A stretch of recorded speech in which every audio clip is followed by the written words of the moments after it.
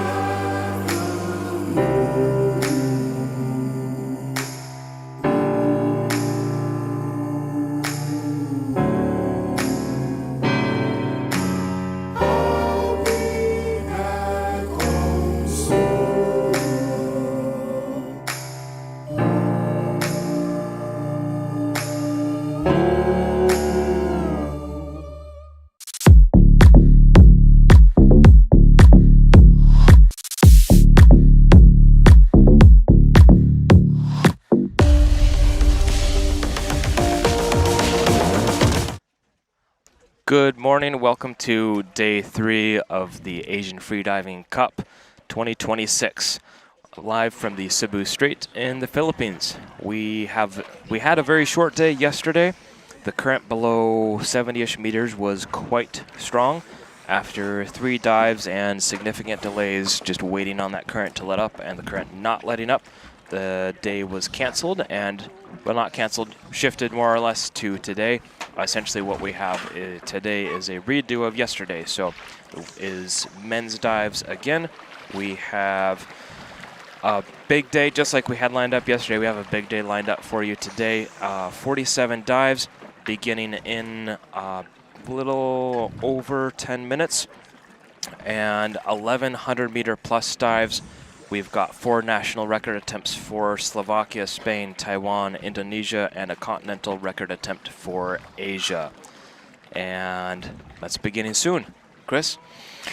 Okay, so just a little recap if this is your first time tuning in.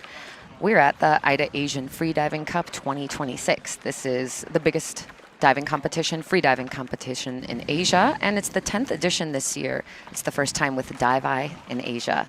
We're on the Y260 platform. This is a 260-meter deep platform in Dolho Beach, and we're right off of Panglao in Bohol, that's in the Philippines. Athletes are competing in constant weight bifins, free immersion, and constant weight no fins. The scoring for them is calculated as a percentage of current world records, which makes it an even playing field amongst elite freedivers and then amateur athletes. Dives are all monitored by depth sonar. We have experienced safety divers, and we have medics on standby. Max depth is 145 meters today, and the water is a balmy 29 to 30 degrees Celsius on the surface. Below 100 meters, it's about 26 degrees, and we have 30-meter visibility. Beautiful conditions today. Yes. And the current is, well, maybe I'm a little superstitious, so I won't say too much, so I don't jinx it. But the current is better today than it was yesterday. We'll leave it at that. Yes, exactly.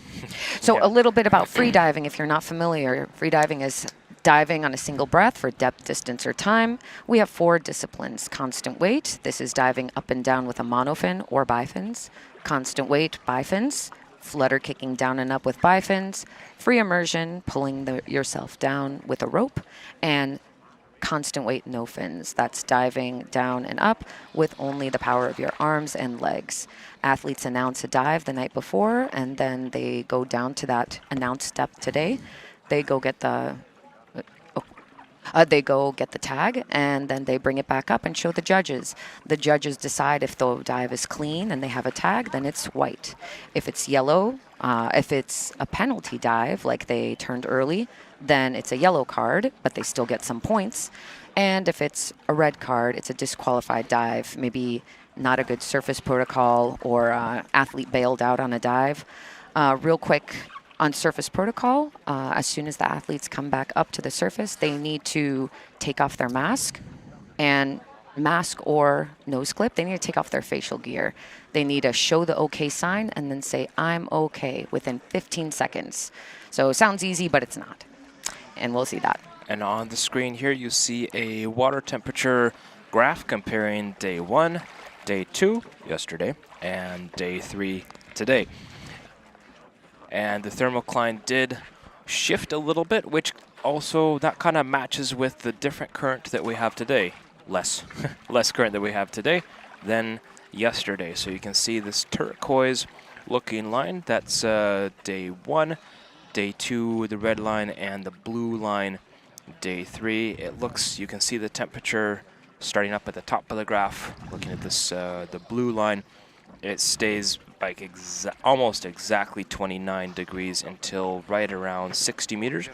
And then there's a very gentle thermocline. You see how the line kind of takes that turn towards the right side of the graph.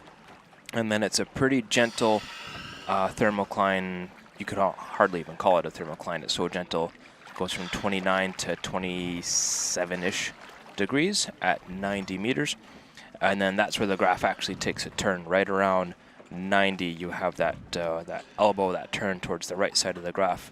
Temperature decreasing down at a more or less steady rate all the way down to 150 meters, all the way down to 15 degrees at 150. And of course, you got the safety crew lined up here. Chief of Safety Peter, you got Brian, Chuck, Enrico, Guy, Iñaki, Junyoung, Dean, Mark, Meredith, all Certified safety divers, according to AIDA. Certified and extremely well trained. And Mika, Oliver, Philip, Pingy, Pinky, Ram, Ruskin, Sarang, Wani, and Sophie. That's the whole safety crew. Now the way the safety crew is staffed and organized, they have enough people so that they can usually give 1 or 2 safeties a rest day each day. So you might not see all 20 of them every single day. And that's on purpose because it's very hard to dive, dive as a safety for 8 days in a row. Yeah, tiring. And they're keeping our athletes safe. They have one of the most important jobs. And of course, your judges, Yanzi, John, JP, Carlo, and Zhengxi. Zhengxi. Thank you, Chris. JP, you actually heard from him yesterday. We had a wonderful short chat. If you didn't catch that in the live stream, I'd highly recommend finding the replay. He had some really interesting insight, and He is the godfather of freediving in Asia. Yeah, definitely worth hearing some of his wisdom that he had to share. I really enjoyed listening to that. So if you have a minute, I think that was towards the end of yesterday's live stream. I would recommend going back and giving that a listen. And then you have the judge assistants as well, the orange jerseys. Oh, here we have our medics. We have Ned. I believe Ned is a nurse. He's a trained registered general nurse in the UK, qualified in 2024. Florence is a licensed medical doctor with 8 years of experience. She's also a free diver herself. She's working on her Wave 3 certification. And then we have Jeroen here. Jeroen is, you've probably recognized him before. He's an ICU nurse, an AIDA certified free diver, but he's also served multiple medical safety roles for AIDA. He's actually been a member, responsibility for the medical safety at the AIDA Depth World Championships for several years. He's also a member of the AIDA Safety Committee and Educational Committee, so it's nice to have him here. This is us. I'm Dave. I'm Chris. Hi. It's nice to meet you. And we also have our media team. We have Federico, Ryan, Andach, and then oh, what a beautiful photo, Farah. Hi, if you're listening. She's our queen of vibes here. Oh, and our favorite guys, Davai, Piotr, Michael, we say here, Sebastian. Yeah. Yeah, these guys you're probably not going to hear or see, but they are absolutely doing everything integral to the live stream and just how smoothly this is running. Exactly. First day, we didn't have any technical issues. That's quite amazing. And we're all located on a platform. It's not like they have a big boat to set up. They come here every day, 2 hours early, and they're setting up, and then they have to stay behind late to set up. So they're really working hard here, and you can thank them for that. And now we want to take a moment to talk about our sponsors. They're also the main reason why we're here, right? You can't do a competition like this without a really big team behind it. Our first sponsor, it's a returning sponsor, Chetma. I'm sure you've seen, for sure, athletes wearing the fins, and also a lot of members of our safety team are wearing fins. Taurus and Lotus. Taurus monofin and Taurus bifins are very popular, and we also have some members of the team wearing Lotus. Chetma does bifins, monofins, but they also do wetsuits, lanyards, masks, snorkels, fin bags, and spearfishing gear. We'll talk a little bit more about Chetma when we see it on, like when we're seeing some fins on there, and we can give you some more details on them, but excellent fins. Yeah, Chetma they're like ubiquitous with, like synonymous with freediving comp equipment. Like you see their stuff everywhere. Okay, we also have Best Dive. You'll see a lot of athletes wearing Best Dive suits. It's free diving wetsuits and spring suits, and of course they only use the best Yamamoto neoprene. Let's see, who do we have? Fatima Karok. She's one of their athletes. Yeah, they're and then also Sheena. Great quality stuff. You can order them through Superhome. Actually, I ordered one of their suits. I got a new suit when I came here in April, and I am 10 out of 10 happy with it. Super duper comfy. Looks good, feels good.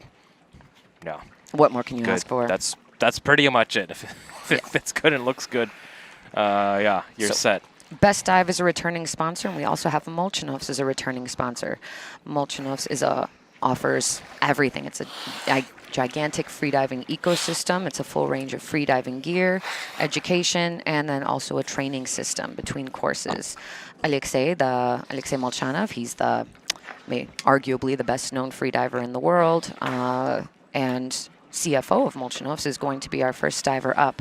We'll talk a little bit more about Molchanov's and Best Dive equipment when we see them on the line. We also have Dive and Sail. Dive and Sail is a wetsuit brand out of, let me see. Well, they export everywhere. I'm not sure where they're from, but they have Yamamoto wetsuits and spring suits for free diving, spearfishing, scuba diving, and other sports. And they do very well. Annual sales of over 500,000 units and ranking as the top seller across multiple categories on a major e-commerce platform. Is Jingyu a best? Jingyu is a dive and sail. Yeah, I think, we have multiple athletes. At least one, probably more that are dive and sail athletes. I think in this 2 or comp. 3. Yeah. And let's get a little bit out of the healthy freediving part and let's talk about sideways craft beer. I even say healthy, everything in balance. Everything in It's part of balance, health. right? I'm Yeah. sure all of the athletes here Yeah. can't wait for the last day and the after party. So the sideways is the intersection of craft beer, freediving culture, and CrossFit communities. It was only launched in 2024, but it's more than a bar. It's a casual third space where urban youth can drink, relax, and connect.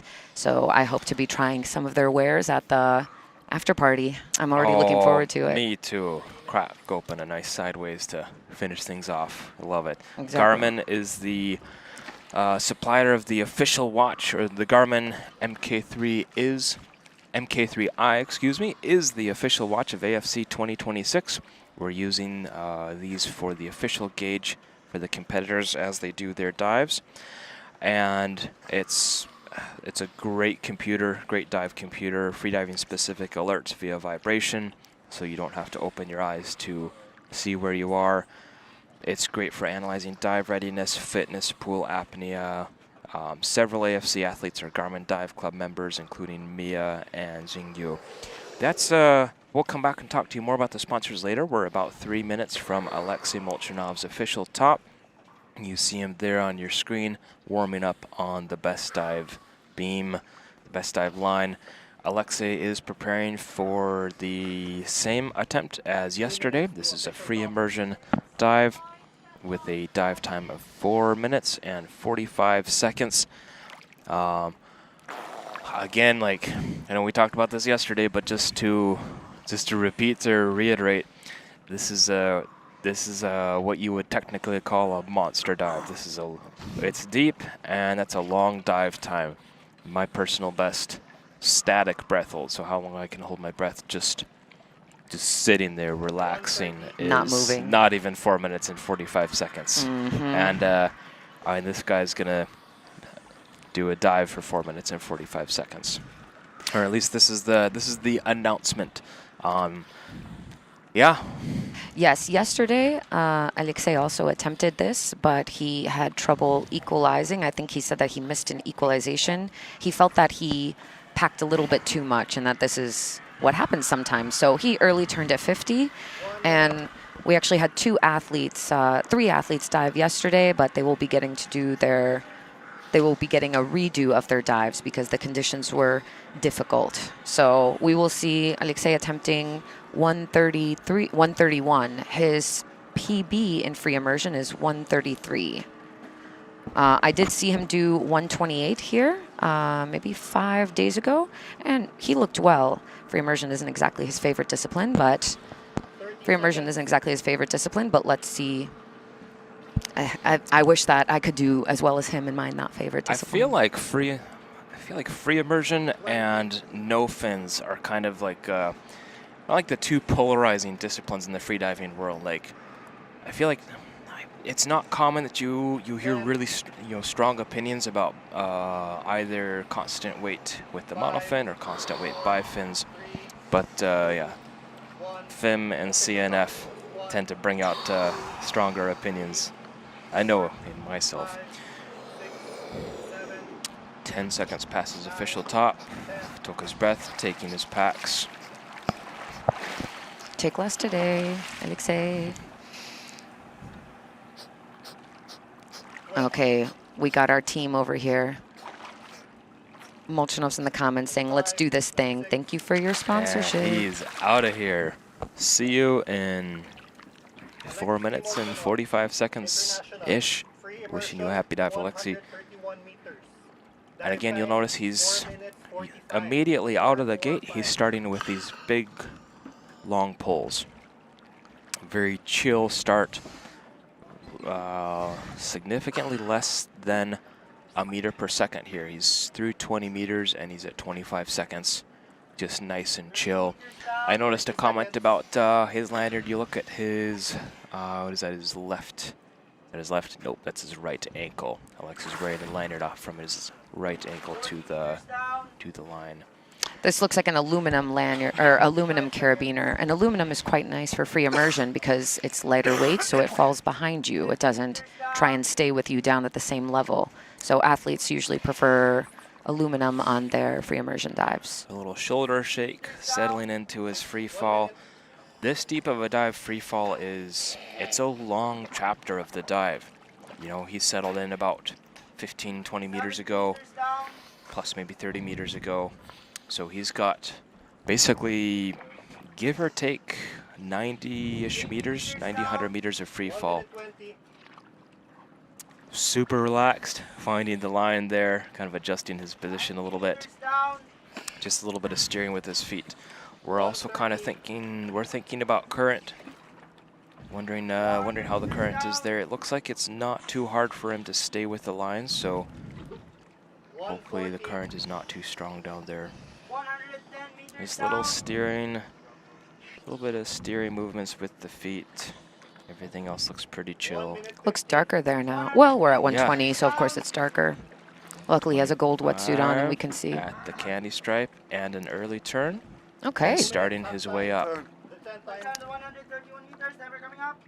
I bet you that he's just doing it for the points because many athletes, they don't try and get the tag if they're just looking for points. Because what's the point in reaching your arm a little bit extra at especially deep depths? So this is something he does before. And just a note on flexibility and technique. You notice, like, right out of the gate, his first maybe 2 pulls were about half distance, or like kind of half pulls. But then after that, he went right into these big, long, relaxed pulls. Again, free immersion, well, with all the disciplines, you're going to see a wide variety of techniques. You see some relaxation in his lower body, kind of those kicks that you see sometimes with free immersion. Maybe you get a little bit of propulsion out of it, but it's really more a factor of relaxation, just letting your body spin and rotate with these pulls. he also has a background in swimming, so if you've seen his no-fins technique, he was a swimmer since he was 4 years old, training in a Russian sports school for future Olympians. So while you see other people doing no-fins without any extra little dolphin kick in their legs, Alexey is one of the athletes that does that.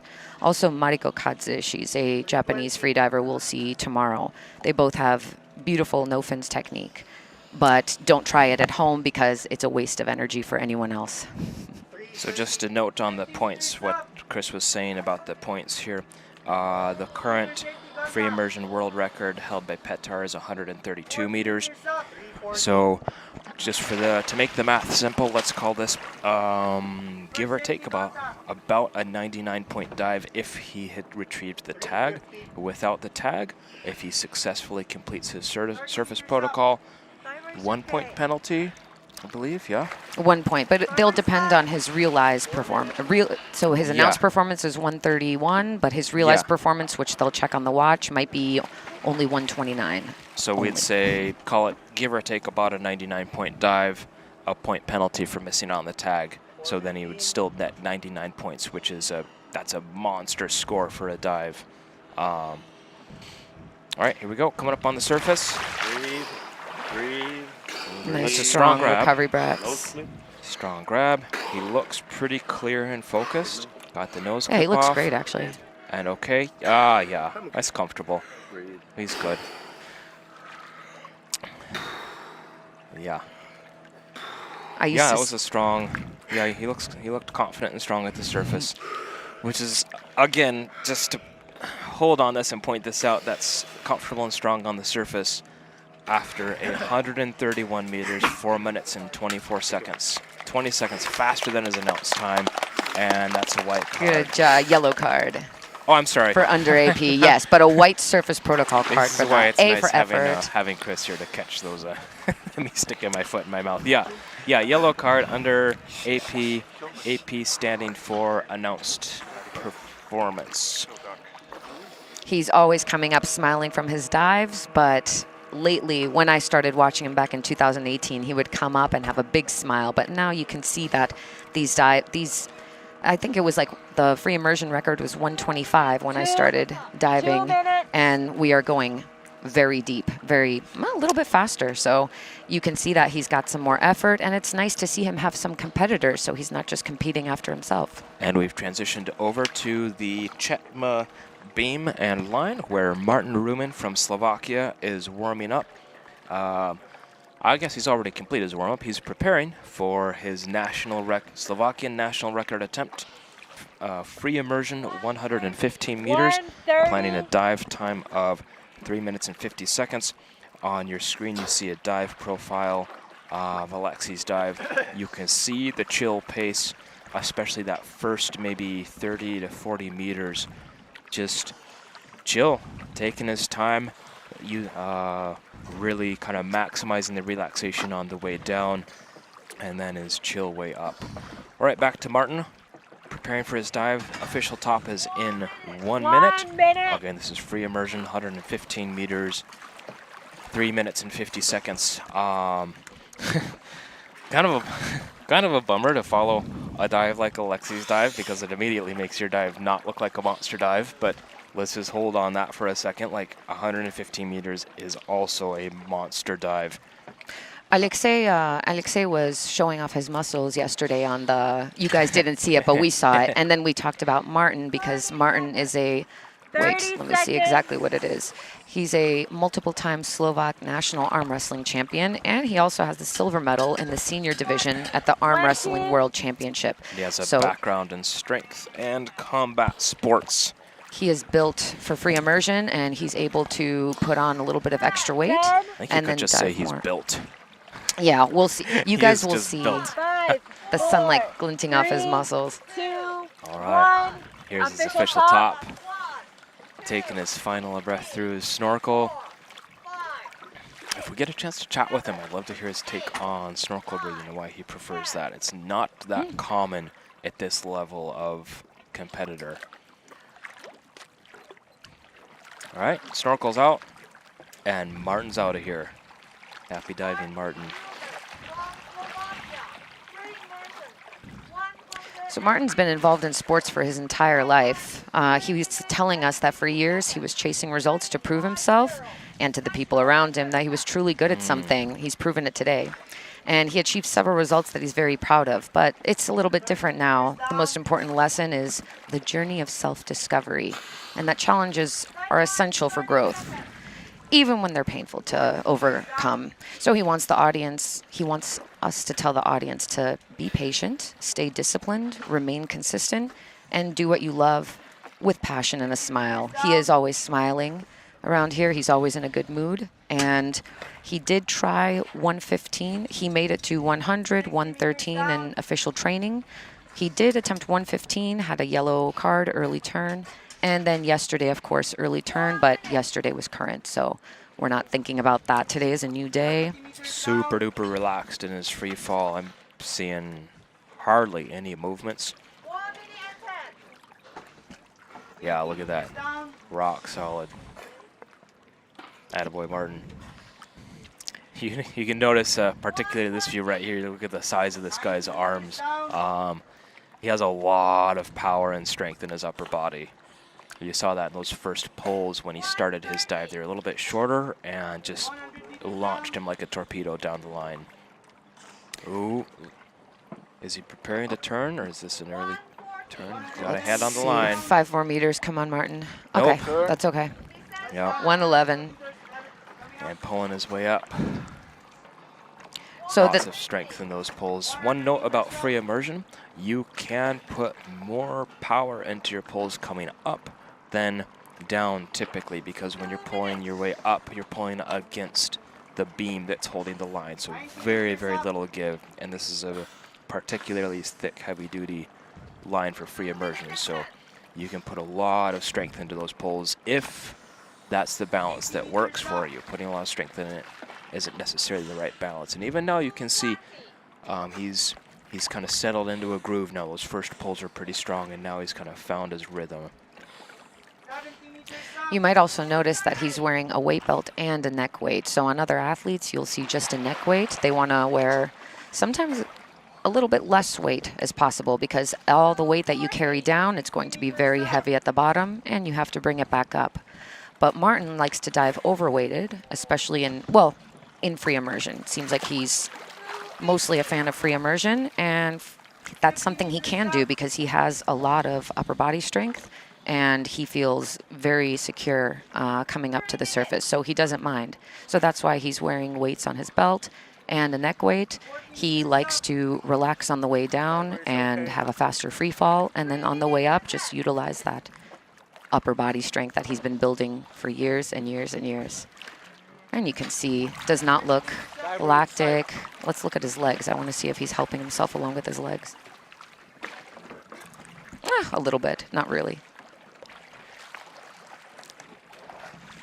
I like free immersion myself, so I really love watching all these free immersion athletes and trying to pick apart their brains. But I think I will never have arms like Martin. One can only hope. See those pulls, he's changed the technique a little bit, using slightly different muscle groups, using some triceps more than lats, and they're just getting a different muscle that's probably less fatigued right now. Breathe. He's out. Breathe. Ooh, come on, Martin. Nose clip. Come on, buddy. Goggles. Yep, there you go. Okay, Sign. he's looking put together now. There we go. Keep breathing. Okay. Keep breathing. I heard an I'm okay. Keep breathing. There we are. Nice. Strong. Yeah. Yeah, that was good. That looked like maybe the first second or two, maybe a little, I can't tell, maybe it was a little bit of hypoxia or just feeling tired, but those strong recovery breaths brought him into a nice surface protocol. Come on, Martin, keep Nice job, smiling. Martin. Don't make that face. He's still doing, remember guys, this is technically, though it's day 3, it's day 1 of competition for the men. So they have plenty of time, and yellow cards are always better than red cards. So turning early, and he looked like might have been an equalization thing. I think that's what his issue normally is. I see a question about how do they determine when to cancel a competition when there is current. Is there criteria? I'm going to give you a short answer that probably isn't exactly the answer you want to hear, but yes, there is, and it's complex. There is not one variable you can point at to say yes or no. There's the performance of the athletes, there's the athlete reports, there's the movement of the dive eye down at depth, there's the angle of the lines, there's reports from the scooter safeties who can drive down to 50, 60 meters, feel the current there, and then they can look at what's going on deeper than there, looking down the line. I wouldn't say there's official criteria, though. This is up to the organizers and stuff. It would be nice. There's the experience of the organizers and having run this comp for 10 years. There's intuition, instinct. So basically, yes, there is, but there's a lot of them, and it's a big and difficult choice that the organizers have to make. So they draw on everything that they know, all their knowledge and experience to make that call. Remember, too, that yesterday we were delaying for about 2 hours. So that means that athletes were sweating in their wetsuits for 2 hours, and that the last official top for athletes would have been from 2 to 4. So sometimes it is all about the athletes, right? So this is what things you need to consider, and freediving is still a young sport. We're still learning more and more every day, but each competition gets safer than the last, and that's what counts. In about 1.5 minutes, we've got Hua Yang's official top at 9:24. He is attempting a national record dive, 112 meters constant weight by fins, planning a dive time of 3 minutes and 55 seconds. Again, this is a monster dive. Do not be mistaken or confused by the by the bigger numbers that you saw in the earlier two. This is a huge dive. And this isn't free immersion. This is constant weight by fins. This is challenging. This is a physically demanding dive. Hua Yang is only 35 years old. I say that because I'm 35. He's based in Taipei, and he is a Molchanov athlete. So again, shout out to the sponsors. I think this is his 2nd year with them.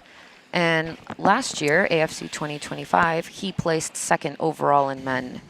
His current national record, he is the current national record holder, 102 in constant weight by fins. So he is attempting to increase that by 10 meters. He did go from 106 and 109 in official training. and got white cards on both. So I don't anticipate today will be any different. Hua Yang's very strong. Yeah, he's well known for his incredibly meticulous, methodical, and scientific approach to training. And he's out of here. That was a nice duck dive. He got some depth and movement out of that. Locking into his arrow position. Kind of a nice, moderate pace.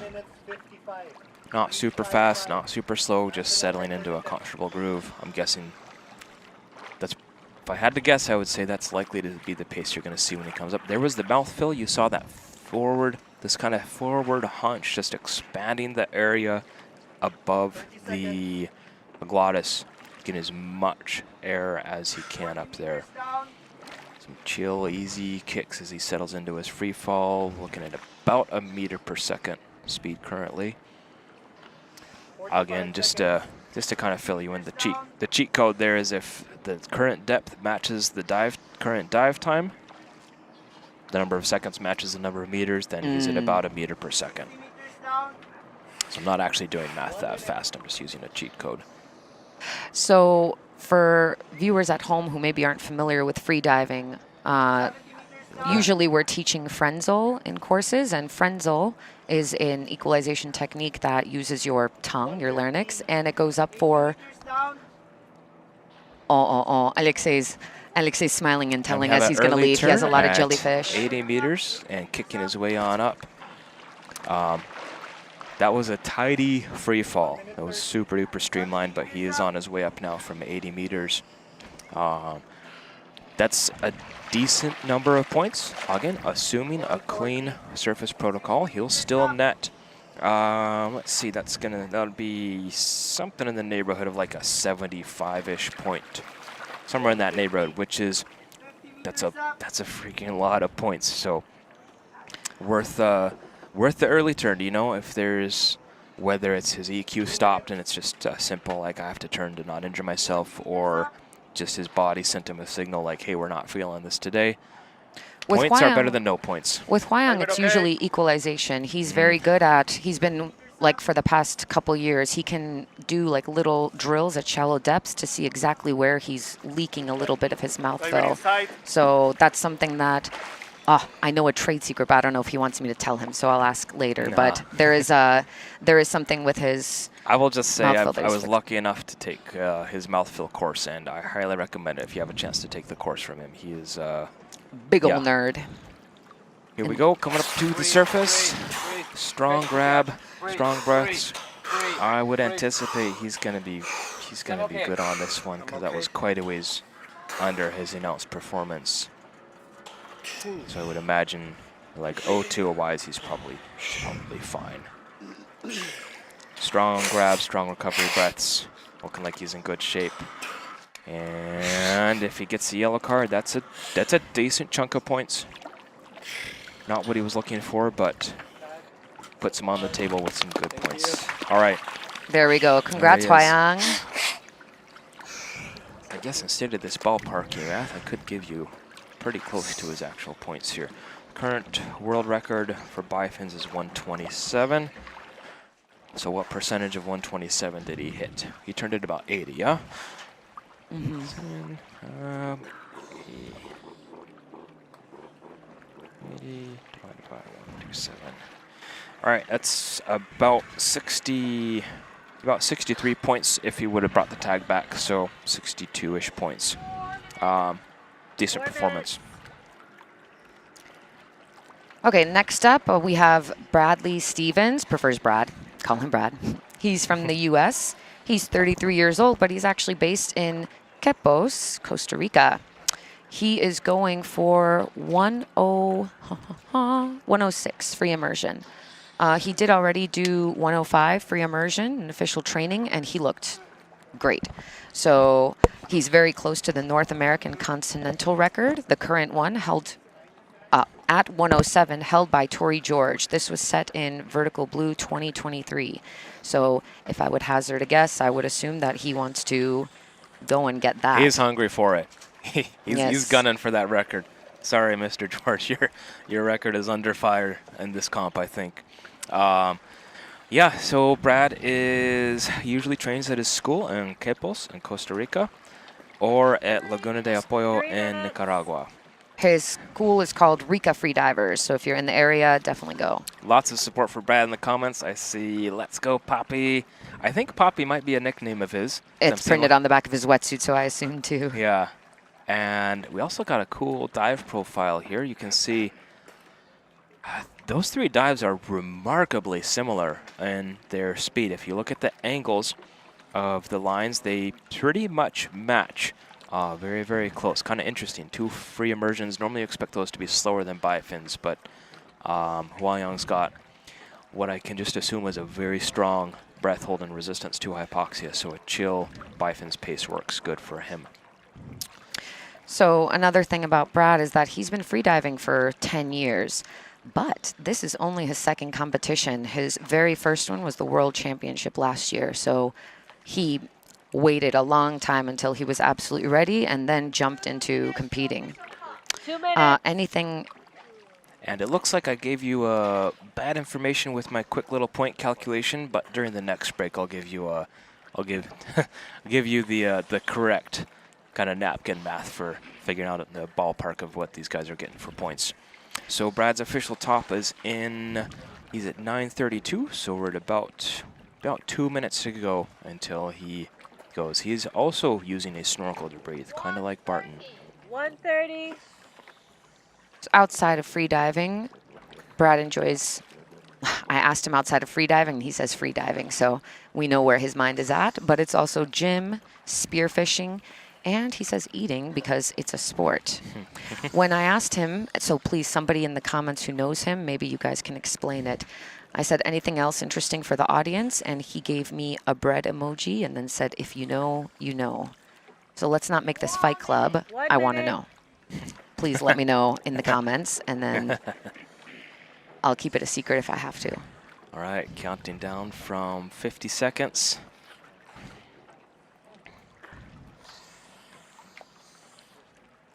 Exactly, Dinah in the comments. Better a yellow card than a red one. Yep, that's 100% Head true. judge JP's wife, so she knows best. Brad is he's a pretty big, strong dude. I'm going to be curious to see his free immersion technique, kind of how he leverages his upper body strength. Whether whether he uses like a really powerful pace to get moving quick, or whether he just takes a chill way into free fall. Ditching the snorkel, upright for his final breath. 10. 5, 4, 3, 2, 1. You can see that lump on the back of his head. That is a dive computer. It is really hard to hear a dive computer's vibrations or sound at depth, so athletes will often wear it around their necks or against their head so that they don't miss an alarm. He also has an official gauge on his hand, and that's for the judges. And he is out of here. Kind of like medium length pulls. He's not reaching super far, but he is getting some reach, quick pace, and already slowing down, or kind of settling into a groove.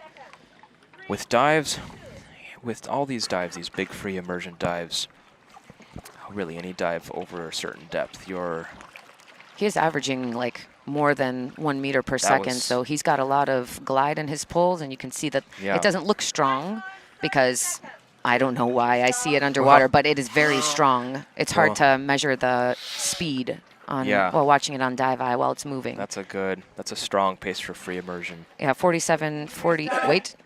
meters with 44 seconds. This is excellent time. Is he also using a waypoint? Locking into his free fall, settling into his free fall.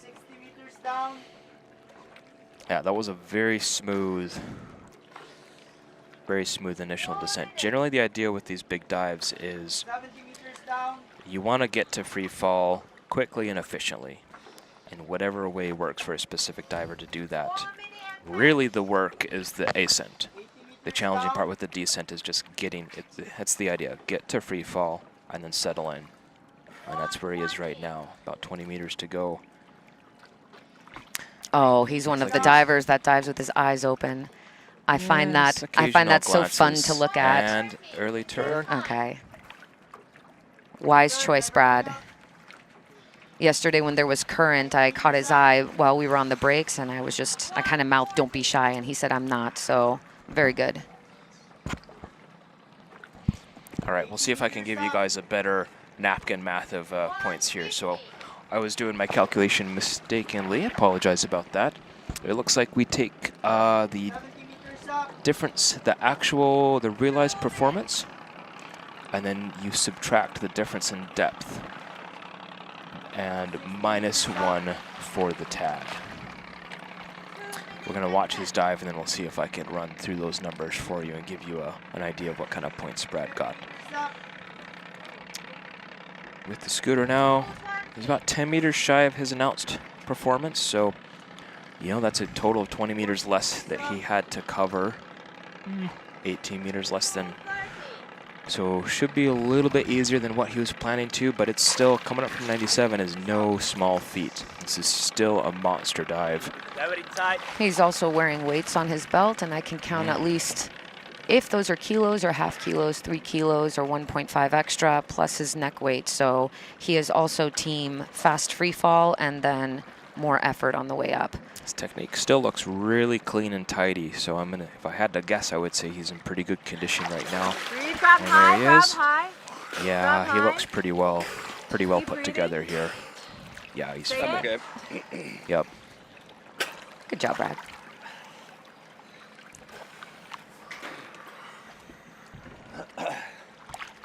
Keep breathing. Waiting on the judges. So if he gets a yellow card for this, we take his actual depth, actual realized performance, subtract the difference between that and his announced. Yeah. Good job, We'll let him Brad. get through his. Nice. Our captains are also clapping. Thanks, captains.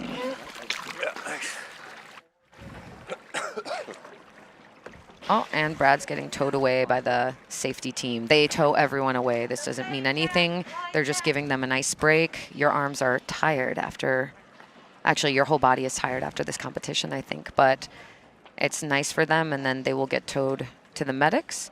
The medics will give them 100% O2, and before that they will check their pulse ox. If their pulse ox is 94 and above, they choose what they want to do, but if it's below, they must for sure breathe the oxygen, and then the medics will check for crackling sounds in their lungs. If so, and if their pulse ox still is below 94, then they will continue to breathe oxygen until they reach over 94. So everything here is monitored. Maybe we know the athletes better than their mothers know them. So we're looking at, you got a table here, you're looking at the first 3 dives, yellow, yellow, yellow. Yeah, sometimes that's how it be. I'm happy to see everybody's been like clean and strong at the surface. It's always good to see that, even if it is yellow cards. But let's cross our fingers for a white tag and a white card for Sungkyu Park.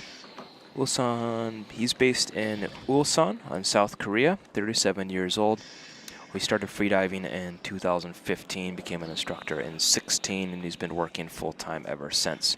Started competing in the early 2020s, 5-6 years ago. He would love to train in Ulsan, a city famous for its whales, but hard to find. And The whales are hard to find. yeah, with hard to find whales and strong thermocline, he chooses to train in Panglao. When we asked him his preferred name, he said Mother Park U. Mother Park U. But There might I'm be an going inside joke to- there. Actually, he did say that before he dives, let me check.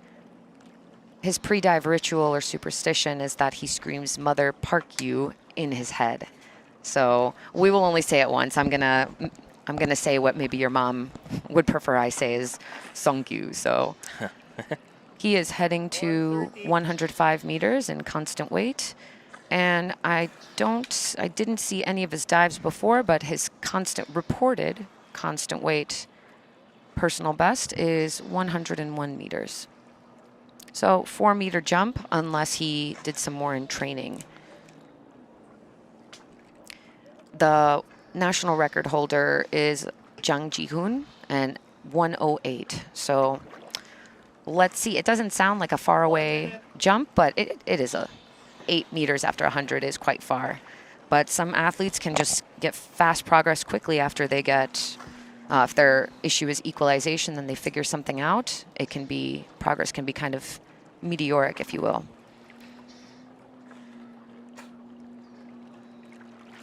Okay, we got about coming up on 30 seconds to his official top. 105 meters, announced dive time of 3 minutes and 35 seconds. He says that he's small and lost quite a bit of muscle as he's gotten older. 37 is not old, Sungkyu. I'm just letting you know. He used to train all kinds of martial arts back in the day. It was taekwondo, weapons training, just to name a few. It is a little bit old, Chris.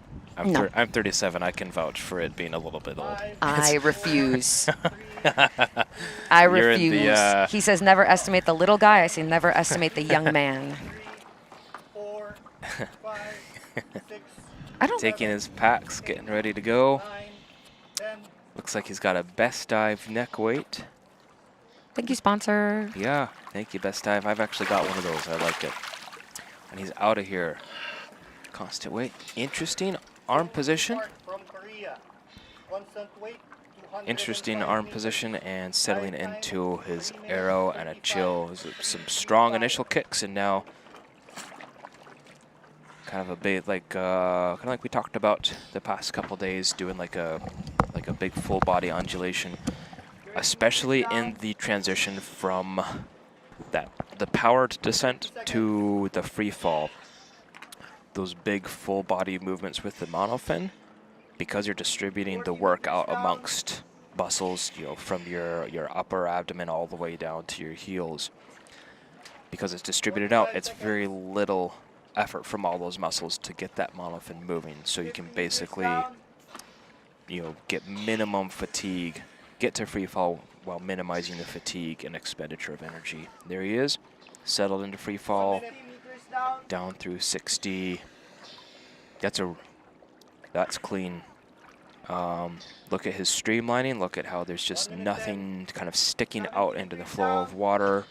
Hands nice and snug. And you can also tell how good it is by how little movement there is. There's very little steering movements with the head or hands. Interesting note with free fall with the monofin. Kind of hard to steer with the monofin. You notice it bifins and an early turn. This is an early turn kind of day. You know, I wonder what they're finding down there's there. that same interesting technique with the hands, kind of slowly coming to arrow. And he's settled into a rhythm, getting some quads in there, like a quad heavy technique.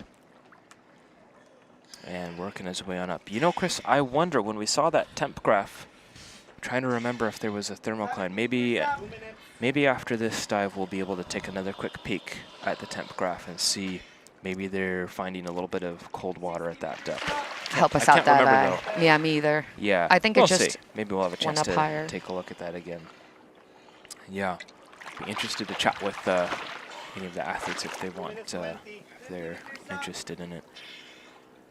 Sungkyu has a lot of fans in the comments. Remember, guys, don't be shy about sharing your praise. The first thing athletes do after they dive is check their dive computers, and then when they get near the phone, they watch their live stream, so they can see everything you say. Bring on all the positive vibes. All right, 30 meters up.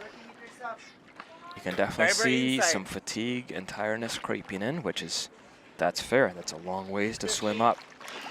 And it's just a matter of getting through that fatigue and holding it together to the surface and through the surface protocol. 3 minutes. Let's go, Sungkyu. You can do this, man. There you go. Float up. Strong grab on the line. Strong grab on the line. He's got his grab. Looks pretty coordinated getting that nose clip and goggles off. I'm okay. He's solid. Yep. Did you hear what he said? I didn't. Did you? No. he's a little bit of a laugh. I like that. Maybe he'll say it. Yeah. Well, he's in good spirits. He's in a good mood. I like it. Yeah. That's good. Okay, judges are conferring. A red card. Oh. So that must mean for DQSP. I did I'm not gonna see admit, why, though. I have to confess, I didn't see what was missed there. Maybe somebody in the comments did and can help us out. Some people can, when I see mistakes like that, like in official training, a lot of them were, maybe they were saying I'm okay and then showing the okay sign, but it needs to be either at the same time or okay sign first and then saying I'm okay.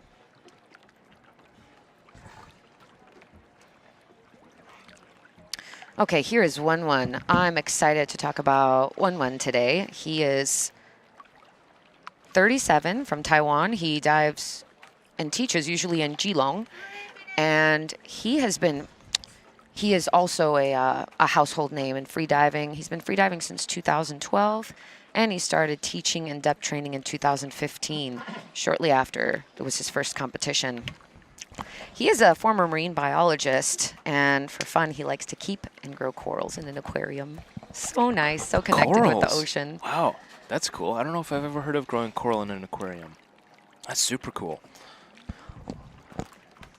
Okay, so something really interesting about him. He is actually one of the most inspiring people here. One moment. I want to make sure to get all of it right because there's some medical stuff I'm not sure of. And I do see a comment here. Looks like potentially the red card was because he talked before on the last dive, because he said something before saying I'm okay. Thanks, guys. Thanks for jumping in and helping us out here. Appreciate the team effort. And if you did not hear that, we're about 2 minutes from Wen Wen's official top, and that is 9:48. This is a 106-meter constant weight. okay, so I found it. Wen Wen actually had a horrific motorbike accident last year. It was in January, and he sustained severe injuries. This includes severe fractures in his right leg. That's a shattered tibia and fibula. They are now held together with an intramedullary, sorry for the pronunciation, nail. So it's a nail that's not going into the bone perpendicularly. It's literally going from the top of his bone at the top down through the bottom. And he needs to have that removed in a few months. He also suffered T6 and T7 thoracic compression fractures. So this is permanent damage that resulted in a height loss of 2 to 3 centimeters. This also included multiple fractured ribs in his right side. He spent the next 2 months in bed, and then more time after that relearning how to walk again. I was actually I was his coach, not coach, but somebody that just yells at him during the surface protocol in AFC 2024, and I watched him do his PB to 100. It was a joyful moment, and I'm sure that when he was doing his bed resting in January in March of 2025, he did not think that something like this would be possible. But then at official training, I'm very happy to say, he got to 102 and got a white card. So if he can come back from that, anybody can come back from anything. Freediving is very easy on the joints. It's better, and the scar on his leg is no joke. And he's using that to take him all the way down 100 meters and back up. So think of him every time. If there's ever any injury or accident or problem that it is, remember that there are no excuses. You don't have to be a 100-meter diver, but nothing is holding you from the water, unless your doctor says so, of course. And flipping over, and he is out of here. Kind of a medium amplitude kick, using a lot of the hips down. And that looked like he made quite a bit of power with that. Yeah, look at that depth, 20 meters in only 15 seconds. And quickly changing pace into a really, a more relaxed kick. Coach? And he's almost to free fall already. Wow, 40 meters in 30 seconds. That is cruising. Yeah, I think he's got a stiffer Wow. monofin. That was fast. Holy smokes. A little arm pull. And I'm assuming he's settling into a free fall here. Very gradual transition. You'll notice athletes have different ways of settling into free fall. Some just switch off their technique, and some are really long and gradual, and that was kind of Wen Wen. Looks like he's fully settled in now. Arms relaxed, legs relaxed, down through 80 meters. He looks very, very, very relaxed. But I see his hand reaching out. I'm thinking that he's wondering whether to turn or not. Maybe. Yeah, a little movement there. Good eye, I didn't see that. 90 meters down. Relaxation like this with the arms and legs has pros and cons. Relaxation is good, obviously, but with that arm and leg position, you'll get a little bit more drag. It's kind of a cost-benefit thing. There's the candy. Yes, And a touchdown. tag and a turn. All right, man. Up we go. All right, keeping his And arms there's that. down while Oh, he's that's coming up. That's a powerful kick. Look at him go. Yes, Cruising. he's saving his compressed lungs. He will probably start to bring them up soon, or maybe he's keeping it more relaxed on the way up. Yeah. Where are you looking, Wen Wen? Whoop. Okay, so this can be, there we go, he caught himself. So narcosis can happen at these depths. This is when you have way too much nitrogen in your blood. It's going to your brain, and it's making you act a little bit drunk or a little bit Stay focused, funny. Man, you got this. But he 60 found meters. it and he got it. Still got a ways to go. Okay, come on, Scooter Wen Wen. safety's with him now. That's a good thing. And there's the arrow position. Put his arms back up. Excellent. Okay, switching up his technique a bit. Monofin is nice. You can switch from big amplitude to small amplitude, work out different muscle groups. So this is a good way to not fatigue the same muscles over and over and over again. Kind of spreading the fatigue out instead of having it all in one place. All right, he's with the full safety team now. Coming up through 15 meters. He's working. You can see it. You can see it in his form and his face. He is working to get there. Into positive buoyancy. It's 10 meters, Not take it much easy. further away, man. You're there. Strong. That's a good strong grab. I see some good recovery breaths. He looks coordinated. Yep, find the judge. There you go. Oh. Keep breathing, keep breathing. All right.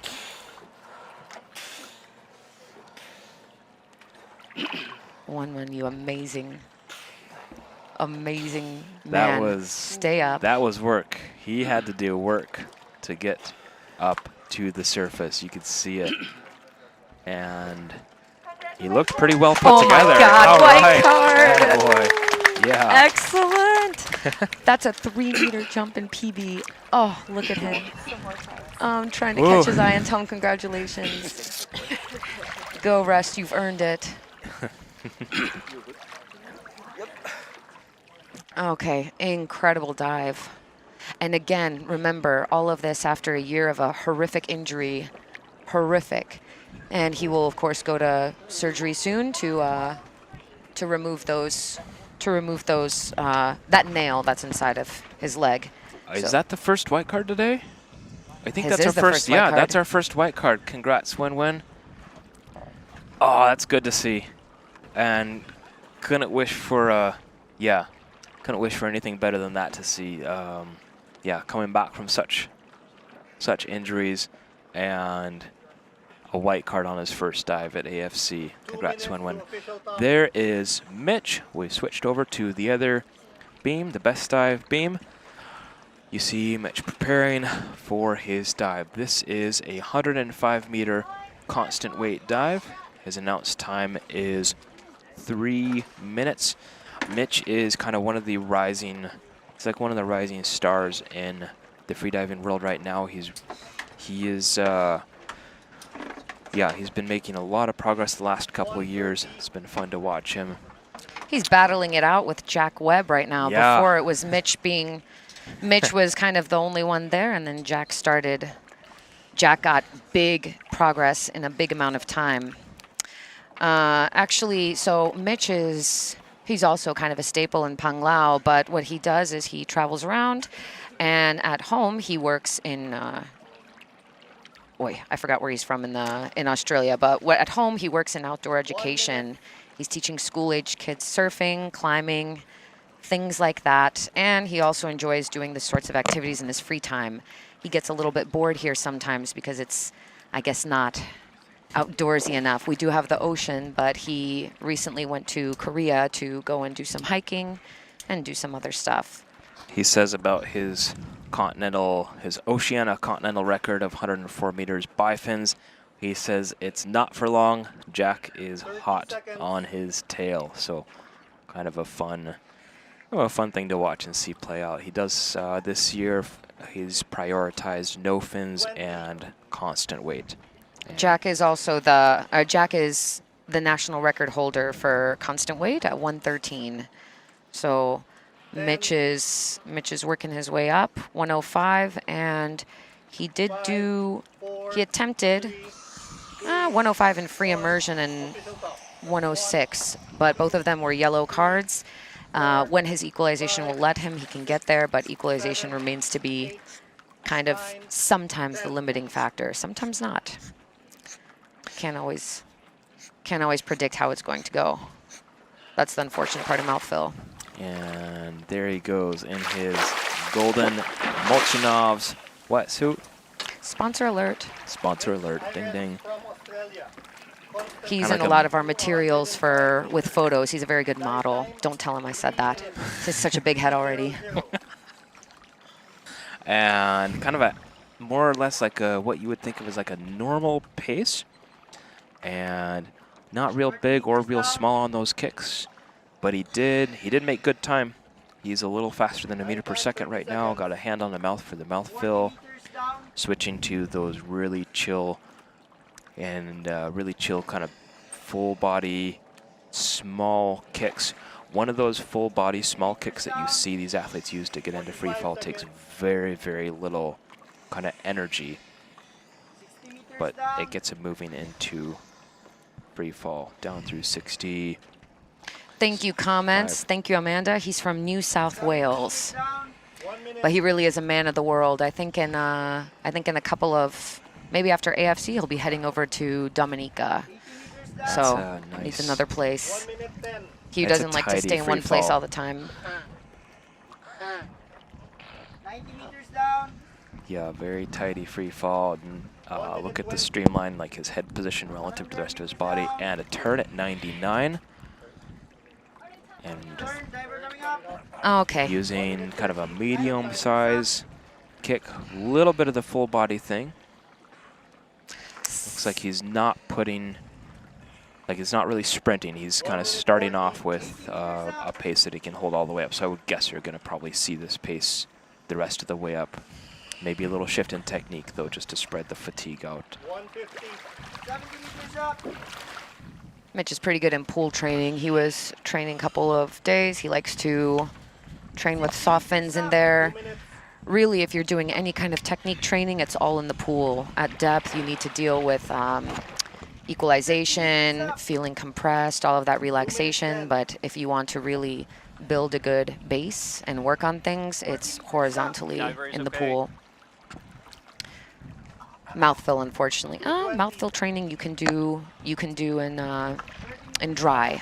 So not everything is about depth. You guys can do a lot of your own training in the pool or on dry. This is what we have to do. Not everyone lives in Panglao. Okay, Mitch is about 7 meters away from the surface. This is well under his PB, so I'm sure. Strong grab and nose clip. Yeah, he's good. Okay. Actually, his constant weight PB is 107, so yes, very well under. You can kind of Probably just see. DQ. Yeah, I would guess that. You can kind of see how an athlete's O2 is, not entirely, but a little bit by the way they grab the line and the coordination in their hand when they go to remove equipment. You know, how clean and coordinated their movements Good are. job, Mitch. Nice job, Mitch. Successful surface protocol. Looks like a yellow card. Yeah, you can kind of see how they're doing by the coordination in those movements right after they reach the surface. Maybe there's a chance if we have a minute. Oh, switched over to our next diver. This is Mingxin Mingxin from China. prefers Simba though. Simba. Simba is from Huizhou, and he is attempting 103 free immersion. So 103 free immersion. In the official training, he did 100 meters. So this is interesting. His last official personal best in free immersion was 50. So probably been a while. Maybe he chose to train free immersion this year. He has been free diving for 7 years and competing for 2 years. Oh my gosh, and I see dolphins. We are here in Dolho Beach, and I'm staring at the top of a dolphin. Their little, what is it called? Dorsal fin? One of the fins. Oh, come back, guys. Oh my God, so beautiful. Yeah, oh, that's pretty cool. They're so shiny. Oh, I've never seen that on here. You can catch some crazy things, and it's really special here because this is the open ocean. It's not like we're going to a place where it's specific dolphin watching. Oh, really beautiful. Wish you guys can see. Just use your imaginations. Yeah, use your imagination. Imagine some pretty awesome Jacques Mayol dolphin vibes happening here. So Simba started freediving 7 years ago, and he started competing 2 years ago. Usually trains in Guangzhou or Superhome in Panglao. Outside of freediving, he likes to play Valorant, triathlon, and trail running, and drinking. Maybe It's beer. It's beer. A A later question, he says beer. I was thinking, I'm like, maybe beer. it's kombucha. No. No, beer. it's not. Yeah. Yeah. Maybe he likes. We're still all talking about the dolphins on the platform and making wide eyes at each other. So 103 meters free immersion, and let's see, announced time of 3 minutes and 8 seconds. And for 103 meters, that's quicker than a meter per second. That's a little bit, maybe like a 1.1, 1.2, somewhere in that neighborhood, meters per second dive time. So that's a pretty strong announcement. I just watched him slap himself in the face with his cap, his swim cap, as he was putting it on. He had a nice little, it was loud. I think everyone heard it. So hopefully that gave him a little bit of adrenaline. They're just the right amount to get him excited about diving. Yeah. Not too much, not too little. Give him a little snap in his speed.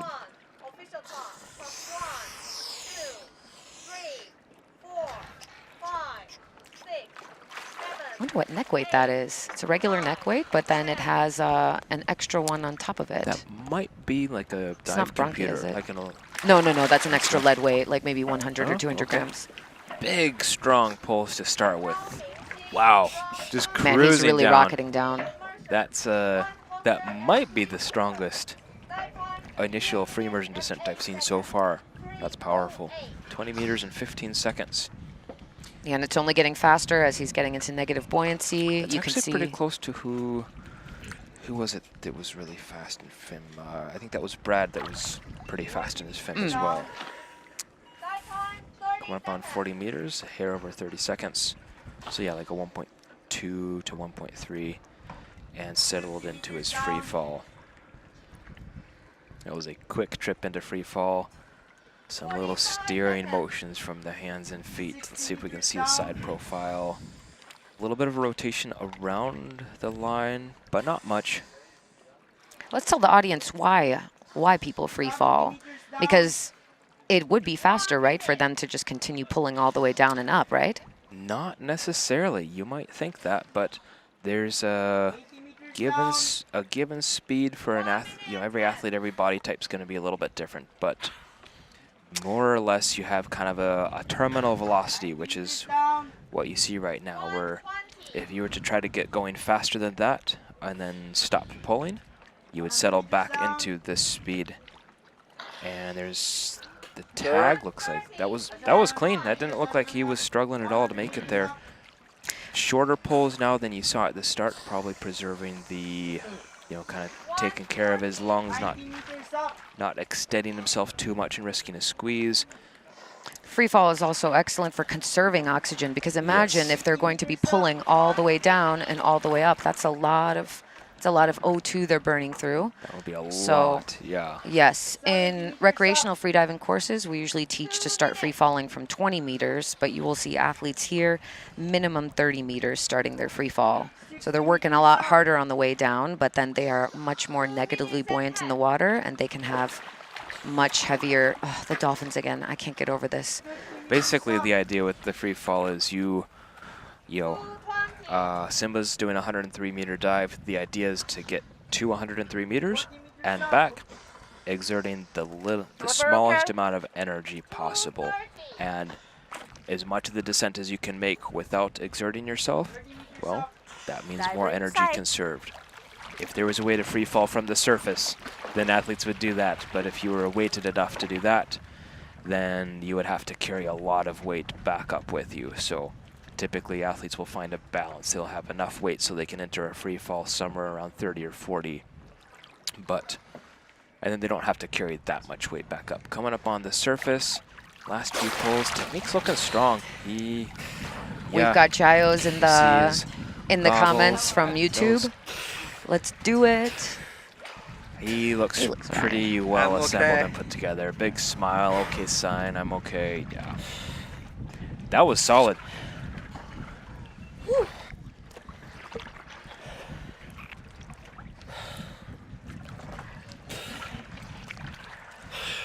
And waiting for the card from the judge. Congratulations,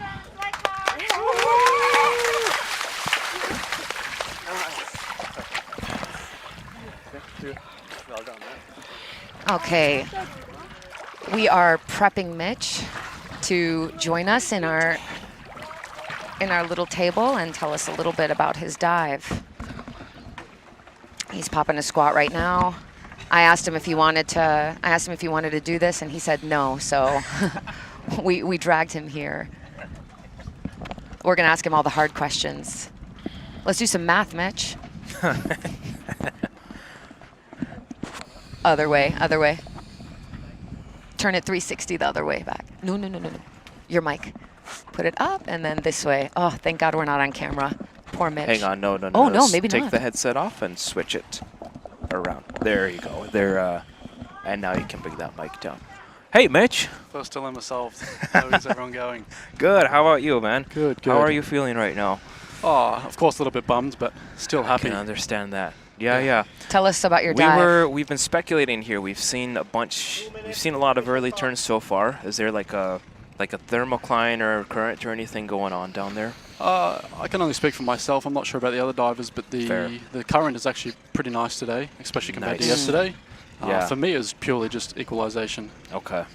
Yeah. Yours decided not to play along. That's right. Mouthful decided to go back into my lungs. Yeah. Where are you swallowing usually? Do you know? Around 95, which is pretty annoying because it's a real teasing depth to be swallowing, being so close to where I want to be. It's a little bit frustrating, huh? Yeah. Sorry about that, man. Is it just because it's so low, or is it contractions? Weirdly, this year I'm not really having contractions on descent, which sounds like a bit of a flex compared to myself my last year. gosh, I was really contracting the whole way down. I feel like you've put in the work. If you want to flex, go for it. You earned it. It's. I honestly couldn't tell you what the problem is. It's just. Yeah, I just start swallowing. Maybe I get too excited. I'm nearing the bottom. My free fall's increasing in speed, so I know I'm nearing. Maybe. Yeah. But I think it just comes down to EQ, efficiency, and technique. I'm just lacking. I don't put in the time, and then it shows up on the dives. You're not putting in enough work on technique? That's a lot of on humility. EQ technique, yeah. That's some humility and honesty from one of the best out there. I respect that, Mitch. Yeah. Thanks for sharing that with us, man. If you're interested in sitting with us and watching Franz dive, you're welcome to. If you want to bounce, go for it. Oh, he's looking at us and asking what to say. I'll sit here. Okay. I'll stay. Yeah, Fran's a good friend, so I hope he makes it. Yeah. Yeah. You're welcome to join us and comment on Fran's dive if you like. If you want to just chill and watch, that's fine. Thank you. Fran is heading to 102 in constant weight bifins, and this is a national record attempt. Actually, the current national record in constant weight bifins is, I think it's Fran's actually. Yeah, 97. 97, so he's taken it 5 meters deeper. And he is out of here. Okay, before we start talking a lot about Fran, before Mitch starts commenting, there is a special message that I have to him from Jinso.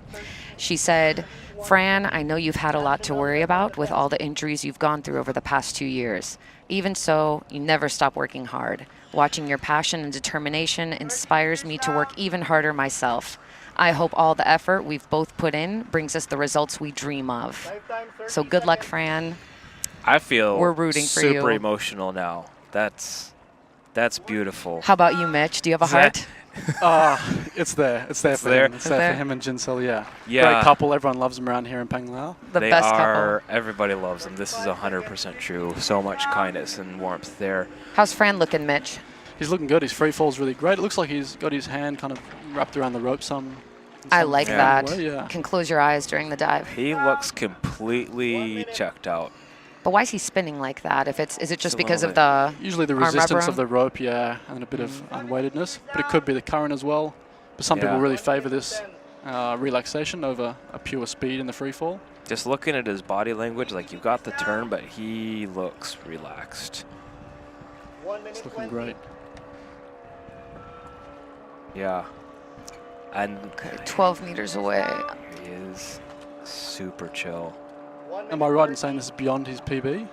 I mean, so no, just shallow. Just shallow. Just shy. Oh, it says his constant bifin is 97, actually. Nice. So he's trying something new. That was a nice turn at the bottom.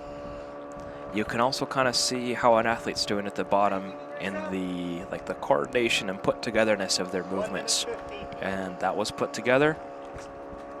Something important to note about Fran, Jinsel's comments come after a really tough last year for Fran. He injured both of his shoulders before the World Championship, but he competed anyway and still did 207 meters in dynamic no fins. But then 2 weeks before the Depth World Championship, he also had pneumonia. He only partially recovered, and he did 72 in no fins. I just want to point out his the technique of his kick is very, very smooth. A little bit of knee bend in there, just everybody's got their own technique there, so using a little bit more quad, but if you just look at the kind of the smoothness and the forward to back symmetry, it's, yeah, maybe someday I'll have a kick that good. Maybe not. Go, Fran, go. Fran's troubles did not end. In Christmas, he broke his meniscus as well. He was showing his niece what a pistol squat was, and then he didn't do it. So, sorry, Fran. I can't be too sweet. And he had surgery in the Philippines at the end of January. He was really tied between doing it and not, but he did it, and here we go. Coming up on the surface. Let's get a strong grab. Yep, that's a strong grab. Jinso's coaching him through it. Oh, he looks pretty put together. There we go. Oh, say it, keep Fran. Those breaths, Fran. Yeah. You say heard it, Fran. That coaching from Jinso, telling him to hold higher on the line.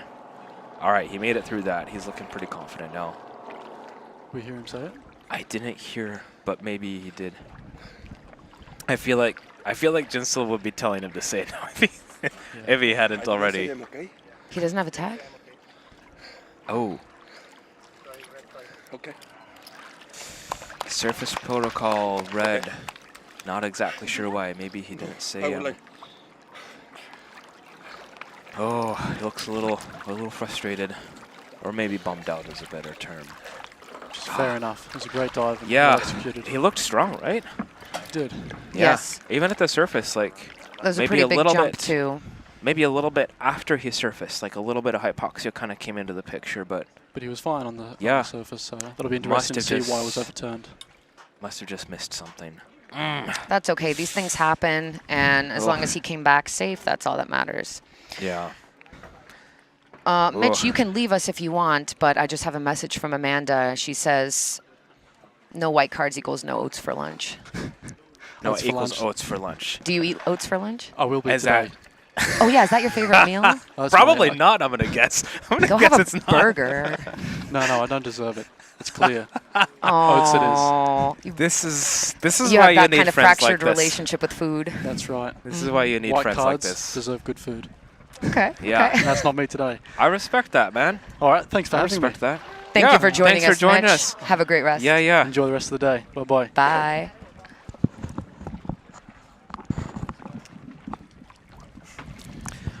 All right, moving on.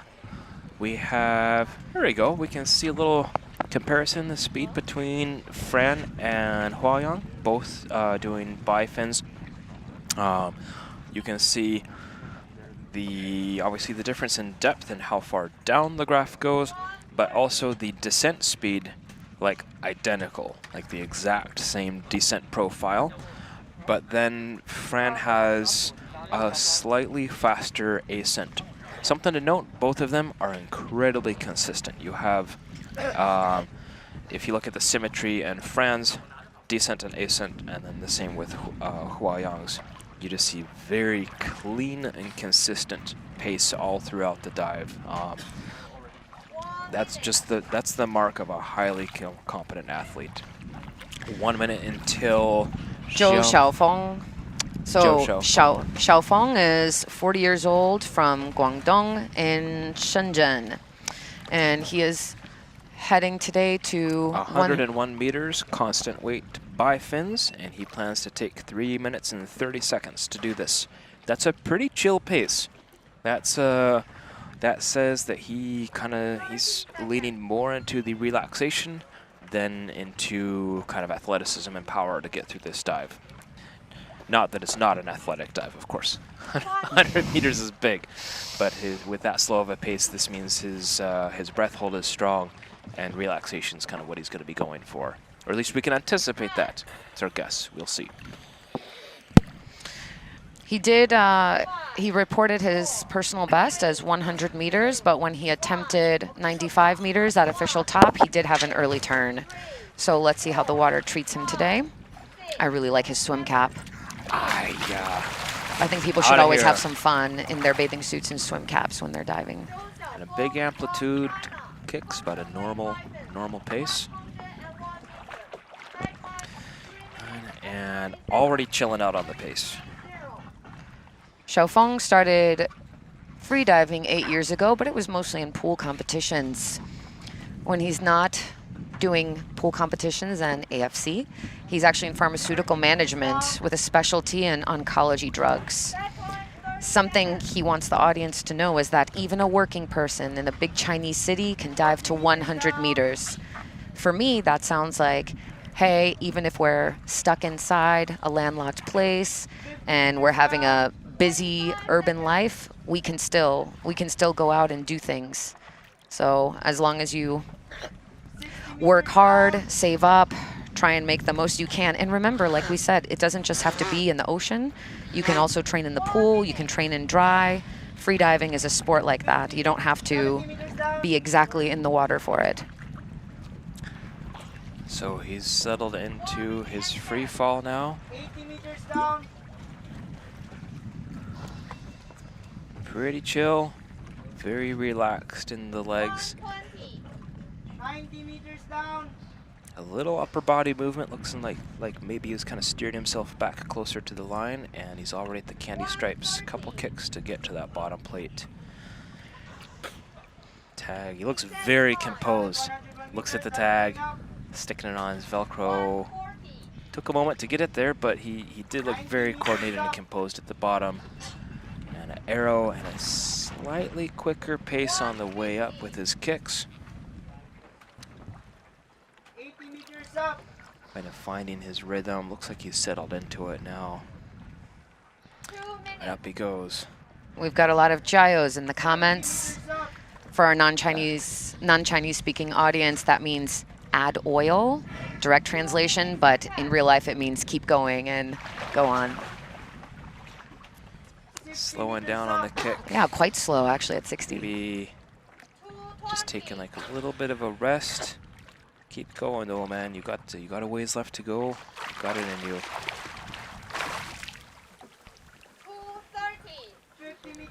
maybe a little bit. Seems quite a ways down to be getting hypoxic, but maybe a little bit of narcosis happening. Switching his technique around a little bit. I had very small flutter kicks, and then now his legs are bending. Okay. Uh-oh. So he's got a ways left to go. He might just want to put his arms down. That's okay. Let's hope for the best here. Let's hope he can kind of hold this together. He's working. He's having to work for it. He's got 2 safeties with him now. Come on, man. Another arm pull. All right, there you go. A little burst. Oh, come on. You don't have that much further to go. We have Mark on scooter, Mika and Brian this is a fight. Watching him up. You can tell he's having to work for this one. Come on, man. You're coming into positive buoyancy now. Little shake off. Kick. 3:30. He's already at his announced dive time. 3:37 now. Ooh, he's almost there. Does he have this? He's got to grab on the line. Breathe hard, coach. Keep those breaths going. Keep those breaths going. Okay. Whoa. Fabulous. See, and look at that immediately. Ooh, keep breathing, man. Hold. Keep that hold. They can see the tag. You don't have to take it off. Good job, Xiaofeng. That was interesting. Very big slowdown at 60. So on dive eye, that can be. And normally we don't have dive eye. We don't know what's going on, but there we can see. Maybe this is his technique. Maybe. Oh. What? DQSP. I didn't catch it. She might be saying it now. Okay. Okay, so we don't exactly know why, but something in the SP. Maybe he took a little bit too long. Maybe it's at the wrong order. SP, the reason that they make it so controlled is because they really want to see how not hypoxic you are. They want to make sure that you are aware, and when you are edging on the line of hypoxia or well into it, it's going to be hard for you to do that exact protocol. This is why it's very important that when you're training for a competition, you treat every dive like it's a competition dive. You can see his dive on the screen now, just how much he slowed down. It's between 70 and coming up through 70 to 60 meters. Just how long that took him. I tell you what, red card, yellow card, white card, whatever card, to go 15 seconds past your announced time, make a 3:45 dive, and successfully complete the surface protocol. That is remarkable. Well, okay. I misspoke there. To attempt a surface protocol, but to hold it together, he didn't lose consciousness. Yeah, that's a remarkable feat. We've now moved to Daesung Lee on the other line. He's attempting 95 meters constant weight with an announced dive time of 3 minutes and 20 seconds. Daesung is from South Korea, and he's based in Oslo in the Philippines.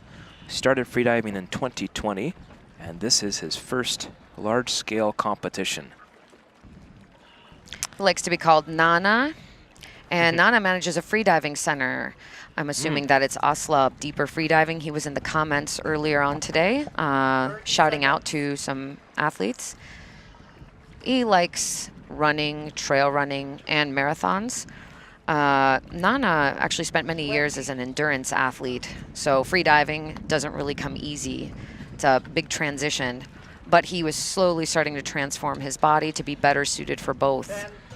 He wants to continue challenging himself and prove that age doesn't have to limit his potential. Because he's 47 years old, I assume that's why he's saying that. But he has some quite respectable depths. He's going to 95 in constant weight, and his PB is 101.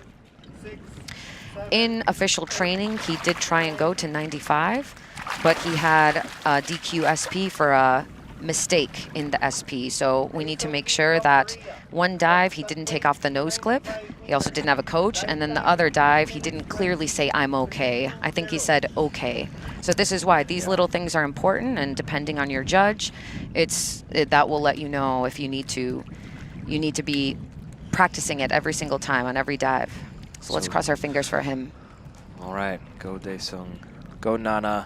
A very chill, very chill technique to get himself into the free fall. Kind of those bigger amplitude, using most of his body, spreading the effort out. And a chill pace, less than a meter per second, which particularly for monofin, that means like a very relaxed pace. And it looks like he is settled into free fall. A little maintenance kick, maybe a little bit of steering. Hands pretty chill and relaxed. Yeah, another little maintenance kick. 70 meters down. A little bit of a rotation around the line, not too much though. 120. One of the challenging things about diving with a monofin can be the weight of that monofin. You know, when you're head down like that, the weight of the monofin above you, it can want to kind of fall off to one side or the other. 90 meters Which down. it doesn't look like he's having a hard time. Looks like he made it very cleanly to the stopper. Got his tag, fixed it, working on it, and making his way up. Very similar technique as he started with, kind of chill, you know, like leaning on the kind of relaxation and, you know, not putting in 100% effort and preserving energy. You'll kind of find generally athletes they'll sort of naturally settle into a technique that caters to their strengths. So athletes with strong hypoxia resistance typically will lean more into relaxation in their technique and, you know, 30 to 40% effort. And athletes with better, you know, kind of more of a natural tendency towards athleticism and strength, those are the ones where you'll see, you know, more strength and power in their technique, and they might not necessarily have the same natural hypoxia resistance. Okay, coming up through 40. Timer okay. A little shift in technique, using a little bit more of the upper body. 250. In the comments, Sheena, another AFC participant, is saying, "Go Nana." So Timer inside. you've got a fan. You've got a lot of fans in there. Oh, there we go. Vicky says, fire emoji. I can't read it. Okay, let's see if he's going to have a coach at the surface to kind of coach him through that. It was 2 times that he had DQSP, so hopefully now it's going to be. And he didn't look terribly hypoxic No. on both on when he was It just looked like during a mistake. official training. Oh, he looks pretty put together. I can definitely hear his coach. Show the sign. I am okay. Oh, Keep breathing. Keep breathing. that looked good. Yeah. He looks strong. Yep, he got a surface coach this time. That's good. Excellent. All right, waiting for the card, crossing our fingers. Congratulations. Hey, Excellent. white Go card. Nana. Yeah. All right. Oh, so good to see that. The other ones were just trainings. It doesn't matter. This is the competition, and he got it right here, and that's what training is for. Sheena said that she was training with him a lot last year. So, buoy buddies, very clear, yes. Oh, and Ahyun. Ahyun is a, also she's a coworker actually at Molchanov's of mine, and then she actually comes here, I think 2 or 3 months out of the year all the time. We can see her in the water right now, And waving. She has excellent coaching. She's been coaching a few athletes, and people love that. People love that loud voice. And we have switched cameras over to Myungkwan Seo. Myungkwan is from South Korea, age 41, and he trains in Dahab in Egypt. He started freediving in 2019. He's been teaching in Dahab since 2023. And right, there's some of the dives we've seen so far today. It's good to see a white card. Yeah, it's been a very colorful day today in the cards. This is Myungkwan's first freediving competition. His goal is to officially reach 100 meters and to continue growing as an athlete. Right, we got a dive profile comparison here between Daesung, Mitch, and Wen Wen. You can see just the athleticism in Wen Wen's ascent. You can see how much faster he was, how his line crosses Daesung's and has a pretty similar, actually, profile to Mitch's. But yeah, both of those guys, super strong athletes. All right, Myungkwan. I hope I'm saying that right, probably butchering it a little bit. Sorry about that if I am butchering it. So he works as a freediving instructor and underwater photographer in Dahab. Enjoys fitness training, creating social media content, and making videos to share his journey and inspire more people to discover freediving. Anything, other stuff he shared with us to share with you guys, he's not only chasing 100 meters, he is building his life around the ocean as an athlete, instructor, photographer, and storyteller. He hopes to inspire more people to fall in love with the sea. And here he is, 20 seconds out from his official top. His current PB, his self-reported PB is 98, and this 100-to-1, this is what he's chasing. This is his goal, which is a pretty strong, to go after your goal on the first day. This is a strong beginning, kind of a bold start from him. I'm gonna cross my fingers that that boldness pays off with a white card. Good luck, Myungkwan. Taking those final packs and getting ready to go. Submerged. He is out of here. Let's see his technique. Big kicks. Kind of chill on the pace, but big, slow kicks. A little less than a meter per second right now. Definitely kind of leaning more into the relaxation approach.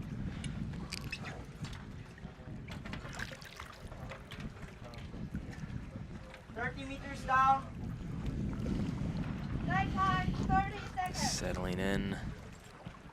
Very relaxed descent, and he's picked up some speed too. He's at about a meter per second.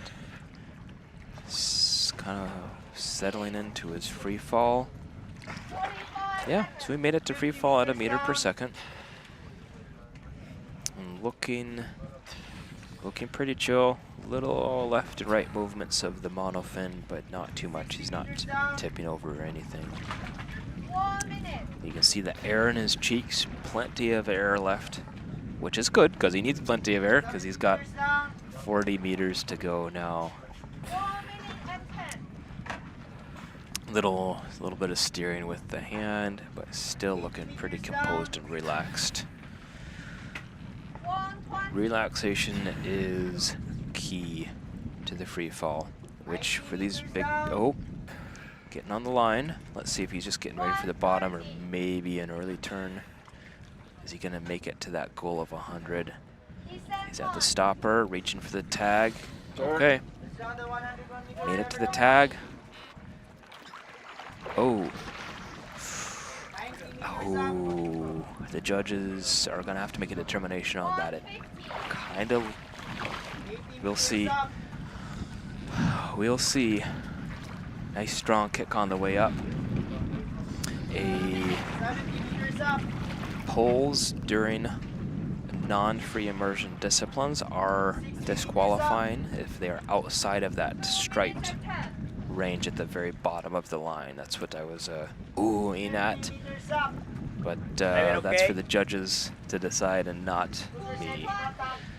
He did make it to 100 and he's looking pretty strong. Well, 101, he got the tag. He's looking pretty strong on his way up so far.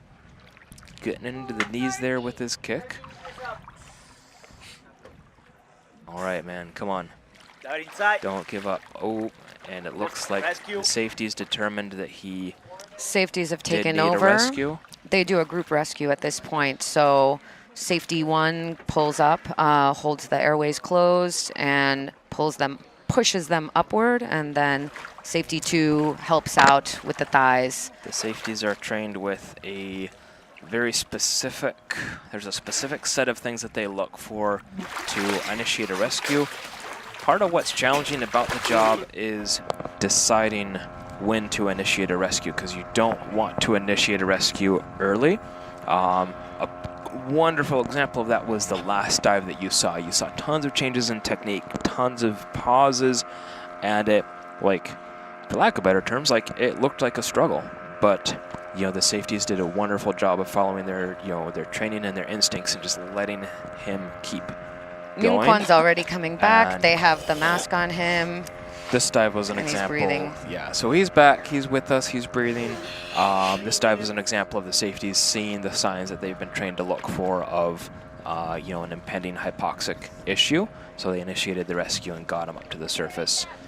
And there you see him on the camera, breathing, back with us, all good. Well, you know, he made it to 100.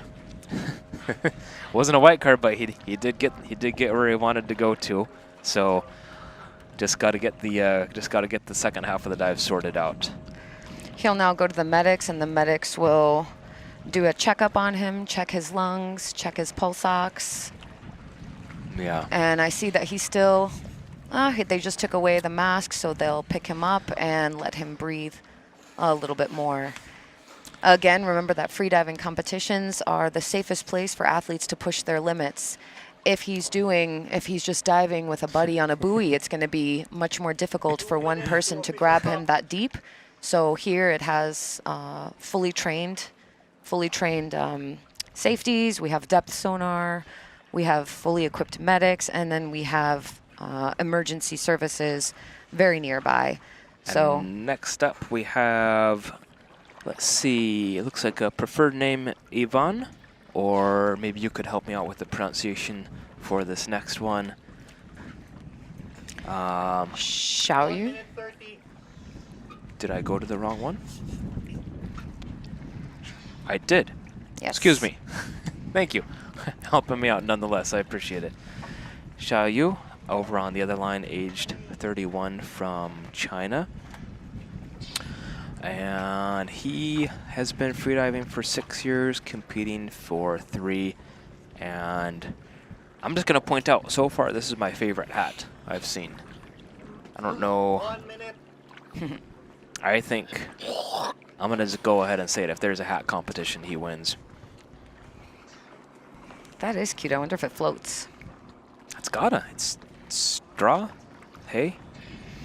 Shaoyu is actually very clean on his self-reported PBs. He has 100 in constant weight bifins, and free immersion.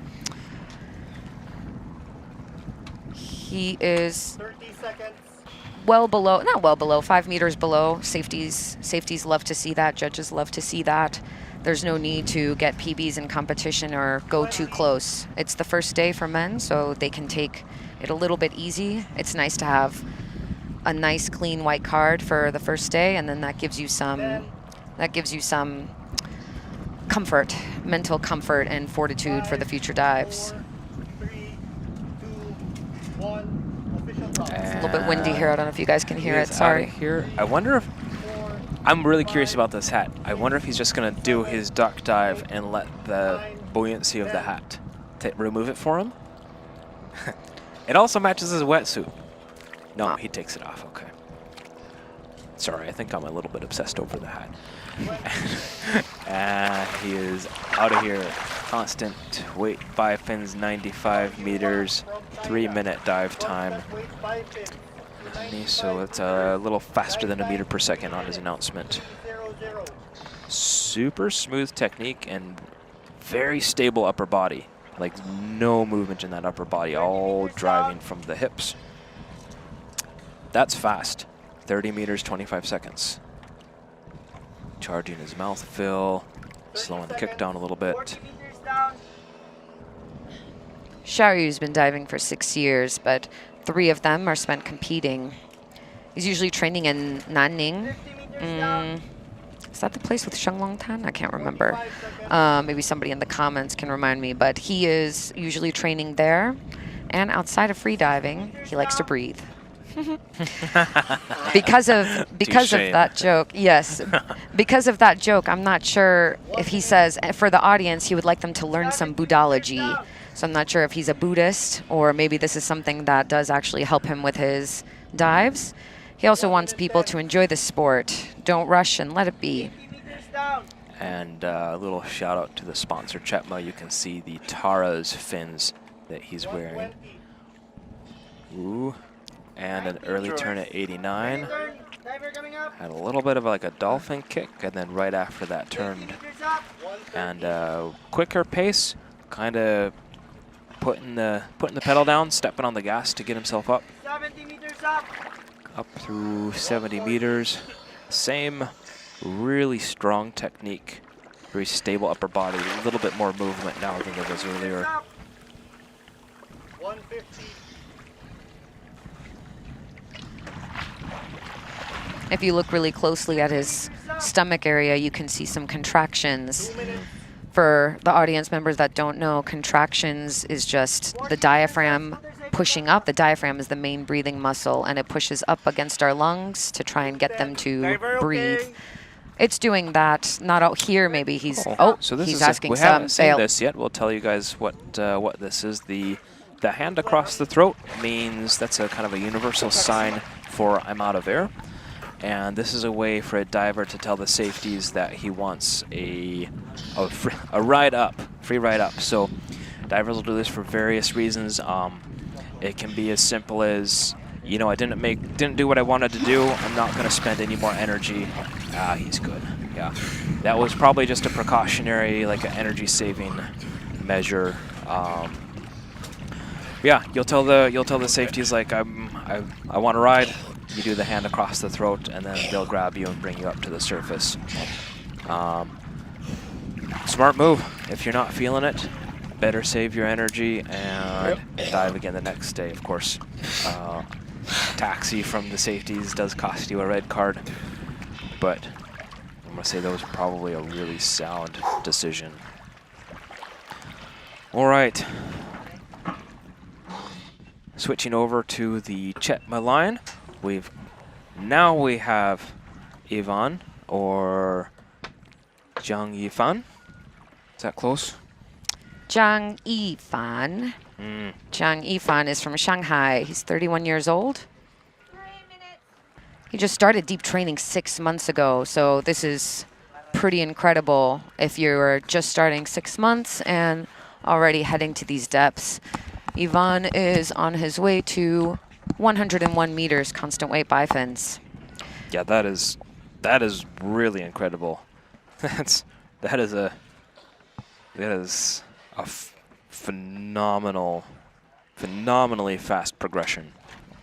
So when we asked athletes what their personal bests were, he showed that his personal best is 90 in constant weight bifins. So he must have had good training in the time between then, because a rule in the competition is that judges will not allow you to do over a 5-meter announcement of your personal best.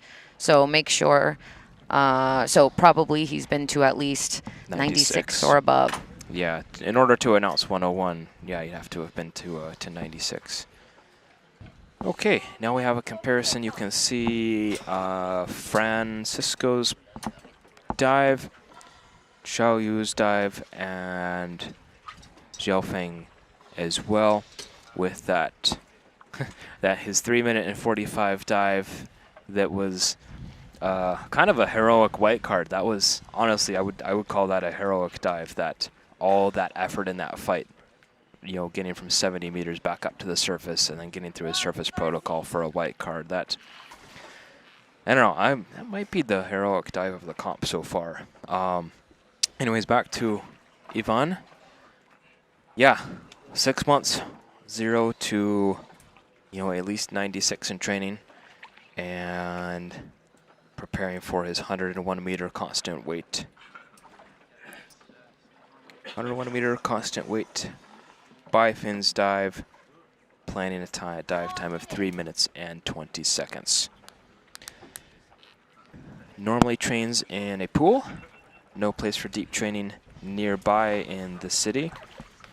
And his life outside of freediving is dynamic bifins. A lot of personality in his profile pic there. I wonder if we'll see some of that personality in this dive. Rachel, if you're watching, Ivan wants to say he loves you. So that's know sweet. that he's taking that love with him down to 101 and back up. I wonder if Rachel is here today. Or maybe she's just watching.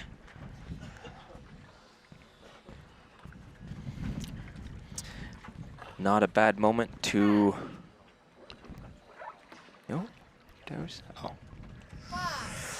All right, here we go. Final breath and some packs. Is that a dive and sail wetsuit? Yes, it is. Shout out to the sponsor, Dive and Sail. He is a dive and sail athlete. Yeah. Kind of like a more crisp, smaller kicks, a little quicker pace, smaller kicks, and around 1 meter per second on his speed. Let's see.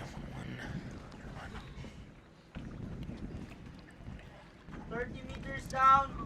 It's a relatively slow announcement, 320 for a 101 meter bifins dive. A little 40 meters earlier than down. we've seen other athletes settling into a free fall. So this is kind of what we were talking about earlier. Every diver has found their own balance with kind of the optimum amount of energy to put into reaching free fall, and he's definitely more in the, you know, banking on his relaxation and streamlining out his free fall than, you know, athleticism to get there quick. Divers who aren't familiar with free diving might see his goggles. I can't see if they're the Evolve goggles or the hectometer goggles, but I think I saw regular Evolve. regular goggles, you would have to put water inside because otherwise you can't equalize them. You don't have your nose to put air in through them. But Hectometer at first and now Evolve have created self-equalizing goggles. They have a special membrane that compresses the deeper you go. And this makes it easy for athletes to be able to see clearly where they are through a smaller window, but then not have to put water inside. So it's a little bit easier. Not everyone likes to free fall and feel the water in their eyelashes. So that was a very clean, coordinated turn at the bottom. And making his way on up now. Kind of the same chill pace that we saw in that initial descent. 80 meters up. Yeah, very clean, very coordinated at the bottom, which is always good to see, always a good sign. 70 meters up. Narcosis is a real factor at these depths, so a nice clean turn at the bottom and grab of the tag is always good to see. 60 meters up. Slowing a little bit on his pace, which again kind of to be expected with his time that he announced. We're expecting a really chill pace. You see some change in the technique, a little more movement in the hips. Just kind of hopefully spreading the 40 meters up. really you always want to hope that when their technique is changing, this is deliberate and kind of a deliberate thing to spread around the fatigue and kind of get some different muscles into the game. It can also be due to hypoxia and just kind of starting to lose a little bit of muscular coordination, but crossing our fingers here that this is just using some different muscles to get himself those last, oh man, a couple more of those little bicycle kicks there, but come on man, a couple more and you're into positive buoyancy. Come on, keep going, man. You can float up to the surface now. All right, so now we just want to look for a strong grab. Get to that line and get a strong grab on it. Oh. Nope. Looks like he needs a little bit of support and some rescue breaths from the safeties. And that was close, but just a little bit too low on the oxygen there for him. He was fighting till the very end, though. He's now in the hands of the medics. They have the mask on him and are giving him some O2. He's already out, looking around him. All right. They usually come out of these pretty quickly, so this is exactly what we have the medic for and the safeties for, and this is what they're trained for. So these things happen, but remember again that this is competitive freediving, and you can go your whole freediving career, recreational freediving, never having to have a blackout or LMC. This is on the more extreme part of the sport. One of the comments is, "Sorry, I'm a Rachel too. I hope the real Rachel heard that." One of our previous athletes, Avon said, "I love you, Rachel." So I guess to any Rachel out there, there's some love for you. Not for you, Ray Pancho, sorry. All right, another red card. Today's a colorful day so far. No other way to put this. Next up, we have NB from China. He's based in Panglao in the Philippines. Looks like he currently has 2 national records. Constant weight bifins, 88 meters. And this is a constant weight dive that he has announced to. That was the previous dive you just saw there on your screen. This next one is constant weight, 93 meters, with an announced dive time of 3 minutes. NB started freediving 7 years ago, broke the Chinese bifins record twice this year, and he's the current record holder at 88, like we said. Outside of freediving, he is an investor, gym owner, triathlete, and underwater photographer. Runs a cafe and bar in Panglao, serving divers. Ooh, do we get the name of that? Do we know which one it is? Well, if we can get that, that'd be interesting. Go check it out. Are there interesting things for the audience? Just go for it and don't give up on yourself. 30 seconds. 30 seconds to his official top. Let's see, do a little bit of quick math here and check what kind of a pace is this that he's announced.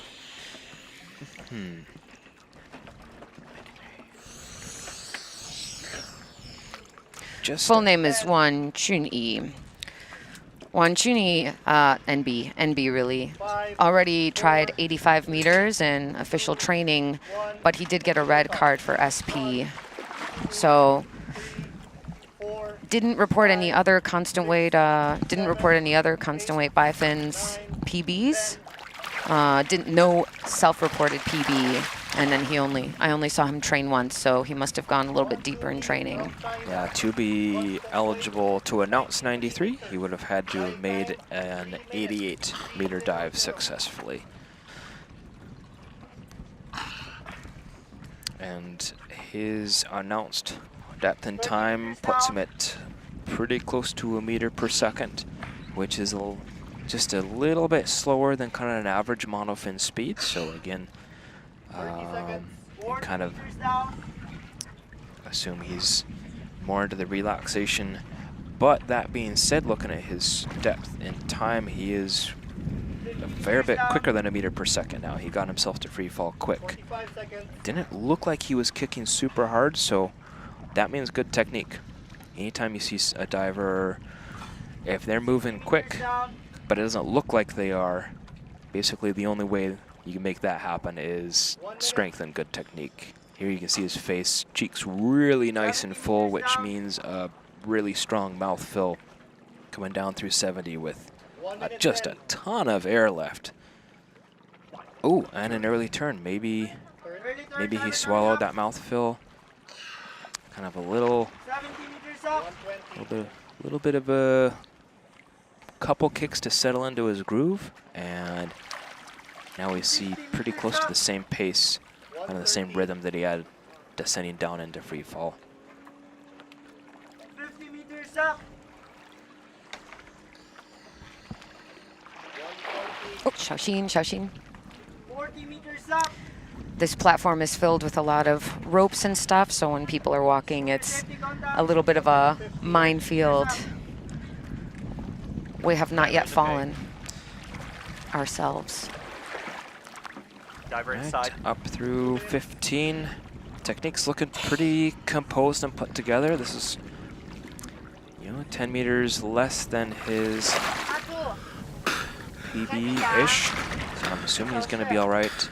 Yeah, he's looking fine. he looks okay.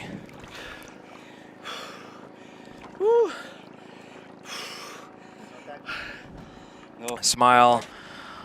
Love to see a smile. You know they're bummed out. You know they're bummed out when you don't get that tag off the bottom, but happy and strong at the surface and a smile.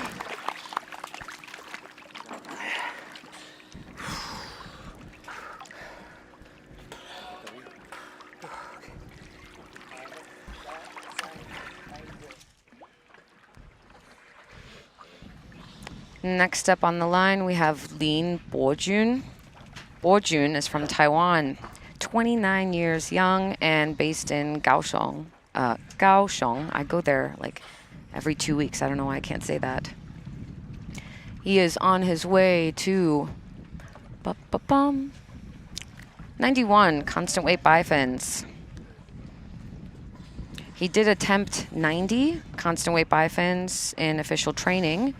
There was supposed to be 2 official trainings, 2 for men and 2 for women, but unfortunately a typhoon happened. Can't control the weather, and he was unable to get the second one in. So the first one, he did 90 meters, but was a bit hypoxic and didn't do well on the SP.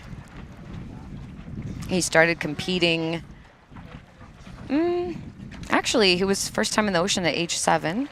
But he was spearfishing for 10 years before he first explored equalization technique and equalized all by himself. We all do that in the pool, don't we? Go down and try and get something to the bottom and then feel our ears hurt. But he finally took his first formal course in 2021. That was an AIDA 2 course. He's now Molchanov's instructor in 2023. He got his certification, but he only started he started doing depth training the same time. This is his 3rd year of depth training and only his 4th competition. Something super interesting about him, let me see, that looks like he has a nose pocket on his mask. Yeah, so that's a mask. He is doing constant weight bifins, going deep with a full-on mask.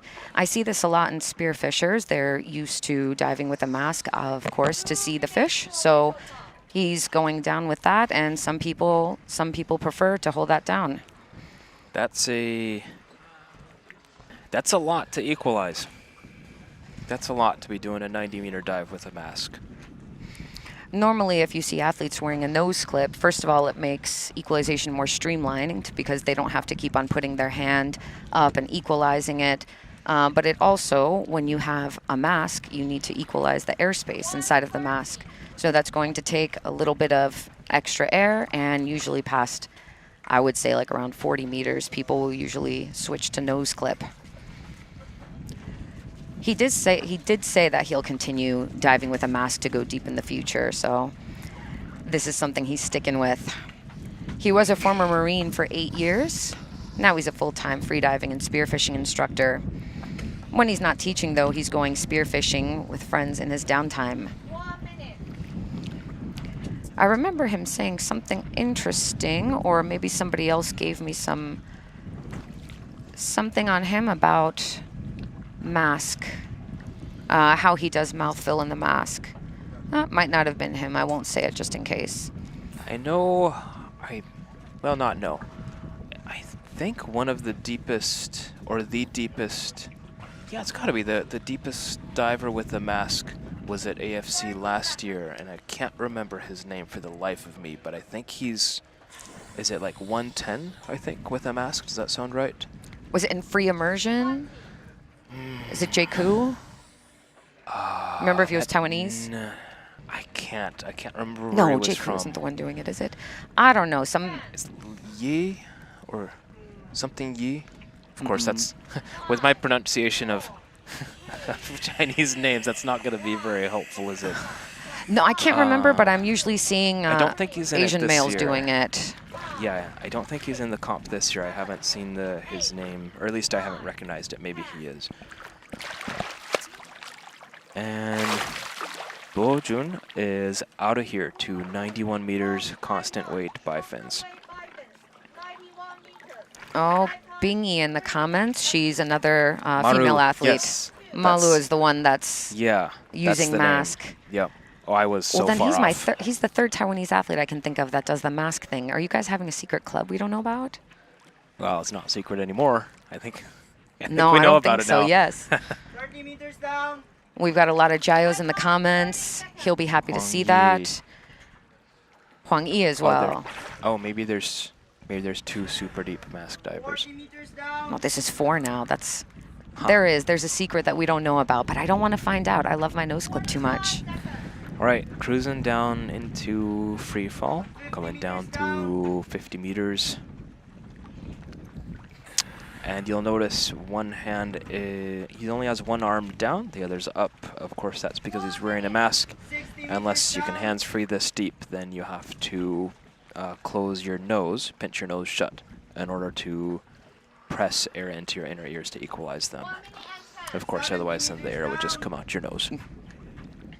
This is going to affect streamlining a little bit. You want to look like, you know, when you see a bullet is always shaped completely straight. There's no extra flared out edges or anything, but he's making it work. Looks pretty well put together. I'm not seeing any like nervous movements or anything. Oh yeah, right down to the plate. You can kind of see. Did he grab a tag? I think so. You can kind of tell. Sometimes you can tell how an athlete's doing as they approach the bottom by how many movements there are. If they're like reaching out for the line, if they're looking for the bottom plate, or if they're just, you know, sometimes you see like this diver here, he was rock solid until his lanyard hit the stopper and he grabbed the tag. So that's a good sign when you see that. That means they were not struggling. It wasn't like a fight to get to the bottom. So that's a good sign. He looks super relaxed. He's not getting into arrow position. He's staying pretty steady. I think I can see a spearfisher really well, even if I didn't, even if he didn't tell us.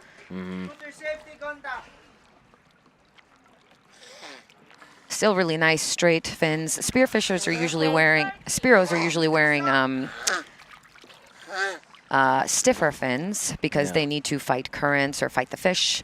And then sometimes they'll find it a little bit awkward to go into free diving with softer fins because we do need to check our technique and we need it to last longer. And if you use stiffer fins for a long period of time, you will get more lactic acid buildup.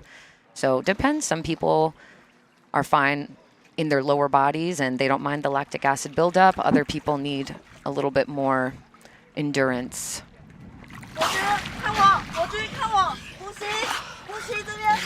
Okay, turning around. That's a lot of. Oh, stay up, stay up, stay up, stay up, stay up. Grab. So you hear, you may or may not have heard that through the camera and the mic system over there. You heard grab, grab, grab. The judge, if the judge determines that an athlete is at risk of airways dipping under the water enough to where it's likely to happen, he'll instruct the safeties to grab the athlete, which of course is going to result in a red card, but it is for the safety of the athlete. It's a little bit hard. I mean, safety's job already is super hard, but when they're coming up, you know, if it can look like an athlete is in trouble, but unless you're really familiar with them and you know maybe they do relax a little bit too much or slow down a little bit too much, maybe they spin around the line, but they have to make a call. And oftentimes, sometimes it's easier to judge behind your computer screens. If you do see them not reaching for a long time, that's because any touch by a safety diver is going to be an immediate disqualification. So that's why at the surface, they do not touch the athlete until the judge says grab. Otherwise, the athlete can protest afterwards and say, hey, safety touched me, but I didn't need to be touched. And this becomes tricky for the judges. So what they're doing, they're not just waiting and letting him go in on purpose. They're doing that because it's going to be better for the athlete in the end in case maybe the athlete was okay. So we've got the dive profile here comparing that last dive you just saw. Oh, and now you have the next diver preparing and getting ready for his dive. This is Kobe or Kang Hyung-Kwan. Hope I'm at least halfway close there, from South Korea. He's 35 and started freediving 6 years ago, has competed 6 or 7 times. So got some comp experience under his belt. usually trains at Super Home in Panglao or at the AIDA Double K Center in Cebu. Outside of freediving, he likes to take ice baths.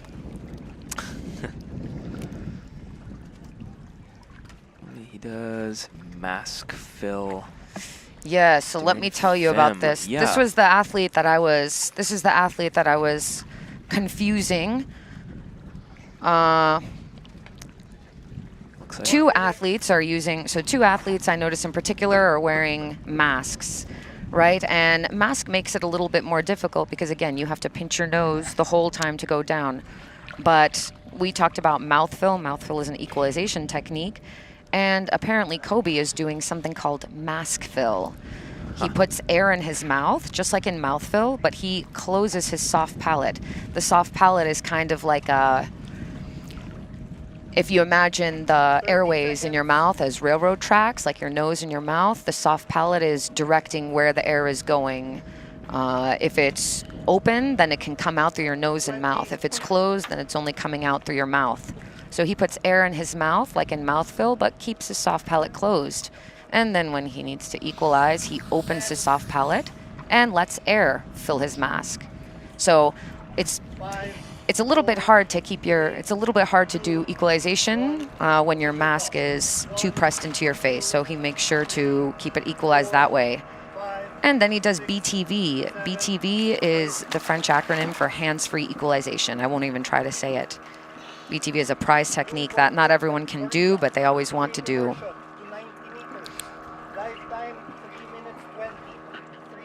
Very strong, quick, strong pulls down to about 10 meters, and then a quick switch to long pulls with long glide. Just a little under a meter per second right now. That whole equalization scheme that Chris explained to you guys, that's like three different techniques, none of which I'm proficient in. It really is saying something for a diver to be able to take all those techniques, bundle them together, and then take that to 90 meters. Another deep mask diver, but I'm assuming not part of the Taiwanese club, but maybe. He's South Korean. But maybe he's in the club though. Oh, maybe. I don't know. It is a secretive club. We don't know much about it yet, except that they dive with masks and they dive deep. The way he describes the way he does BTV in English, American freedivers might know it as VTO, voluntary tubal opening. He does it by moving his ears backward, lowering his tongue, lifting his soft palate, and pushing his jaw forward while directing the air through his nose. BTV is something that I used to be able to do only in scuba, and then training it over and over again. Slowly you can do it without a hood in an upright position, and then more and more even upside down. But it is something that if you're even just a little bit sick in or a little bit tired, it does not work. I won't speak for Kobe, I'm speaking for myself. You got a touchdown. A friend of mine did write a book on how to BTV. His name is Anthony Feotis. Hi, Anthony. And you can check it out. He did complete 0 to 100 with exercises and step-by-step how to do BTV. It's a good party trick. It makes it better for photos and everything. But in recreational freediving courses, it's still good to know Frenzel. 2 minutes 10. All right, nice long pulls and a wave at the dive eye. Enjoying the fact that he's got a little drone down there as company. 50 meters up. That's another good sign. If you see if a diver has the coordination and the mental awareness to see the drone and give a little wave, that's a sign that they're doing pretty good. So that's a good sign. Still a strong technique. Just kind of relaxing the knees and letting the lower leg kind of flick with each pull. To keep your legs straight during free immersion, you actually have to engage your leg muscles a bit. If you completely soften and relax, it's very normal to get that bend in the knees with each pull. Costs you a little bit of drag, but then the benefit is more relaxation. Looking put together as he comes to the surface. Yeah. Very nice, strong recovery breaths. Pretty coordinated movement with the mask. Yeah. Does he not have a coach? No coach. Yeah, it looked pretty strong to me. Waiting on the judges. Should a lovely white tag from the bottom. Nice, white card. Good job, Kobe. Congrats on the white card. How many? Have you kept track? I haven't. How many white cards are we at today? Is that fourth? Fourth white card of the day? No, white I have cards nothing. feel special today. They feel Yeah. it feels like, yes, you're really excited to see a white card. I wonder if it might have been from yesterday. Maybe athletes like specifically picked a day to finish their gym training, relax more and everything. I don't know if they're anticipating current. Maybe. But the line looks pretty nice right now. Yeah. Yeah, I'm not seeing. We have kind of a bad angle here. But people are making it, and that's what counts. A little dive profile comparing Brad, Mingxin, and Hyunkwan's dives. Pretty similar. Simba and Brad looks like they had very, very similar speeds. And Hyunkwan just a little bit slower, but not by too much. Kobe's got a lot of fans in the comments saying congratulations. BTV for 90. Oh, I didn't. He was doing BTV, huh? Yes. We talked about that, and that slipped my mind for a moment. But man, that is, yeah, BTV to 90 is, that's impressive. Exactly. Yeah. Next up, we have Wei Rongguo. He likes to go by guozi. Guozi. Isn't that fruit, guys? Can somebody help me out in comments? I'm quite sure. So, Guozi is from China, 33 years old and based in Nanning. He is a Garmin athlete. Garmin divers are, I wouldn't say too few and far between, but maybe a little bit. So, thank you for being our sponsor and thank you for sponsoring our athletes. Guozi has been freediving for 7 years and looks like he's only competed in 2 pool competitions. So welcoming him to AFC. He's usually training in Shenglongtan Park and he really likes swimming and rock climbing. Actually great, this is great for free immersion and he's heading to free immersion, so 91 meters. Nothing is better, I think, than working on your upper body strength and just doing freestyle.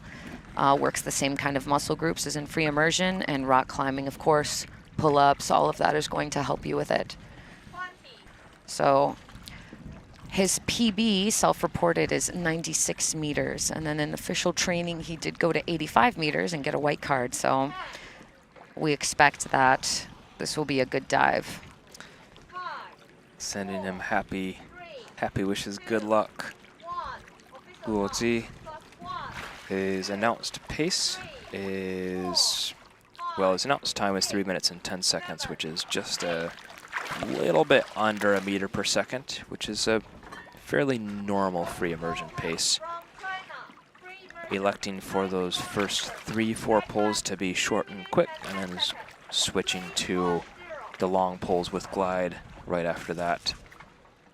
Kind of like an immediate switch, just getting through that first couple meters of positive buoyancy before taking on the relaxed pace.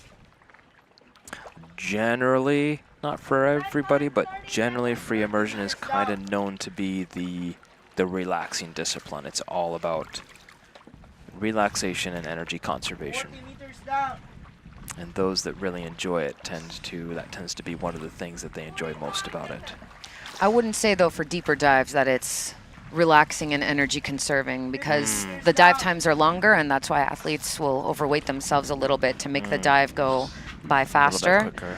Yeah. And then in the beginning, of course, with recreational diving, people will take it easy. But then I did the master course with Apnea Bali Shout out to Julia and the gang, and they were saying do not start free fall at 20 meters. You need to make the working phase up to 30 meters and even deeper. The deeper you go, you need to make sure to conserve that dive time. So free immersion gets a little bit less fun the deeper you go, but also means you have to go really fast on the way up and feels like flying. And I like that. That's my favorite discipline. Super chill as he got to the bottom. Almost a little too chill, but that's a good problem to have. Found the tag, grabbed it, stashed it, and he's pulling his way up.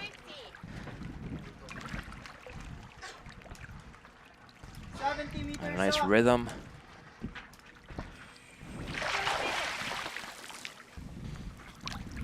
It's an interesting neck weight. I don't know if I've seen this one before. Have you?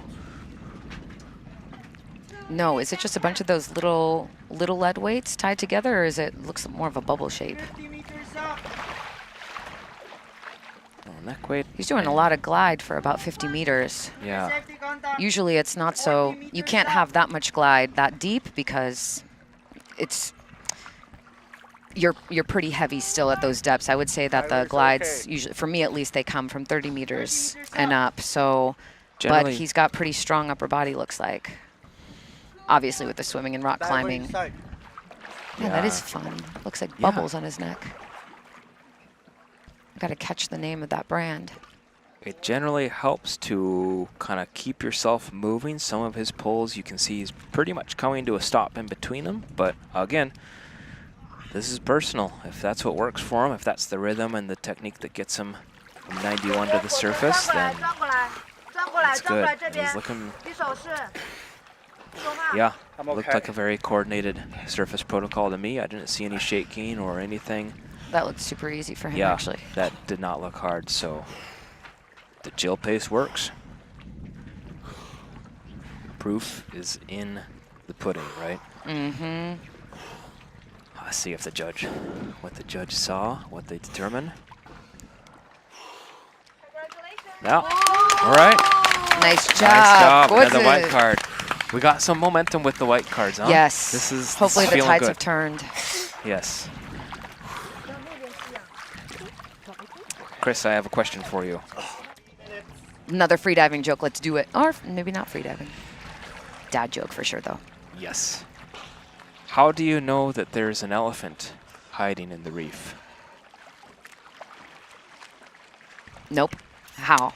Well, by the footprints in the sand. You can see its footprints, you know. Because they can't float? Yeah. Well, because they have big footprints. They're elephants, Chris. But he's in the corals, right? You said in the coral reef, so that means he's stepping on reefs. But well, okay, yeah. But who's letting elephants near the corals? You know, you got to talk to the. Gotta go the elephant chat with keepers. The elephant keepers. Yeah. Apparently, they weren't doing that good of a job. Okay, let us know in the comments if you got. No. Let us know in the comments. Yesterday we didn't pull up the comments on the elephant joke, but everyone else understood it, so I felt pretty bad. To be fair, that one wasn't as good as yesterday's. He told me another one. That was significantly dumber. Yes, Dave told me another one on the way to the boat, but it is not safe for work, so that means not safe for commentary. But maybe he'll tell you if you message him on Instagram. Yeah. Okay, next up we have Liu Ziyu, but actually goes by Rocky. Rocky is 41 years old, Chinese, but based in Melbourne. And he is one of the, I don't know, sweetest guys you'll ever meet. As soon as you see him come up from every dive, he is thanking every single person, each judge. He doesn't just say thank you guys, it's to everyone. He has the sunniest disposition I've ever seen, and this is really, it's nice to see, you know, everyone's doing a tough job.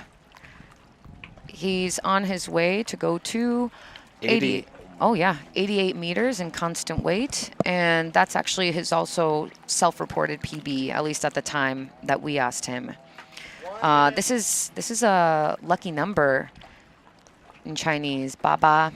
So, and it looks like he did that in constant weight bifins as well, and free immersion. So definitely a theme here. I forgot exactly why Baba is. Oh, it's also the word for dad. Lots of love for I'm gonna Rocky ask him. in the comments. Go, Rocky, go. We've got 2 AFC athletes yelling out Rocky's name. 30 seconds. Sheena and Bingy. Avi. Oh, lots of love. When somebody's that sweet, how can you not love him? 20 seconds. Rocky's announced dive time is 2 minutes and 35 seconds, which is that's a pretty good pace 10, for an 88-meter dive. Do a quick little bit of math here and see if I can give you a, 5, instead of a 4, quick mental number, maybe I can give you a real number. 1. Official stop. 1, 2, 3, Why is it rich? 5, 6, 7, 8, 9. Does it sound like Fafa? Is that what it is, Bingy? Help me out in the comments, guys. Rocky's out of here, off to 88 meters. Have a chill looking pace. Sometimes looks can be deceiving if an athlete has a combo of good strength and technique. Chill looking can actually be fast. In this case, he's right around a meter per second. His announced time and depth put him at about a little over 1.1 meters per second average, which if you subtract the time for the turn at the bottom out of it, that would be like a little, probably close to 1.2 average. Settling into a free fall. 40 seconds. So we have confirmation in the comments that Baba means rich, rich. And Rocky is definitely, I don't know about his financial situation, but he is rich in depth. He began freediving in, Fortune, thank you, Fortune. He began freediving in 2022 when he joined Adam Stern's freediving family. And he started his journey into the Molchanov's Wave education system. Sponsor alert. Driven by passion for learning and self-development. These are his words. He said every deep week he attended in 2023, and he was training alongside the world's leading freedivers, including Alexey. I was at that deep week as well in Taiwan. Touchdown is coming up. He's usually training in Melbourne at the Sports and Aquatic Center. He's an investor. 1 minute 30. This makes sense. So this is going to bring him luck in his investing. He's based between Melbourne and Hong Kong, and he's a father of 2. God, all of these parents here, so good. And a lifelong enthusiast of marine life, adventure, and human performance. Oh, he's also a Molchanov's athlete. He just joined this year, so 150. he's really showing off that looks like the pro wetsuit. And then I would assume that he's got the hyper bifins. David, okay? 2 minutes. And we've seen a very strong pace on the way up, which kind of makes sense for his dive time announcement. He's a little bit behind it. He announced 2:35. It's 2:15 right now, and he's still got 25 meters to go. David inside. 220. Maybe only 5 or so seconds behind it. Pretty close to on pace. He's a very big advocate for healthy living, and he wants to share those values with freediving. Freedivers everywhere. That's what brought him into the sport. He is about to, there he is at the surface looking. Looks Oh, put it's on your together. side. Looks, yeah, he's looking very coordinated. I'm okay. He is rich in oxygen carrying capacity. Yeah. Oh, look at that, little hearts. Little hearts for the camera. I think he's okay on this one. That looked very coordinated and composed. Look at the sunshine radiating out of his face. Oh my gosh, Rocky was at the gym yesterday, according to Sheena. Get Thank you. out of here, Rocky. Congrats. Attaboy. Thank you. Nice.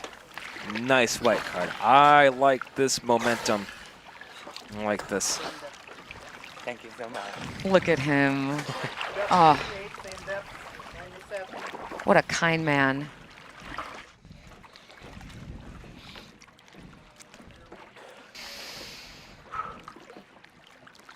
Yeah, that is it's a colorful line we have here. Which line is that? He was just on the Chetma line or best dive line? He was just on the best dive line. Best dive line, that was 1 white card out of the past few dives. Yeah. And looking at his pace, yeah, that was a very You can see a little chill at the start. So again, looking at this graph, he is the blue line. A little bit chill at the very start, then he kind of picked it up. And then actually entering free fall, picked up speed. And I guess that would mean he's, yeah. I mean, that means he's got a good free fall, is what that means. So he picked up some speed in his free fall, and then had a very consistent pace. You can see those little like blips. There's like 3 sort of blips in his graph on the way up. Those are probably moments where he just slowed his pace a little bit, took a little bit of a break, and then continue carrying on, rocking and rolling that steady, consistent meter per second. Ish. I think with his dive time, he landed right around a meter per second. And now we're over to our next diver, David, or in Hogang, but he likes David. Okay. David is 56 years old, but as we've learned just now from the comments, he can do a bazillion muscle-ups. He's a machine. I don't know about you, Chris, but that is a bazillion more muscle-ups than I can do. Yes, I'm probably at -1 right now, to be honest. That's incredible. David has been freediving for 10 years and competing for 8 years. I've seen him in every time I come here. He's always on the boat with people. He's training and coaching about 6 to 7 months out of the year. I don't know if you can see in the wetsuit, but he is quite, what's the word? It's not he's ripped. Yeah. Shredded. Shredded, ripped. He does consistent aerobic and anaerobic workouts, and it shows. And of course, to do a muscle up, that's exactly what you need. A model of fitness through aging. Yeah, exactly. Like, I hope I'm half as fit as this guy. Well, if I'm half as fit as him when I'm 56, that means I'm going to need to get more fit between now and then. Yeah, exactly. It's an uphill battle. Yeah, this dude is a model of health and fitness, and yeah, kind of excited to see his free immersion dive to 87 meters, which he has announced to take 2 minutes and 50 seconds. 10 seconds, counting down to his official top. He's the last dive on this line until the break, so everybody has gathered around to watch him. No pressure, David.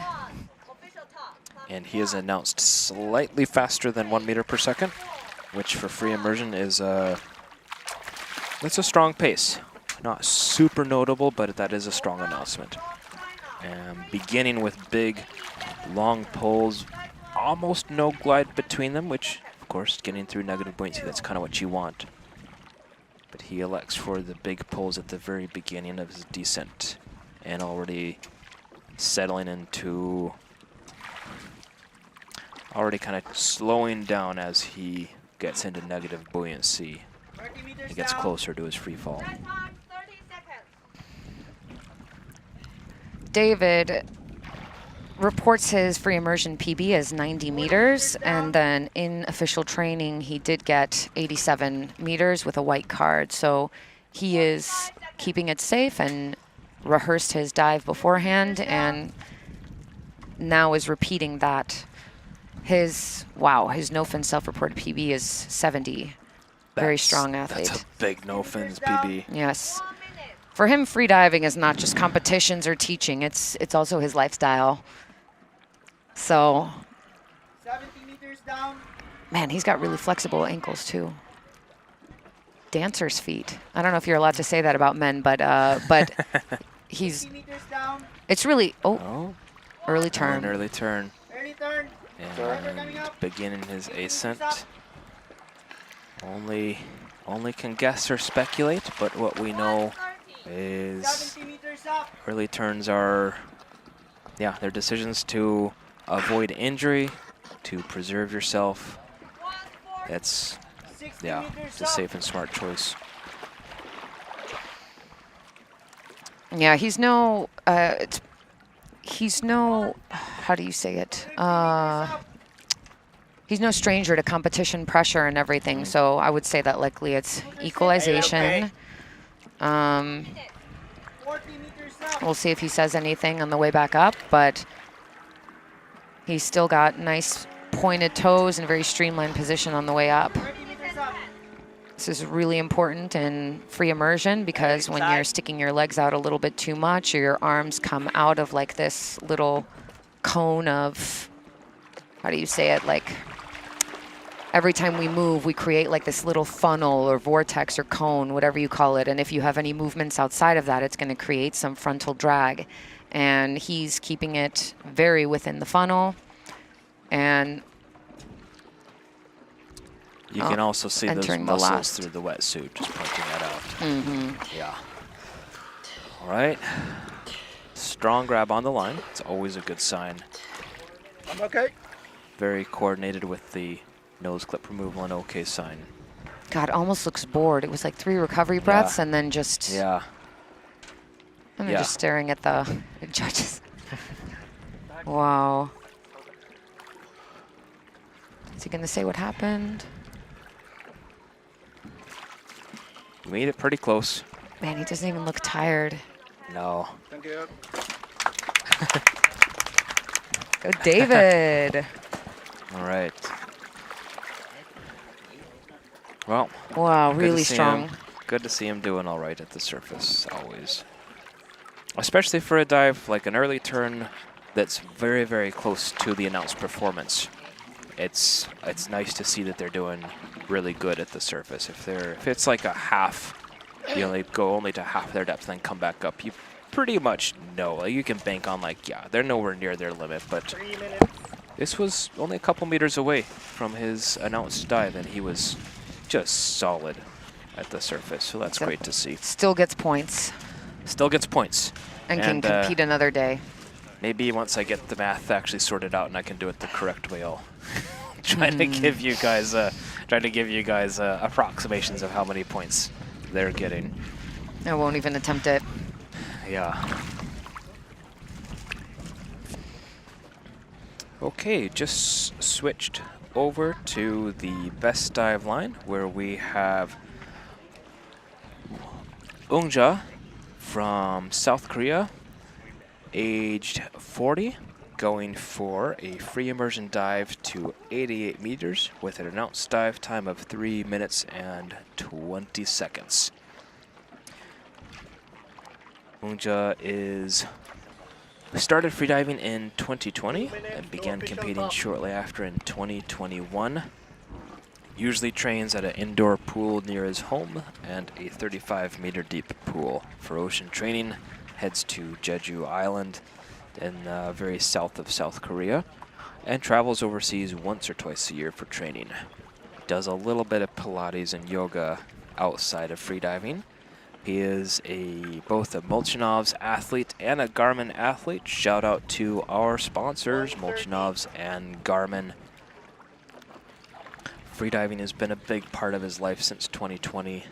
Really enjoys training and competing. Focuses on staying calm, consistent, and open to learning on every dive. Wants to share with the audiences his gratitude to his coaches, training partners, and supporters who have been part of his journey. 1 minute. Korean freedivers are really lucky with 3 deep pools next to them. So even if they're a little bit stuck in the city, they can go to Jeju to have some open water training, or at least the, is it 40-meter deep pool? I know there's That 35, sounds familiar. 32. Maybe somebody in the comments can remind us what the deepest pool in Korea is. And I think I heard they're building deeper, but I'm not sure. So he's usually at a indoor pool near his home, and then the 35-meter deep pool. Once or twice a year, he gets out of Korea and goes to do some depth training.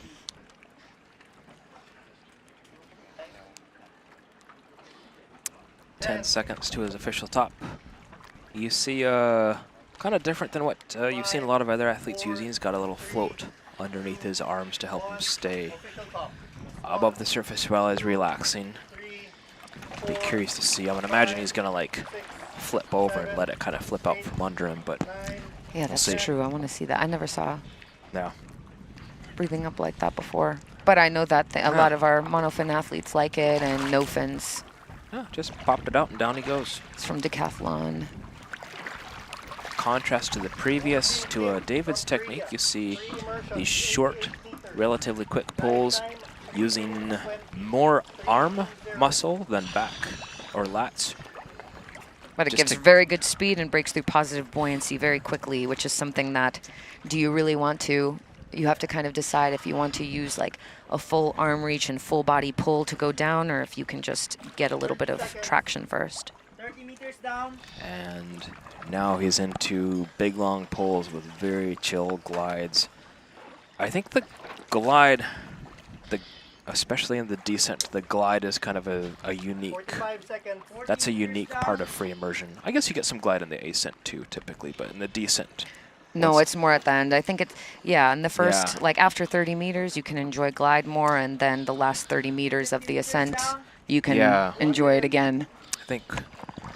I guess in no fins, you get a little bit of glide in between the incredible amount of work that you have to put in. Plus 100% more contractions. Yeah, I think free immersion might, probably for depth, yeah, it has the most glide and relaxation. 70 meters down. For me, I find it the most relaxing when I free immersion, like the transition between pulling and then free fall feels much easier to me. When I do monofin, it's so much full body movement, a lot of like feeling like my heart rate's really big, and then all of a sudden stop and go into free fall. It's a little bit, still got it. It's a little bit more aggressive of a transition than I like, but the more you practice something, the more you get used to it. This is true. Also doing small pulls at the bottom. This is good not only to gain some speed, but also to make sure that your lungs are protected at depth. Not everyone wants to make really big pulls right at the beginning and then stretch that part out. There's a lot of negative pressure at these depths. 60 meters up. And settling into kind of a rhythm with long pulls and a little bit of glide. Kind of what we were talking about, I think maybe 2 dives back. We had a diver, he was pretty much coming to a stop in between pulls, which not super common to see that. It worked for him. Okay. But you can also see with this technique, he's keeping his arm, like he puts his arm above his head and then he'll start to pull. So this gives him a more streamlined position to come up, and it doesn't feel like he needs to. Otherwise, if you're doing like full pull and then you're switching your hands between your face, you're facing a lot of drag, and this will slow you down. This one is a little more streamlined, and I tried it out earlier this year and absolutely loved it. So it works for me, it works for some people. The world record holders in free immersion all do different things, so. There's a lot of variety in free immersion technique. He's keeping everything straight. He's super streamlined. Wipe and nose clip. And an okay sign. I'm okay. Fabulous. Ooh. One of the rules is you only... Yeah. Okay, let's see. Congratulations.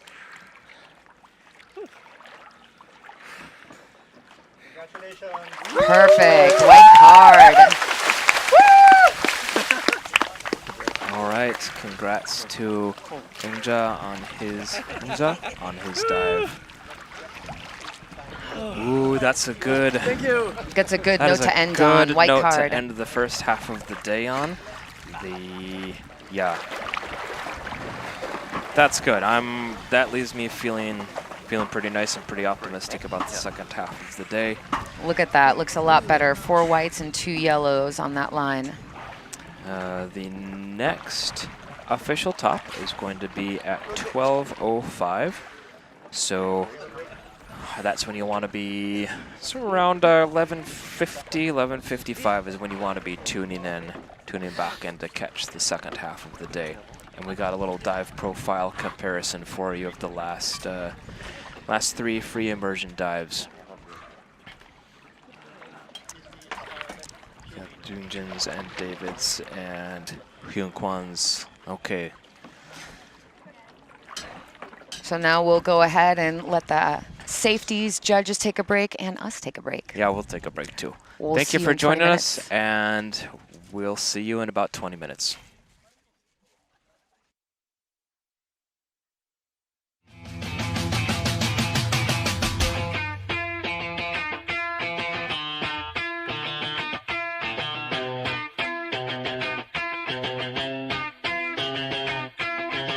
Can't stop, addicted to the shindig. Chop top, it says I'm gonna win big. Choose not to life of imitation. Distant closer to the reservation. Deep funk the pistol that you play for. This pump the feeling that you stay for. In time, I want to be your best friend. Eastside love is living on the west end. Knocked out before you better come to. Don't die, you know the truth is some do. Go write your message on the pavement. I'm so bad. White heat is screaming in the jungle. Complete the motion if you stumble. Go ask the dust for any answers. Come back strong with 50 million answers. The world I love, the tears I drop to be part of the wave. Can't stop. Ever wonder if it's all for you? The world I love, the trains I hop to be part of the wave. Can't stop. Come and tell me when it's time to. When you master your breath, you unlock the potential of your body and mind. I am Alexey Molchanov, co-founder of Molchanov's Freediving, world champion freediver and coach. Breathwork has been at the core of my training for over 20 years, helping me to break 39 world records, to dive deeper, and to stay calm under pressure. But what I teach isn't about extremes. It's about control, awareness, and strength. Welcome to Foundational Breathwork. I guide you through step-by-step breathwork routines to improve oxygen efficiency, to reduce stress, to boost focus, and to feel more in control every day. Together, we'll learn how to harness the power of breath for peak performance. And this course is ideal for all athletes, freediving instructors, coaches, and anyone who wants to dive deep into the mechanics of breathing, whether for performance, teaching, or personal well-being. Join me to breathe better, live calmer, and take your performance to the next level. Let's begin.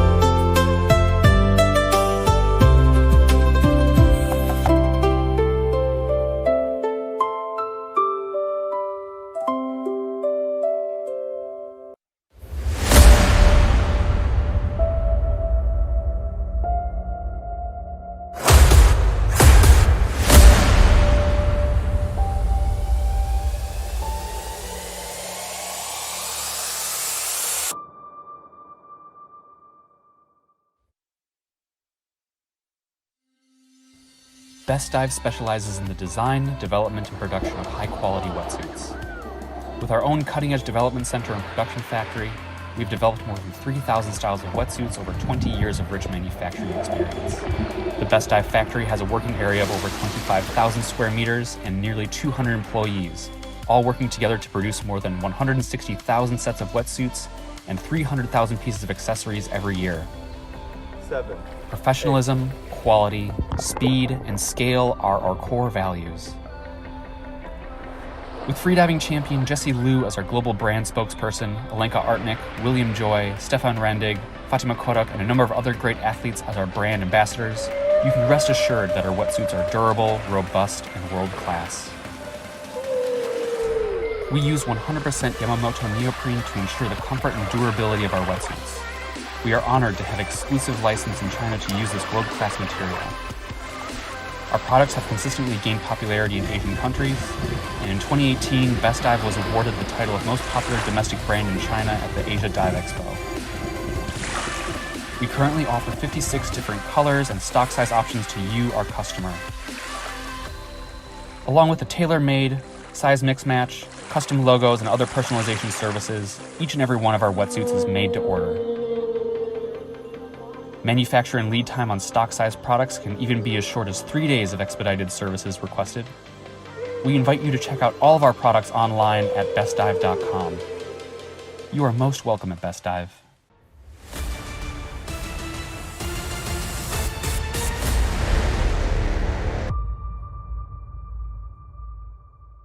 Glamour, runway, style, fame. She likes fashion.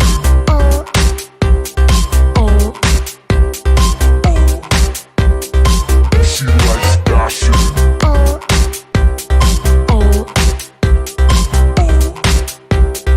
She likes Boy, party, style, fame. She likes Glamour, runway, style, fame. She likes Boys, parties, style, fame.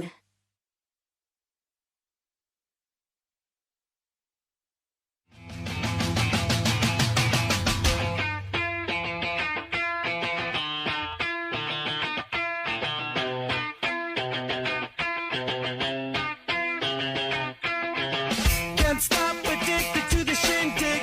Chop top, it says I'm gonna win big. Choose not a life of imitation. Distant closer to the reservation.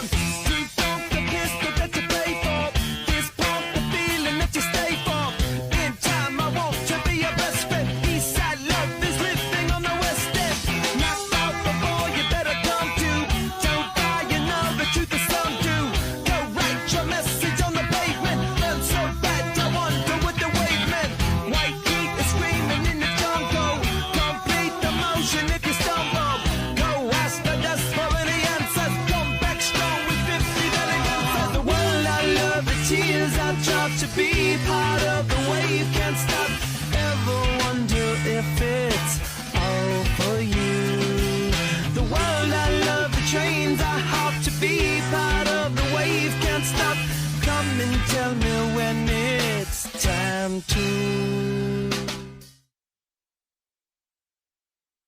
When you master your breath, you unlock the potential of your body and mind. I am Alexey Molchanov, co-founder of Molchanov's Freediving, world champion freediver and coach. Breathwork has been at the core of my training for over 20 years, helping me to break 39 world records, to dive deeper, and to stay calm under pressure. But what I teach isn't about extremes. It's about control, awareness, and strength. Welcome to Foundational Breathwork. I guide you through step-by-step breathwork routines to improve oxygen efficiency, to reduce stress, to boost focus, and to feel more in control every day. Together, we'll learn how to harness the power of breath for peak performance. And this course is ideal for all athletes, freediving instructors, coaches, and anyone who wants to dive deep into the mechanics of breathing, whether for performance, teaching, or personal well-being. Join me to breathe better, live calmer, and take your performance to the next level. Let's begin.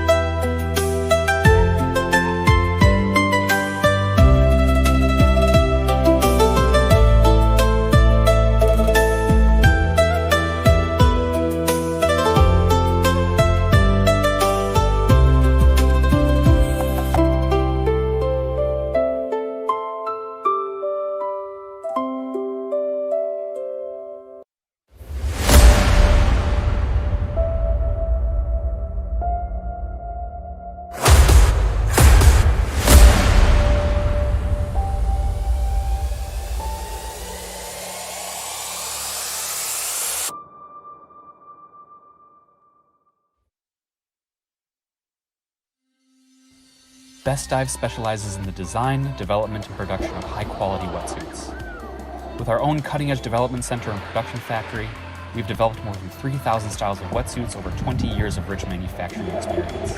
The Best Dive factory has a working area of over 25,000 square meters and nearly 200 employees, all working together to produce more than 160,000 sets of wetsuits and 300,000 pieces of accessories every year.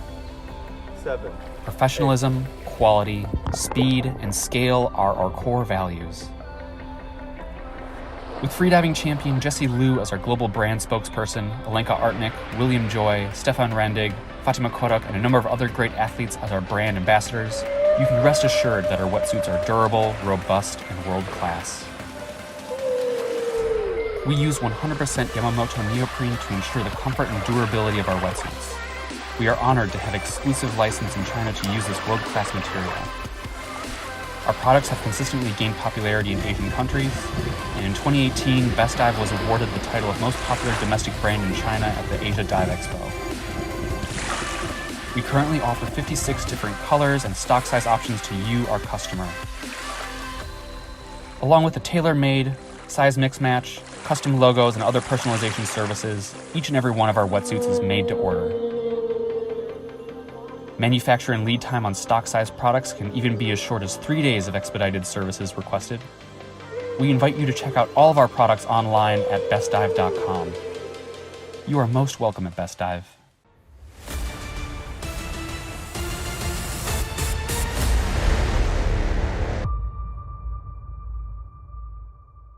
Glamour, runway, style, fame. She likes fashion.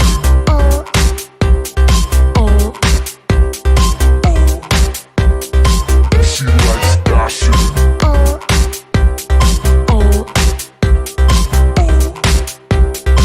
She likes Boy, party, style, fame. She likes Glamour, runway, style, fame. She likes Boys, parties, style, fame.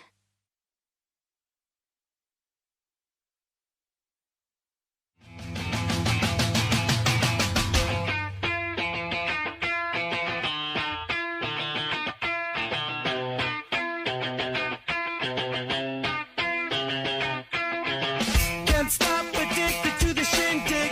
Chop top, it says I'm gonna win big. Choose not to life of imitation. Distant closer to the reservation. Deep pump the pistol that you play for. Fist pump the feeling that you stay for. In time, I want to be your best friend. East side love is living on the west end. Knocked out before you better come to. Don't buy, you know the truth is some do. Go write your message on the pavement. Felt so bad, I wonder what the wave meant. White heat is screaming in the jungle.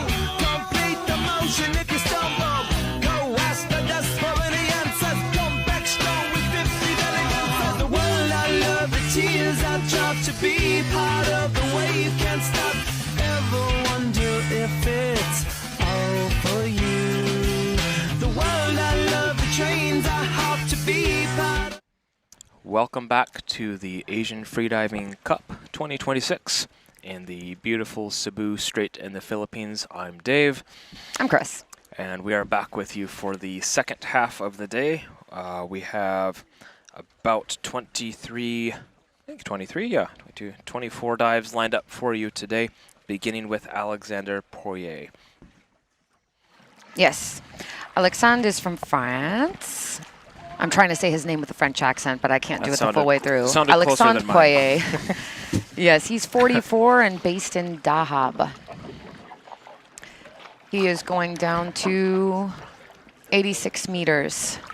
Is that in free immersion? Yes, free immersion with a dive time of 3 minutes and 5 seconds. He has been around. He's been freediving since 2010. That was when he moved to Southeast Asia and then finally became an instructor in 2017. His first competition was actually AFC back in 2019. He says training time is limited, but when he has it, he goes to the blue hole in Dahab. This is a great place to be. That's where I started freediving too, actually. And it's, I don't know, coming from diving out of there, the conditions everywhere else look a little bit scary. Not scary. We've got current, we've got waves. It's an open ocean, but over there, not really. But also, like, the depths, when I was diving, it wasn't that deep. And now, you know, past, I think blue hole is 94 or 97 meters. So you need to go to other places after a while. What a cool milestone to achieve, to be limited by 93, 94 meters. That's a pretty I would be milestone. happy to have to leave. I would be pretty happy to arrive at that point someday. Enough training. These guys are here. So we had a very colorful start to the day with the cards. Lots and lots of yellow and red, but then we had some white cards, some heroic white card dives where you saw divers really kind of power through and battle it out to earn it, to get that white card. And then we had kind of a string of successful dives towards the end, and we are crossing our fingers and wishing Alexandre. Thanks. Alex, I think so. Wishing him yeah. the same. Wishing him to a white card. Let's keep this good momentum going. His official top is at 12:05, so that's in about 2 minutes. Do you hear that? I do. And yeah, we're just hearing a little bit of a crack of thunder, I think, across the strait. Hoping it's not thunder, but towards Cebu Way. Maybe somebody dropped a bottom weight. That was a pretty rumbly bottom weight, if that was what that was. We have a nice comment from Mei Shami. Ale mon Alex. Something interesting about Alex, he's a survivor. He's permanently handicapped by the loss of an organ that's important to free divers. So I can only assume, but I won't assume. I will ask him later on. But that can feel pretty crippling for someone who, you know, if you make free diving a part of your life and then something happens. Outside of free diving, though, he does have a life. He does mostly creative writing, reading, listens to music, and he also teaches yoga and meditation, which of course go hand in hand with freediving. He did attempt 85 meters in official training, but he got a yellow card for that. So let's see how he goes on this one, just 1 meter more.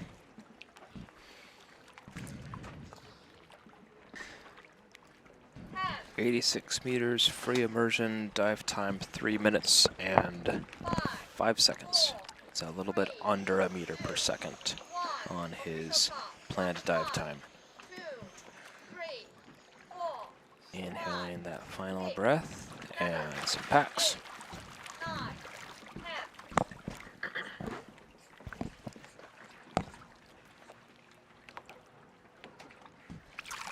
And a very relaxed submersion. Yeah, it looked like he was falling asleep. I think Mitch does that too when he does his free immersions. Yeah. And just gently goes into the good night. Yeah. Very relaxed. Like he did pull his way through positive buoyancy at a decent pace, just a hair under a meter per second, but it was very chill while he was doing it, which is a good sign. 25 meters, slowing the pulls down, big, long glides in between them.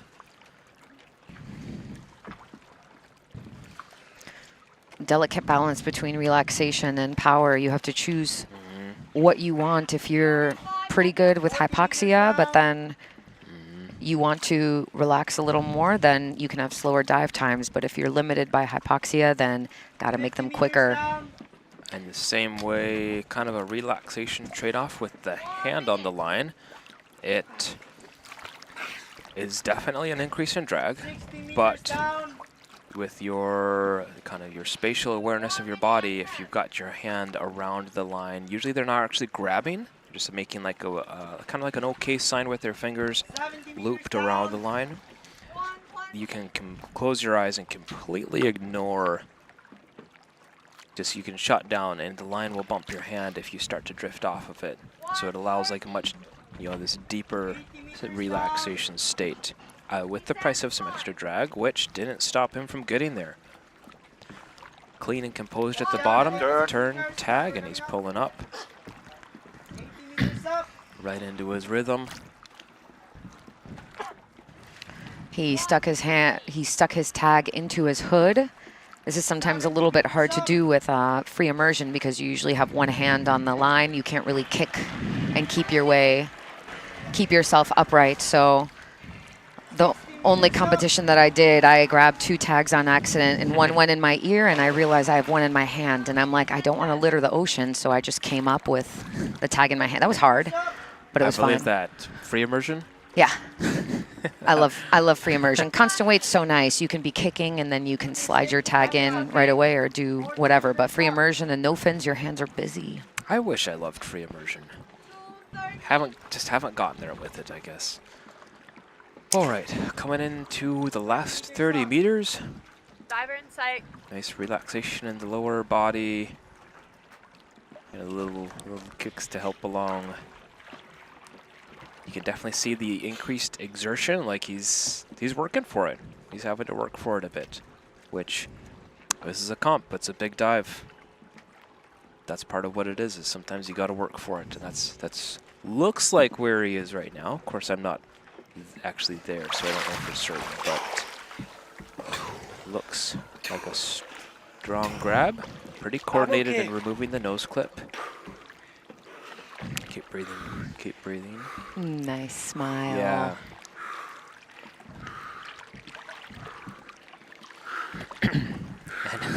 There we go. He looks relieved. Now he looks pretty happy. He looks like he's good. Yes, he does. It's on his ear. Let's see it, let's see it. There it is. And it's a good sign. Nice. Good job, Alexandre. Thank you. Thank you, guys. Oh, so happy. Congrats to Alexandre. That's a solid dive. Oops. It's a miracle. It's a miracle somebody passes by here. We have so many ropes holding down everything, but we're lucky we're blessed here with not that wavy waters, but when a boat goes by, yeah, we all do a little wave. Yes. It is simply an obstacle course, but yeah. All right. Okay, looking more white. We started off the second half with what I think is a really good note. Yeah, same, I agree. And honestly, it doesn't look too big on the current or anything, so I'm not sure what happened the first half. But now everyone's looking a little more relaxed. We had a nice break. 2 minutes to official top. And right now on the line, we are staring at Xiao Kai.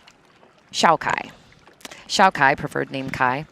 Kai is 29 years old from Beijing, and he is the current Asian continental record holder in no fins. That was to 83 meters. That's a big dive in no fins, set in June of 2026, right here on his home turf at the Panglao Hug Cup.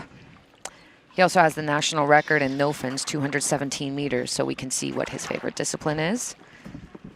He's going to be attempting, this is going to be a new continental record attempt, taking it from himself from 83 meters to 85 meters. We watched him at the official training, and he did attempt 88 meters, but he had an early turn. So pretty smart to keep it, to dial it back a little bit for competition, to account for nerves, anything else. It was fun watching him last year at AFC. He was 100% locked in on no fins. So of the 4 diving days, he did no fins 4 days. And he started with a big dive. I think I'm probably going to get these a little bit wrong, but something in like the low to mid 70s. And he came up, and everybody expects with no fins, you're going to come up tired and a little bit hypoxic. That's just, it's such a physically demanding. And he came up clean as a whistle, fresh. And there was kind of this like, whoa, everybody watched that. And then every single day, he 2 to 3 meter jumps. And by the last one, like everybody's like, oh, this is like, there's no way he comes up like fresh from this one. But he did. He came up fresh from like 78, I think. God, definitely a no-fin specialist. It was cool to watch. So I'm interested to see what this comp has in store for him. 85 meters, he is out of here. Definitely either love it or hate it. Yeah. First cycle got him to, duck dive in first cycle got him to 5 meters. Just such a talented no-fins diver. Very streamlined. Yeah. Oh, see, and he's got that little dolphin kick. Interesting double kick in there, yeah. I don't know, maybe the style has changed now. Before we were saying like some people will do it, don't really do it unless you're a professional swimmer, but maybe he's really like, again, we saw his DNF performance and now CNF, so if it works for him, it works for him. No fins is 45 seconds. No fins is what? No fins is even more so than the other disciplines. It's so critical to save energy on the way down because it takes so much energy to get up with no fins. Exactly. So that efficiency in those, 6-7 cycles that takes an athlete like this to get into free fall is just so critical. And he looks chill. I don't know if that. Yeah, he looks chill. I know he's probably not smiling at something right now, but it almost looked like he smiled for a second there. Probably just his mouth moving his mouth fill around. Yeah, last part of mouth fill. He's been freediving for 4 years, but he actually started competing at AFC. Rock solid all the way. Super solid in the bottom. He slapped that on his thigh. Very good. And he does want to wish all Chinese athletes the best of luck at AFC and wishes them safe dives. Yeah, so with no fins, efficiency is key. Getting the most catch or the most kind of grab with each stroke is critical. Notice when he brings his feet back and up towards his butt. Look at the flexibility of those ankles. Yeah, look at how his feet kind of kick. They pivot out so that they perfectly, they're perpendicular to the water, so he catches as much water as possible with each kick. He's with the scooter safety. Great arm span, too. Yeah. Longer arms will take you further in no fins. You can see some contractions. You see like the shoulders kind of raise a little bit with contractions. 85. But he's still pretty preserving technique. Yeah, his technique's strong coming up through 20. Yeah, obviously tired, but the continental record no fins dive, you're gonna be tired. There's no way you're not gonna be tired after that. But now, yep. Now last 10 meters. Really slowing down the cycles, getting into that positive buoyancy. Save that last little bit of energy, man. For me, he looks controlled. Let's see him at the surface. Oh yeah. Okay, turn to the judge. There you go. I'm okay. Rocks. This is what we saw at the end of last year's AFC. Was a shockingly solid and fresh. Like he should just to be that fresh after an 85 no fins is nice. That's worth some splashing and some clapping. Xiao On the CR. I want to say new continental record holder, but he just doubled down on his continental record. Yeah, I am making it hard for other Chinese divers. Yeah, I am gonna be keen to see what's in store for Xiao Kai for the rest of the comp. Yeah, maybe he'll keep on taking it deeper. Yeah. That's impressive. Yeah, really, it doesn't look that. It doesn't look that I mean, much. I didn't see. I don't. Maybe you shake. I didn't see any like hesitation or like any sign of hypoxia. He was just clean, which to come back from that kind of a no fins dive. Exactly. That clean is. I mean, that means he's got more gas in the tank. I don't see many. Yes. Although the world record is 103 and no fins, it's like I don't there's not that many, maybe only 3 divers that are above 90s. Yeah. In 80s, maybe a little bit more, but it's maybe 5, 6, if I was just to guess. So this is. Yeah. I can see him. I can see him going deeper and getting into the 90s. God, that's impressive. I know. Wow. All right, moving on to the Chris. Or yes, Lin Yo Chung. Lin Yo Chung goes by Chris, and he's from Taipei. Had a yellow card, so he's dialing back a little bit. He's been freediving for 4 years, but this is only his 2nd year of competing, and it's his first international competition. Big international competition to have Dive Eye on there too. Some people like to have a drone watching him, and other people don't. Other people don't like to feel like I'm giving Alexander a little good job, thumbs up. He's so happy. Some people like to, they see the drone as like something comforting to watch on the way down, like a little buddy, and then other people, again, are feeling watched, and maybe they're a little bit nervous. So let's see how Chris does. He's usually training, and Chris is off. Heading down to 86 meters.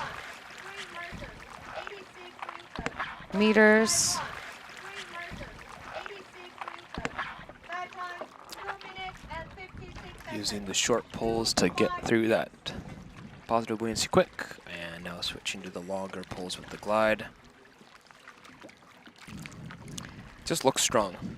It's about normal, pretty close to normal on the pace, a little under 1 meter per second, which is pretty common for free immersion. Looking strong though. He just looks strong and relaxed. He tells us that for him, freediving isn't a job, it's a lifestyle. And while he loves pushing his own limits, his favorite part is he's an instructor, helping his students overcome their fears and discovering the magic of the ocean.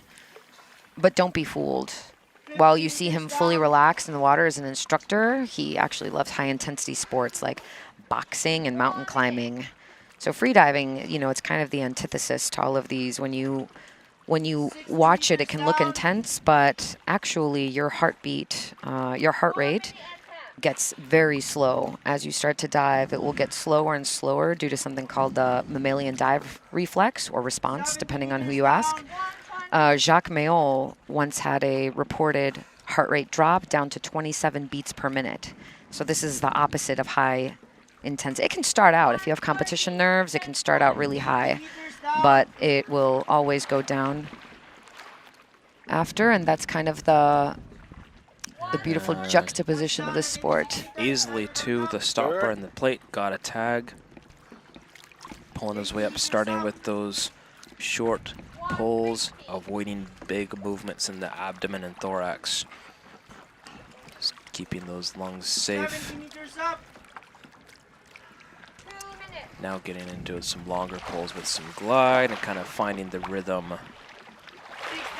I will say, even though personally I'm not much of a free immersion guy, the getting into the rhythm is fun. This is probably the closest I've had to having fun in free immersion is when you do get into that rhythm and you're in the zone. It's nice. Especially if there's a little bit of waves, and then you can time it. So every time you pull up with the wave, it gives you an extra push. Yes. But then if you don't know, if you time it opposite, if you miss the timing though, I've had that. I don't like that. Sucks. You pull and nothing happens. Yeah.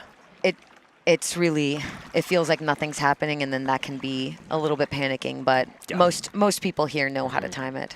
Yeah, with this level, yeah. Oh. Let's see. We have to let safeties make the call on this one. And they're being patient. But those air bubbles, we were a little bit worried seeing those air bubbles come out. And you hear the grab call from the judges. So a diver exhaling some air can be either just tired. Oh, he's coming back. He's coming back, and still grabbing for the line. A blackout can be kind of like just time skips. So you sometimes with a diver like a really minor blackout, it's Yeah, they like often don't it's know. like they just blinked their eyes, or if you've ever been that kind of exhausted where you nod off and then wake up. It's in a moment. It can be kind of like that. So they'll come back looking for the line, trying to do their surface protocol because they don't actually know that it happened. A smile, he's all right, he's back to breathing. Yes, taking it on the chin, that's okay. Yep. Like Chris has said, it's Came a out high level quickly. competition. That's part of the game at this level. It happens. Exactly. Okay, oh my gosh. His photo is so funny on here. I wonder if they're going to show it. We're looking at Michael. His full name is Song Wai Yin, but he prefers Michael, and he is always in Panglao. He lives here. I would say that he lives here. He's from Hong Kong, but this is where he's based, and everyone... Shinkula. Oh, okay. Somebody's feeling bad for Chris. It's okay.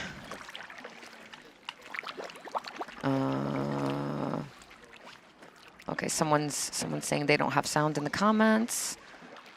Let us know if that's what you guys are feeling. So Michael is 38 years old, and like we said, at Super Home, he basically lives in Super Home and trains all the time. He's competing for 2 years. And not only at Super Home, he was also training in Blue Hole in Dahab, a bit of Tenerife, and told us that he also found out that resting is an important part of training, so that's why he trains a lot in bed. So he's another napper, I guess. It's I like that horizontal training, like we said, right? You don't need depth all the time, and rest is actually, on a serious note, it's a really important part.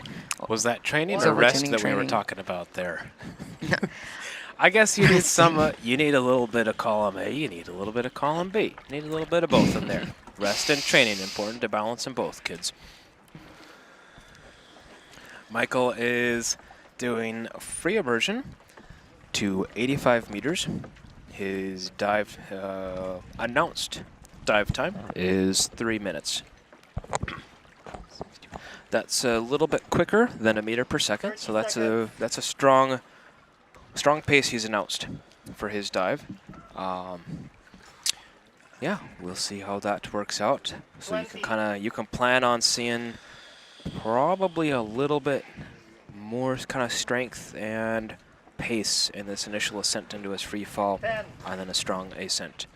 Michael is a huge fitness guy. He basically, if he's not freediving, he lives at the gym. So if he has the strength for a fast free immersion dive, it's going to be Michael. 4, 5, 6, 7, 8, 9. Good luck, Michael. 10.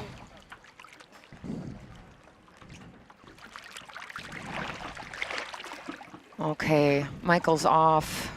Wai Yin Sung from His free immersion PB is 90.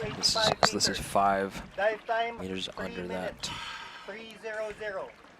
So some big, kind of relaxed, well, measured. Call these measured pulls. So measured pulls, pretty consistent, like not really changing too much in the pace to get himself from 0 down into free fall. A couple last little single hand pulls there. Michael's been training in martial arts since a child, and he has a message for all the opponents he once lost to. This time he's gonna bring a bucket of water. So you heard it live, we're on Dive Eye. He's actually normally, he does a lot of safety, but this time turn around, Michael. This time he's focusing on himself. So the good news about this free he likes to fall, close his eyes. this is a very relaxed free fall. Eyes closed, checked out, just enjoying. Little drift, but he's close enough to the line, like he's staying close enough. I used to close my eyes in looks free so fall, relaxed. but then one time I opened my eyes and the line was completely at my back, so I like to Ooh. touch the line now. Yeah. But I can see him peeking. You can see him opening his eyes a little bit. Little peaks. Every once in a while. Pretty relaxed. That's great. Oh, too relaxed. Look Easy. at that. Easy. Somebody has good EQ. Yeah, you could see like right before the bottom, his cheeks were still kind of puffed out. That means he was nowhere near the limit of his equalization abilities. And beginning his way back up. Very steady pace. Now he's taking some glides in between his poles. Changing it up a little bit. 2 minutes. Looking strong. Looking like he's not working super hard.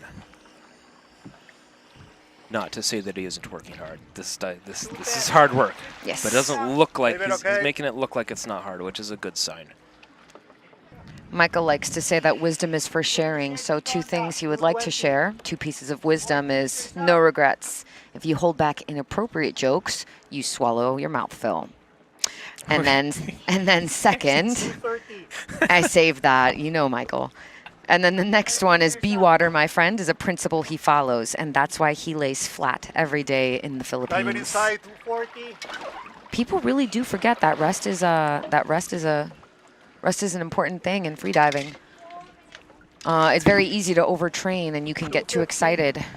But most of the athletes that are training here know the value of good rest. Man, Michael's strong. Yeah, he looks real strong. He's looking very strong. Looking really coordinated.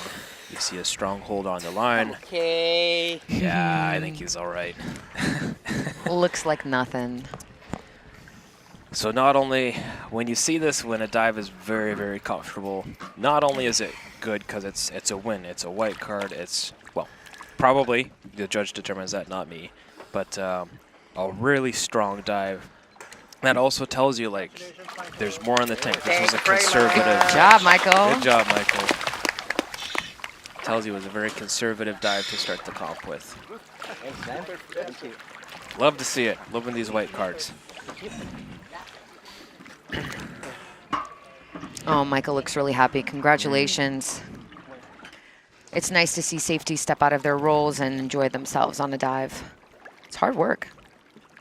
Yes, this is very true.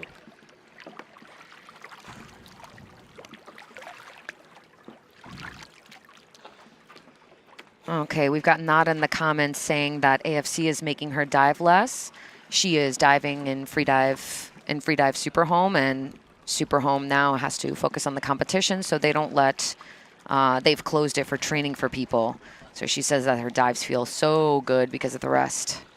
I remember there was a nice, not really nice, but there was a typhoon and we couldn't dive for like 5 days, and then everyone came back and it felt like everyone hit PBs because they just had so much good rest. Yeah. Loved it. It's kind of nice. Wow, look at the similarity between these three. Michael's 85 meter dive, Yuchen's 86, and Xiaokai, is that Xiaokai? Oh no, Alexandre 86. These 3 free immersion dives, very, very similar pace and profile, nearly identical. Really, just slightly longer with one of them. So we've come over to Zuo Tao now, or Ryan, Zuo Tao. And Zuo Tao. Zuo Tao, thanks Chris. And he's preparing on the Chetma Composites beam end line. And he's preparing for a constant weight dive to 82 meters. Zuo Tao, sorry, my tones are terrible. Well, better than mine. 2 minutes and 40 seconds planned for his dive time. Okay, constant weight to 82. Zuo Tao in training has had a bit of a storied, not past, but recent past with these. He did in previous training. His PB is 86 meters, but 3 times he was attempting 85, 86, and 85 again, and all of these were early turns. So I guess he decided to pull it back a couple. I can't remember where he was early turning, so wishing him a lot of luck. This is his 4th time competing at AFC. He is a staple here, and he's normally deep training in, oh, there we go, Nanning Shenlong Lake. in China and in Panglao and Super Home. So his pace, he's planned with his dive time and depth is about 1 meter per second, just a hair faster than that. We'll see how this one goes when he's out of here. okay, good luck, Zuo Tao. Yeah, he's on the Like a medium effort in those first few kicks, but already throttling back to a chill, to a slower pace. Nice big mouthful. Yeah, quicker than 1 meter per second on his way down. So a little bit quicker than his announced pace. See how his free fall is. Just slowing those kicks down and making them smaller and smaller as he gets into that strong negative buoyancy and settles into his free fall. He's actually based in Shanghai and runs a business services company, mainly telecom related. But I do see him training here, so that must be a good job to give him time off. Oh, we're posing for a photo. Oh, it's a dream to dive on Dive Eye. I wonder how these athletes feel. And it's nice because we were watching their dives on training, but we can only see from the surface. Oh, someone in the comments just said that Shenglong Lake is much colder, around 23 to 24. So if you're diving there, yeah, but then you come here, it's good. Then you're feeling really good. Looks really solid. Oh, come on. Oh, man, so close. Okay. Okay, that's okay. Using a kind of a steady pace and kind of big full body kicks. Well, we'll call this like a 2/3 body kick. Sometimes you see these big kicks where a diver, their entire body will be part of the this wave undulation, and he's using kind of like from about his shoulder blades down, kind of like mid chest down, and then the rest of him is pretty still. Really, what technique works for you in monofin really depends on your hip mobility.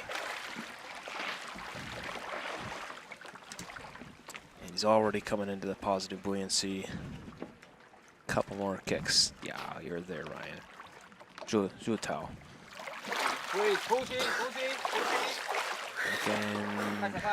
How's he looking? Yeah. He's always coming up fresh from these depths. Yeah, he's looking okay. Nice high grab. I think that was his surface coach instructing him to grab a little bit higher. The high grab is important because if you're grabbing low on the line and your airways are close to the water, stray even wave. if you're stray wave or just a momentary just the slightest loss of control, like just a little bit of weakness in the arm. You know, if you drop even an inch or two, then your airways dip into the water, and that's a DQ. Versus if you grab nice and high on the line, you kind of have a bit more wiggle room, a little bit close, a little bit more forgiving. I loved his smile just now as he was going away. He always has a good smile. Yeah, he does, doesn't he? He's got the right attitude all the time. We're happy just to be diving here. The conditions are so nice. Yeah. Okay, next we have. Oh, it looks like you got kind of a table of some of the dives that you've seen today. Oh, this is from the. Okay, these are constant weight men's dives. Yeah. It's got 3 minutes. kind of an even spread. White, yellow, red. Yeah. Early turns, like we said, early turns are always better than any underwater blackouts. God, I want to show some of these comments. Right now on the line, we have Jeffrey Nathaniel Salim, and the chat is blowing up. Yeah, it looks like Jeffrey has Jeffrey's got friends. He's got a posse. This is good. This is beautiful to see. Keep blowing it up, guys. Jeffrey is 40 years old from Indonesia, and oh, that reminds me, this is a national record attempt constant weight bifins 80 meters, planning 2 minutes and 36 seconds. He's for already, this dive. yes, he's already the national record holder, so it's his own. He's just increasing it by 2 meters. Making it a little bit 2 meters harder for anybody else to get from him. Exactly. He actually holds every national record except for free immersion, it looks like. He has constant weight 82 national record, constant weight bifin 78, and then CNF 55. CNF 65, 55. 55 CNF. That's a big CNF dive. Doesn't use, oh, this is interesting. He does not use monofin. Oh, I'll explain that one. Yeah. So something about Jeffrey, I've told his story to a couple of people, well, like my mom. Hi, Mom, by the way. I don't know if you're watching, it's kind of late. I told his story to my mom, and everybody has like tears and inspiration in their eyes after. You might not be able to see it here because he's lying on his back, but Jeffrey actually has severe scoliosis. He has an S-curve, and it's around 61 degrees in the upper curve and 91 degrees in the lower curve. What that means is that it translates into a bit of a hump in his mid to lower back, and this S-curve is actually pressing on his lungs and on his heart. So since he was a teenager, he's had chronic lower back pain, and that not only affects his freediving now, but it's been affecting his daily life. He also has asthma, so both of these conditions aren't really helpful in freediving. But when he goes to the doctor and he tests his spirometry results, it's not very good results. Even blowing up a balloon is difficult for him. So when he tests it, even with a maximum inhale and daily stretching for several years, his forced vital capacity, which is roughly the same as vital capacity in freediving, is 3.7 liters.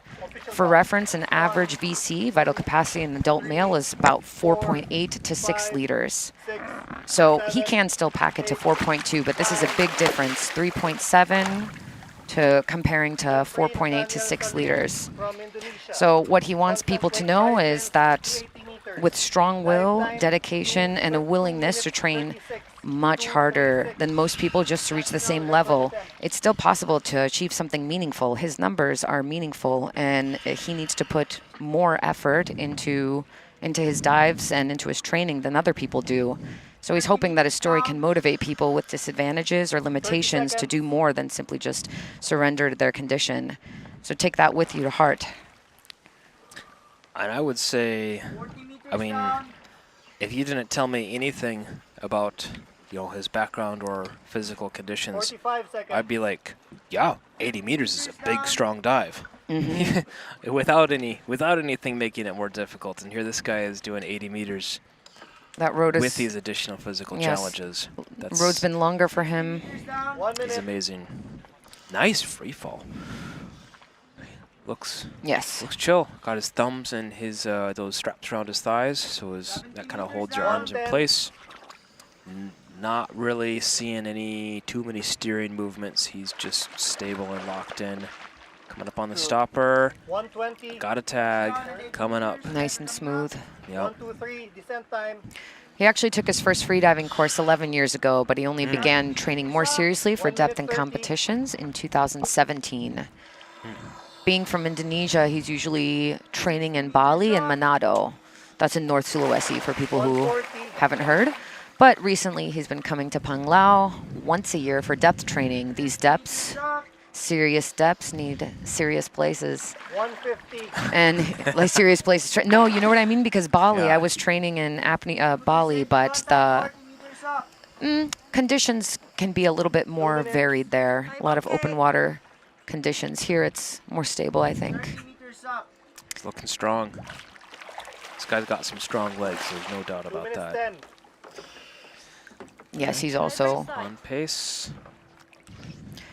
He's usually a full-time engineer, network engineer in Jakarta, so it's difficult for him to train depth regularly, but like only 2 to 3 blocks per year, so.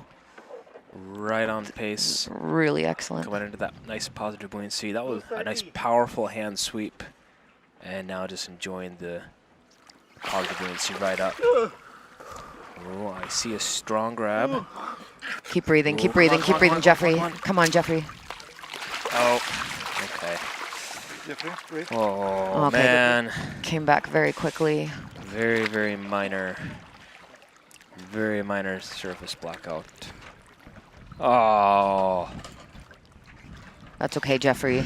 That's okay. Okay, very quick recovery. Solid effort. Very quick action That from the was close. safeties. And a big smile and thank yous. What an attitude. What a powerful, positive attitude, huh? Yes. You can see attitude will take you everywhere, right? You can see there's some athletes who maybe pout a little bit after their dives, which is totally understandable, but I think that in the end later you will feel better going back with a smile. I don't know, sending intentions out. I'm not a hippie, but I sound like one when I say sending good vibes out to the universe, something like that. I'm a bit of a hippie, I'll say it. Send good vibes out into the universe. Take it over from me. I'll cover that one for you, Chris, don't you worry. Anyone who knows me would be laughing at me to say that, but I'm getting soft in age. All right. You can see just kind of the difference in speed, how Rocky and Jeffrey's dives were pretty similar. And even Po Chun's dive also. While the graphs look different, remember, you want to look for the angle or the steepness of the line. That tells you the speed. You do notice the one noticeable difference in these three. If you look at Rocky from 50 meters down to around 90, he got faster. Notice how the line kind of dips and gets into a bit of a steeper grade. That means he's got a good free fall, very streamlined, and he can get a little bit more speed. Or that means he's carrying a bit more weight with him. Could mean one or the other, maybe a little bit of both. But yeah. Okay, switching over to the Chetma Composites beam now, where we have Zhang Yi. How close was that, Chris? A little bit. ZH is always Zhe. Zhe. Yes. Zhe. Okay. And then Zhang Yi. Zhang Yi. Yes, it took me forever to learn the tones. Zhang Yi is from Wuxi, China, and is 35 years young. I say that. I say that very pointedly. He's going to 76 snow fins. This is, again, another big dive, guys. He holds multiple national titles and gold records. He actually has the gold medal in dynamic bifin at the 2023 Jeju World Championship. That was for 267 meters. And also, he really loves bifins, 276 meters at the 2024 China National Championships. 276. 276. These are big numbers. Yes. That's a big number for dynamic bifins. My goodness. He's mainly competing in pool. He has been freediving 7 years, but this is his first depth comp season. He did join the Hug Cup in June, and then the second one was AIDA Official Fridays, which is something Superhome does, one Friday a month to let people set national records or do a nice comp dive without much pressure. I would say that AFC is a lot more pressure than AIDA Official Friday. So he's usually doing no fins training. So we're going to see how that pans out at depth now. And he used to be a real estate engineer, but now he's been a full-time freediver for the past 2 years. How glorious. Yeah, that's not too bad of a full-time occupation. Coming up on his official top, 76 meters, constant weight, no fins. Planned dive time of 3 minutes.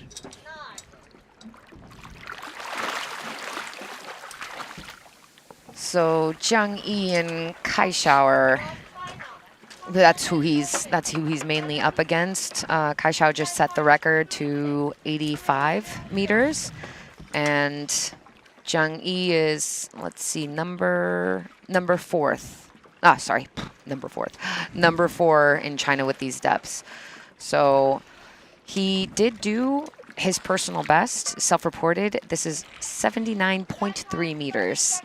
but he did try 82 meters in CNF in official training and early turn. So looks like he striked a good balance. Wants to get some up. Bye. Waving bye-bye to the athletes and their good dives. So looking pretty chill in his free fall. Very little movement in the upper body, arms, hands, shoulders, head. Just the little steering movements with the feet. Looking calm. 10 more meters to go. 70 meters down.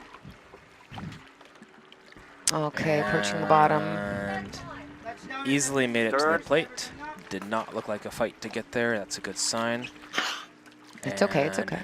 up he goes. 70 meters up. Starting the journey. That's the other thing with CNF. Like the way up is, it's a journey. It takes time. It's slow and it's hard work. Look at those lats. Yeah. You can't see it from this angle, but when he was right in front of us, looks like wings. You can see he. I don't know if he was always like that, but he built himself for no fins. And you can It's see impressive. he also, like Xiao Kai, has a great kick. Just look at how he brings his feet up and back. This is otherwise known as charging. He brings his feet up and back in a streamlined, kind of pointed fashion. Oh, there's the view. Yeah, you can see the lats. Right? Oh, he does not skip the lat pull downs. This one. I know. It's really impressive. You can see both how wide his kick goes, but also how he pivots his leg so his feet catch the water kind of in a perpendicular fashion. His feet are like flat or like parallel with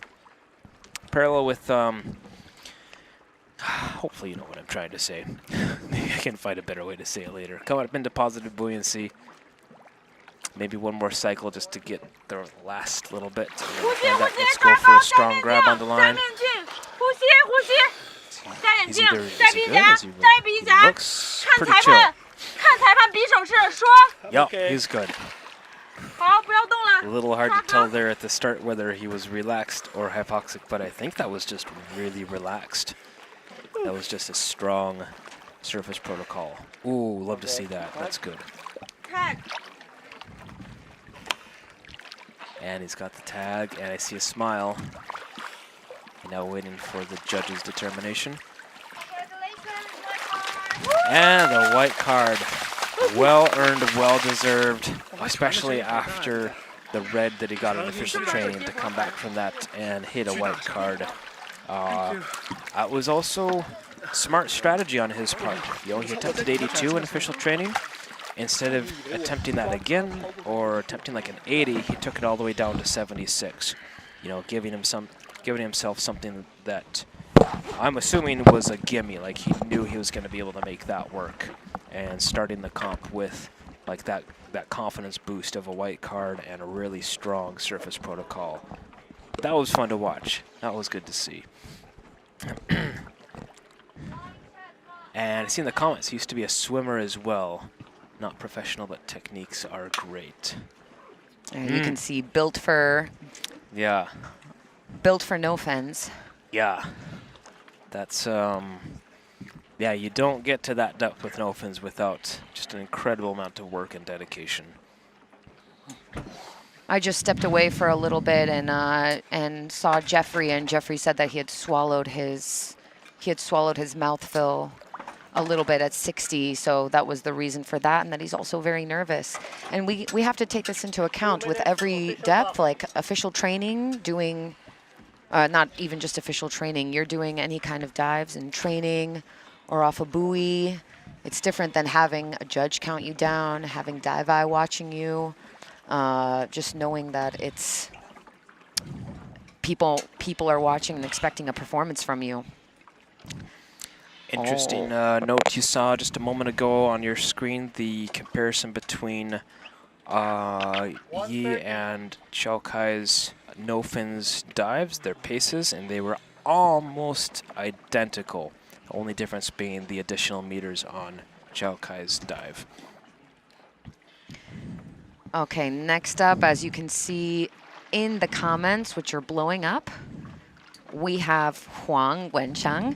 Wen Hsiang is Taiwan's a CNF specializing in CNF. He's our CNF king. I like to say CNF king. He's only 30 years old, and he's based in New Taipei City. He's the current national record holder at 74 meters, and right now he's sticking with 71 meters. This is a good idea because in official training he attempted 73, but got a red card for that. That was a bit of a blackout. So now he's 30 seconds. Now he's dialing it back, and actually, let me see. I think that he stopped freediving for a while because he needed some. I hate to say this, but he needed some money. So he needed to work a little bit, and then he came back and just started doing a little bit of no fins training. That is one of the unpleasant truths about freediving, is it takes money. Exactly. It takes time, effort, energy, and also money. It takes resources. And he's out of here. Very brisk pace with these cycles, getting himself out of that positive buoyancy quick. Yes. And now that he's out of the positive buoyancy, slowing down and getting some glide. I'm noticing that little kick in between Dolphin the kick, cycles. Yeah, I'm noticing that here too. He's a swimmer. Was Yi doing that as well? Did you Zhang Yi? notice? I don't remember. I think so. I had stepped away when he was coming up, I think, so I didn't see. Yeah. You see he's got his hands tucked into the thigh straps, thumbs tucked in there. That allows you to just completely disengage your arm muscles, and it keeps your arms from sort of floating out in front of you and becoming like these things that induce more drag. He looks really relaxed in this free fall. Yeah, he's in his element. He looks checked out. He started freediving in 2018, but again, like before his break, he was training more in Xiaoliuqiu, Taiwan, but now he's been training in Panglao for the past 3 years when he does come outside of freediving. He has a model toy collection, which includes Pokemon and Digimon. And, touchdown. Good job, Wen Hsiang. Tag, and starting a long way up. He wants viewers to know especially that some of his sponsors is Mars Protein and Lazy Fish. So his discount code, write this down, is HWS0321 for Mars Protein, and then for Lazy Fish, WEN_26. Or just message him and ask him for more details. Our athletes need sponsors, right? So let's keep our sponsors happy. He's also a Garmin athlete, by the way, so then maybe it's easier to buy Mars Protein than it is to buy a Garmin watch. Okay. 2 minutes, 40 meters up. Okay, he's looking okay. Technique is holding up. Getting a little bit of glide in between those cycles. 210. Little glance up. You're not that far away, man. You're not that far away. 220. Already. Okay, we got Chuck with him as the first safety. Is that Wani as a second? I think so. Okay. It's always nice for athletes to see the safety divers. Oh, they're keeping their hands. Technique is holding together. Okay. It's okay. It's okay. Hold it together, man. Hold it together. Oh. All right. Oh. They are bringing Wen Hsiang up to the surface. But that's okay. You see that speedy recovery. You can hear the coach giving him cues to breathe.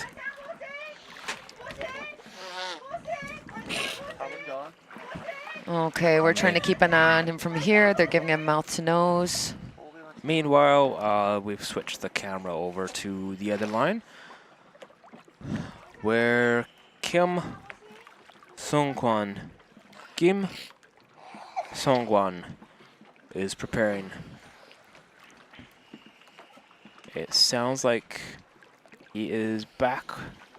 Yep, there he is. You see him on the camera now.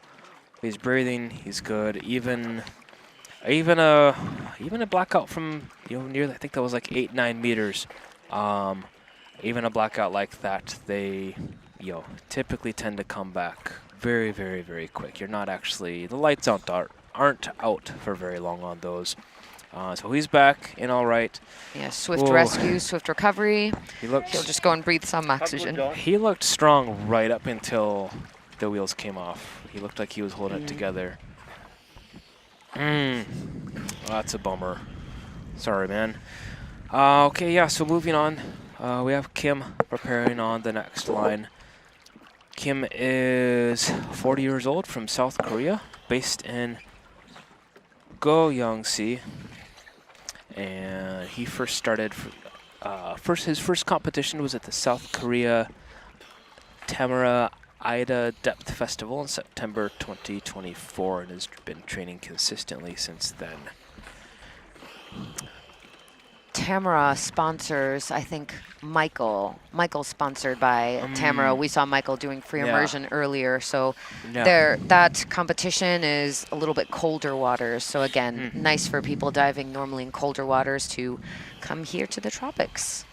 Yeah, it's just one of the many things that makes Panglao such a special place to come to for training. It's warm. Exactly. After AFC, Kim will be headed back to Korea to run more fun, energetic classes at the Motion Freediving Center. Hope I'm saying that right. Yes, I think Motion is his school. One moment. Okay. He's an instructor trainer at the Motion Freediving Center, and that just opened up in March 2026. Ooh, all right. But he said that instead of working, he's been going and training for freediving competitions, so that's nice. Yeah, that is good to hear. Let's see here. So he is going for a 70-meter free immersion dive with a dive time of 2 minutes and 35 seconds. His current PB is 68, so this is a 2-meter PB attempt for Kim. And he got that PB just recently in official training. Wait, we're not sure if that's his PB. That was he did do yes, he did 68. You know, we asked athletes for their PBs and not everyone wanted to give it, so we just looked at what they were doing in official training. So maybe they just don't want to tell us, maybe they're just shy. But he did get 68-meter white card when he did his dive to free immersion, so now a healthy, hopefully, 2-meter increase. Let's see. He also does running, CrossFit. Do you know this, Hyrox? Did you say it earlier? What is it? Oh, hold on. I just caught him mid-bite. The one time he eats during this whole thing. I can talk with my mouth full. I'm sorry. And I asked. Sorry. It's similar to CrossFit, but more cardio. But more cardio. I might. Okay. Okay. No. We're going to look that up because you need to. It's important for freedivers to cross-train. Yeah, it is. And it's. And like we said before, people weren't doing much cross-training. Their cross-training was yoga. Pilates is still good, but like just some meditation. And now we see that endurance training, that muscle, building muscle is really important. These are deep depths. He's going to 70 free immersion. You need some serious upper body strength for that. Oh, he's got so many fans in the comments. Is Divai going to let me show them? Lots of love and support for Kim as he comes into his free fall. Look at that. Go, Kim. Just a little bit under a meter per second. A pretty normal free immersion pace. 50 meters down. Some little movements in the legs. Arms and upper body look pretty still. Yeah, that looks like there's no current. We are blessed today. Well, this is what diving's been like pretty much every day. Yesterday was just an aberration, I would say. Yeah. And easily to the stopper and the plates. When they go past the ball, you know that equalization was good and they were super relaxed. Yeah. And starting the journey back up, one pull at a time. Start with the little pulls. We'll call those medium. Those aren't quite little. Some medium pulls. Now kind of lengthening out and stretching to get a little more distance, a little more speed out of each pull. He put his tag on an armband on his. That's pretty smart. Because you Yeah. can grab it with your right hand and then just slap it up and then continue up. Yeah. It's one movement. The bottom, the turn at the bottom is a pretty important place. This is where your lungs are at their smallest, and you don't want to make too jerky of a movement, but you also don't want to take a lot of time there. So you want to make it a nice, quick grab and make it as natural and soft as possible. So going down there and struggling with putting your tag inside of your sleeve or in your hood isn't a good idea. Yeah, you want it to be as simple and smooth as possible. Keep those lungs safe. And also, if you happen to get into a little bit of nitrogen narcosis, do you want it to be smooth and repeatable? You know, whatever you do at the bottom. Here we are. Okay, sorry. He's looking pretty nice together, breath. coordinated. He looks fresh. Yeah. Yeah. Strong.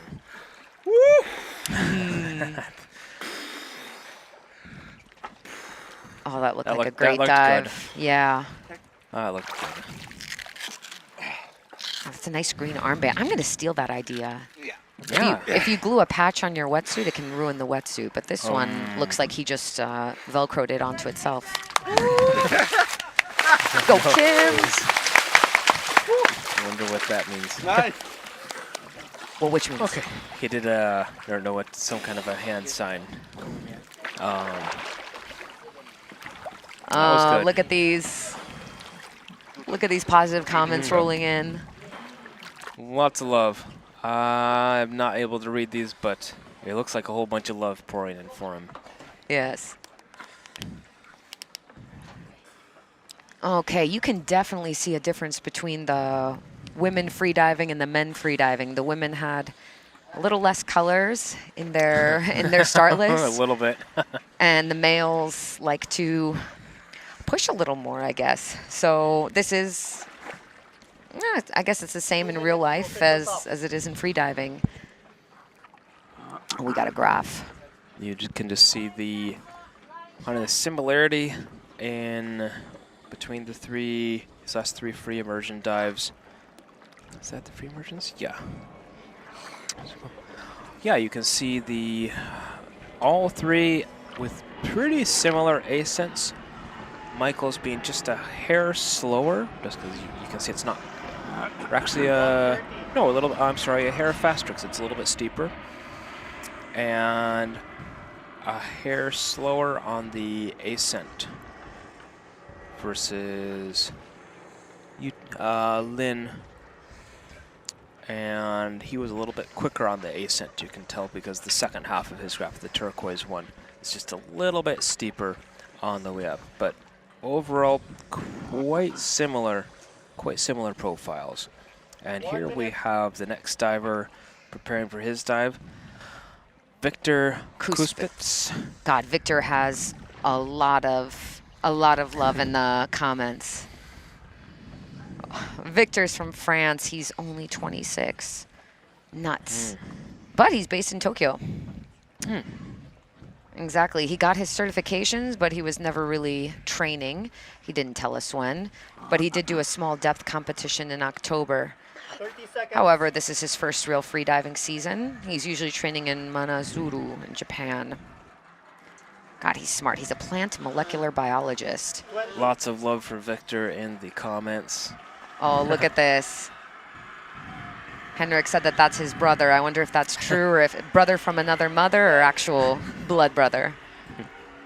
Oh, he's a fellow free immersion lover. He's heading to 71 meters free immersion, so let's watch his technique. Anybody who loves free immersion, you know that they perfected it.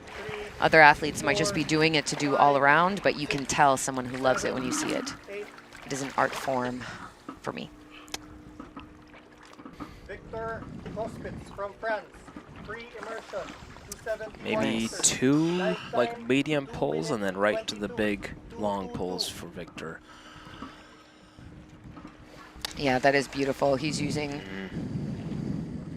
Sheena in the comments told us he's a fellow free immersion lover, and I can see that they have the quite similar technique, I think. I'll see better when he's coming up. The one I was talking about, hands over the head. And that does make you look more smooth. Victor's dive time, announced dive time is 2 minutes and 22 seconds, which if you put that together with the depth, comes out to an exact 1 meter per second, not including the turn at the bottom, so he's planning a little bit faster than 1 meter per second. Come on, Not Victor. sure. Come on, Victor. Oh, man. That's okay. Little cheeky early turn. Don't know what happened there. Yeah, exactly. Maybe just some mouthfeel, but it looked good otherwise. Yeah. Victor, also another reason why something might be off. Victor has been struggling with the hot water here. If you are training in Japan, then you definitely are burning up in the waters here. So he wants the audience to please admire his do-it-yourself 1.5 millimeter legless wetsuit. Pretty sure that means he cut the legs off, and he's wearing rash guard pants over it. Yes, but normally, apparently he wears nothing. He's not nothing. I don't want to say nothing. He's wearing the pants, so it looks like a little unitard. He said that it's just for dive eye. He's wearing the pants. So I guess you kind of see. If you look close, you can see where the pants kind of cut off, and he's just wearing the rashy over it. God, that's nice. I wish I could do that. I still get cold here sometimes after an hour. That is not normal. That's just me, guys. Nice strong grab. Oh, this is the first time I've heard coaching in French. He looks very calm and collected. Strong grab, comfortably removing his goggles and giving the okay sign. It's okay, Victor. And a smile. Yeah, I think he's all right. Any day to dive is a good dive. Is a good day. Oh, he's got a nice orange thing on his belt. Smart. Okay. Yellow card. Good job, Victor. Oh, well, Victor. Happy vibes. Happy dive. Exactly. Got a lot of people watching him.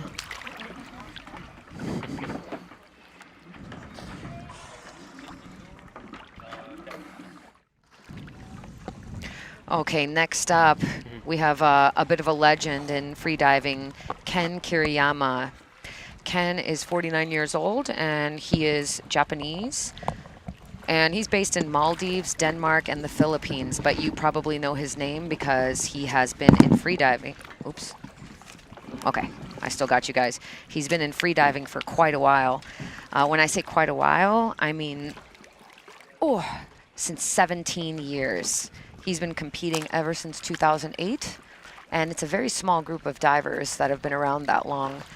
I'm talking Alexey Molchanov, Hanako Hirose, Georgina Miller, Catherine Nevitt, Valdemar Carlson, and Kazuo Aoyama, and himself. So people know Ken. Today he's going to constant weight bifin 67 meters. When he does base training, if any, it's in Denmark and the Maldives, but he does do his specific depth training, which was in 2009 and 2015, was in Moalboal. This is where our head judge JP is teaching out of. But ever since 2015, he's been here in Panglao.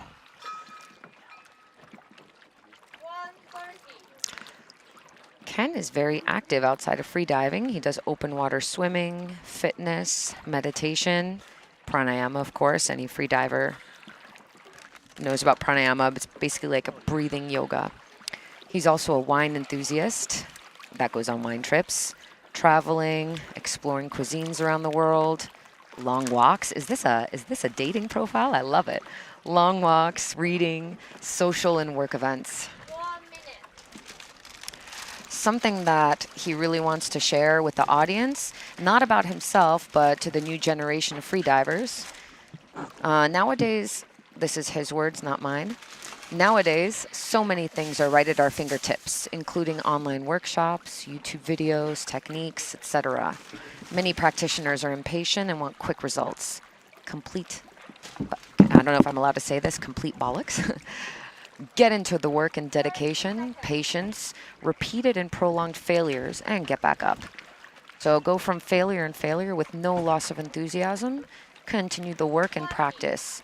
Find out what you want, why, and what exactly you're willing to put in to get there. Wise words. Sometimes I feel like there are people, I'm not just saying in freediving everywhere that we kind of want to find shortcuts, but if you can see from anyone like Ken, he's been around forever, this is, you need to put time and effort into what you want. All right, official top has started. And Ken is about to launch down into his dive. Constant weight bifins PB for Ken is 89 meters, so 67 should be, how do they say, easy hat, high hat, I can't remember.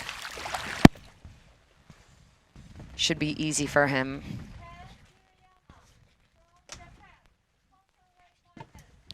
Okay, so his official PB is 83 meters, but in training he went 89, so competitions are no stranger to him. Maybe he likes to start out with a nice white card. Very relaxed kicking on the way down. 30 meters down. He really looks like he's enjoying it. He's putting his hand around the line. I actually just started doing that in my own diving. Before I would go down and I would have my eyes open, just peeking through a little bit.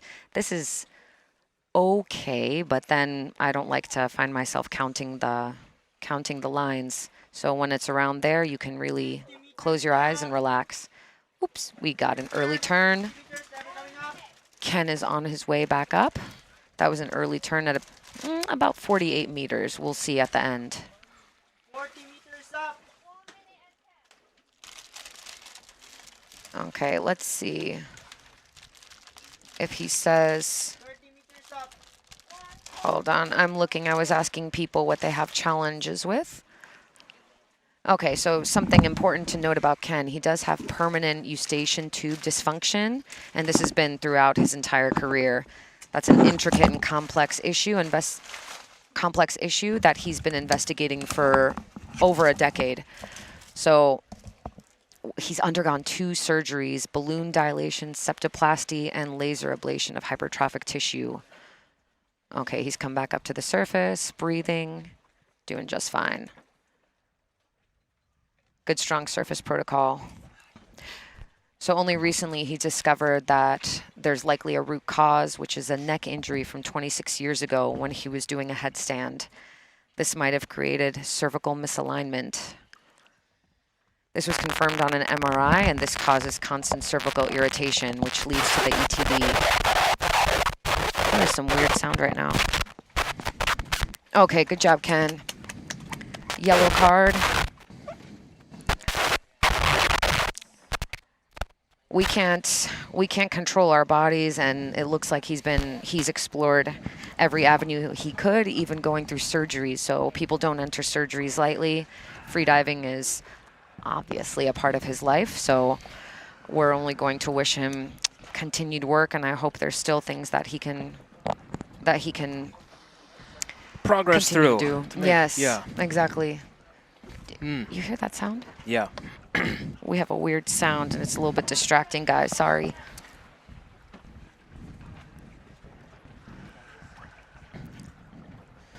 Well, coming up next, we have Alex Chappell from the USA. Alex is 32 and based in Maui, Hawaii. He grew up spearfishing and fun diving as a kid growing up in Hawaii, and has been line diving for the last 7 years. And this is his first competition. Whoa.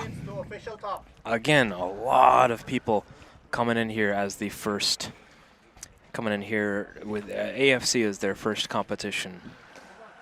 I know, go big or go home. Go big or go home. And Alex has some fans. Here. Yeah. He's got some fans in the comments. Martina, 8989.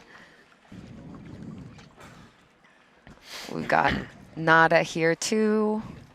And also Matthew Griffith Brown. 130.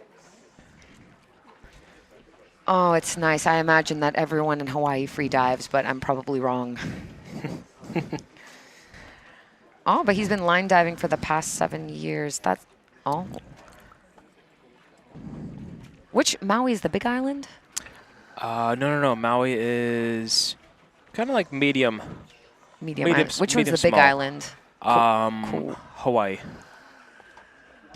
No. There's Yeah. Oahu is the big island? Well, it's called the One of them it's is called the Big Island. Yeah. Okay. It's either called Hawaii or the Big Island. And it is also the big one. Yeah, so Maui, Hawaii, Freedive Ohana. And Alex loves everything outdoors, spearfishing, fishing, hunting, hiking, just an outdoorsy kind of guy.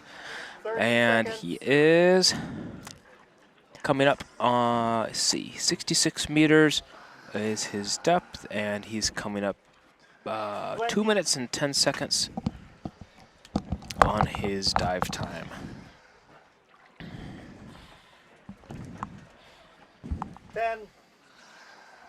Counting down through his official top. 5, 4, 2:10 and 66 meters. It's a 1. Official top. pretty normal speed, pretty normal announcement, about 1 meter per second. 5, 6, 7. Taking his final breath and getting some packs in. And he is out of here. Duck dive and a nice, kind of a nice, even, moderate pace with his kicks. Not really sprinting, but not really chilling. Just right in that middle zone. Hands relaxed. And already slowing down with his kick. He's at about 1 meter per second speed right now. Coming down into 30 meters. 30 seconds. And just very gradually slowing those kicks down until he kind of settles into a free fall. Right there. Very smooth. Smooth entry to free fall. Nice, you can see right there, that nice streamline position. It's a little hard to see the streamline unless the dive eye has like that perfect kind of side profile view. But whenever you see that view, just note kind of the athlete's body position, their head position, legs. And he's at the stopper. Smooth on the tag grab. Nice tuck in the hood, arrow, and up he goes. Different pace than the way down. A little bit smaller kicks, a little bit faster pace. But a spearfisher who doesn't want to wear a mask on the way down. Yeah. But he's been line diving for 7 years, so I think once you switch to nose clip, it's really hard to go back, I think. Do you dive with nose clip? Oh, I love the nose clip so much. Yeah. I spearfish and I also love the nose clip. Have you been spearfishing here? Just once.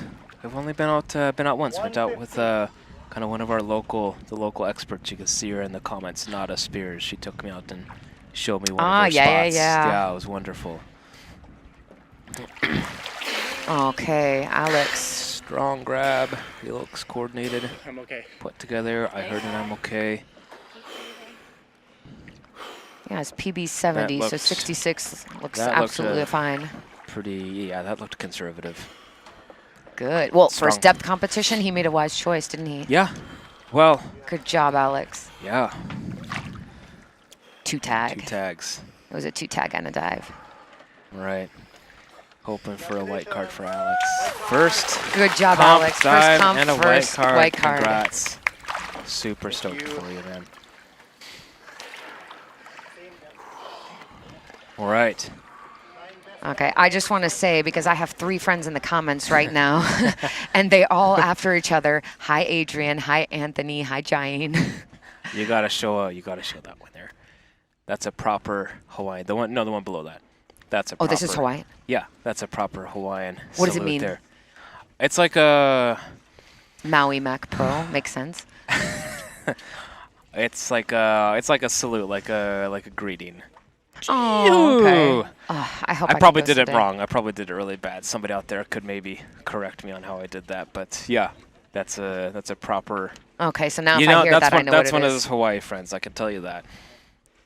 Okay, we've switched to the other camera. Switched to the other line to Jimmy, or let Chris do the first pronunciation. I'll try to copy what you say. Okay, it's Lin Jianzhih, but Lin Jianjie. Jimmy. Let's see. I'm gonna get better at this. By the end, I want to be doing this on the first try, but we'll get there. Yeah, Jimmy is 35, based in Taiwan, has been freediving for 8 years and competing for 4.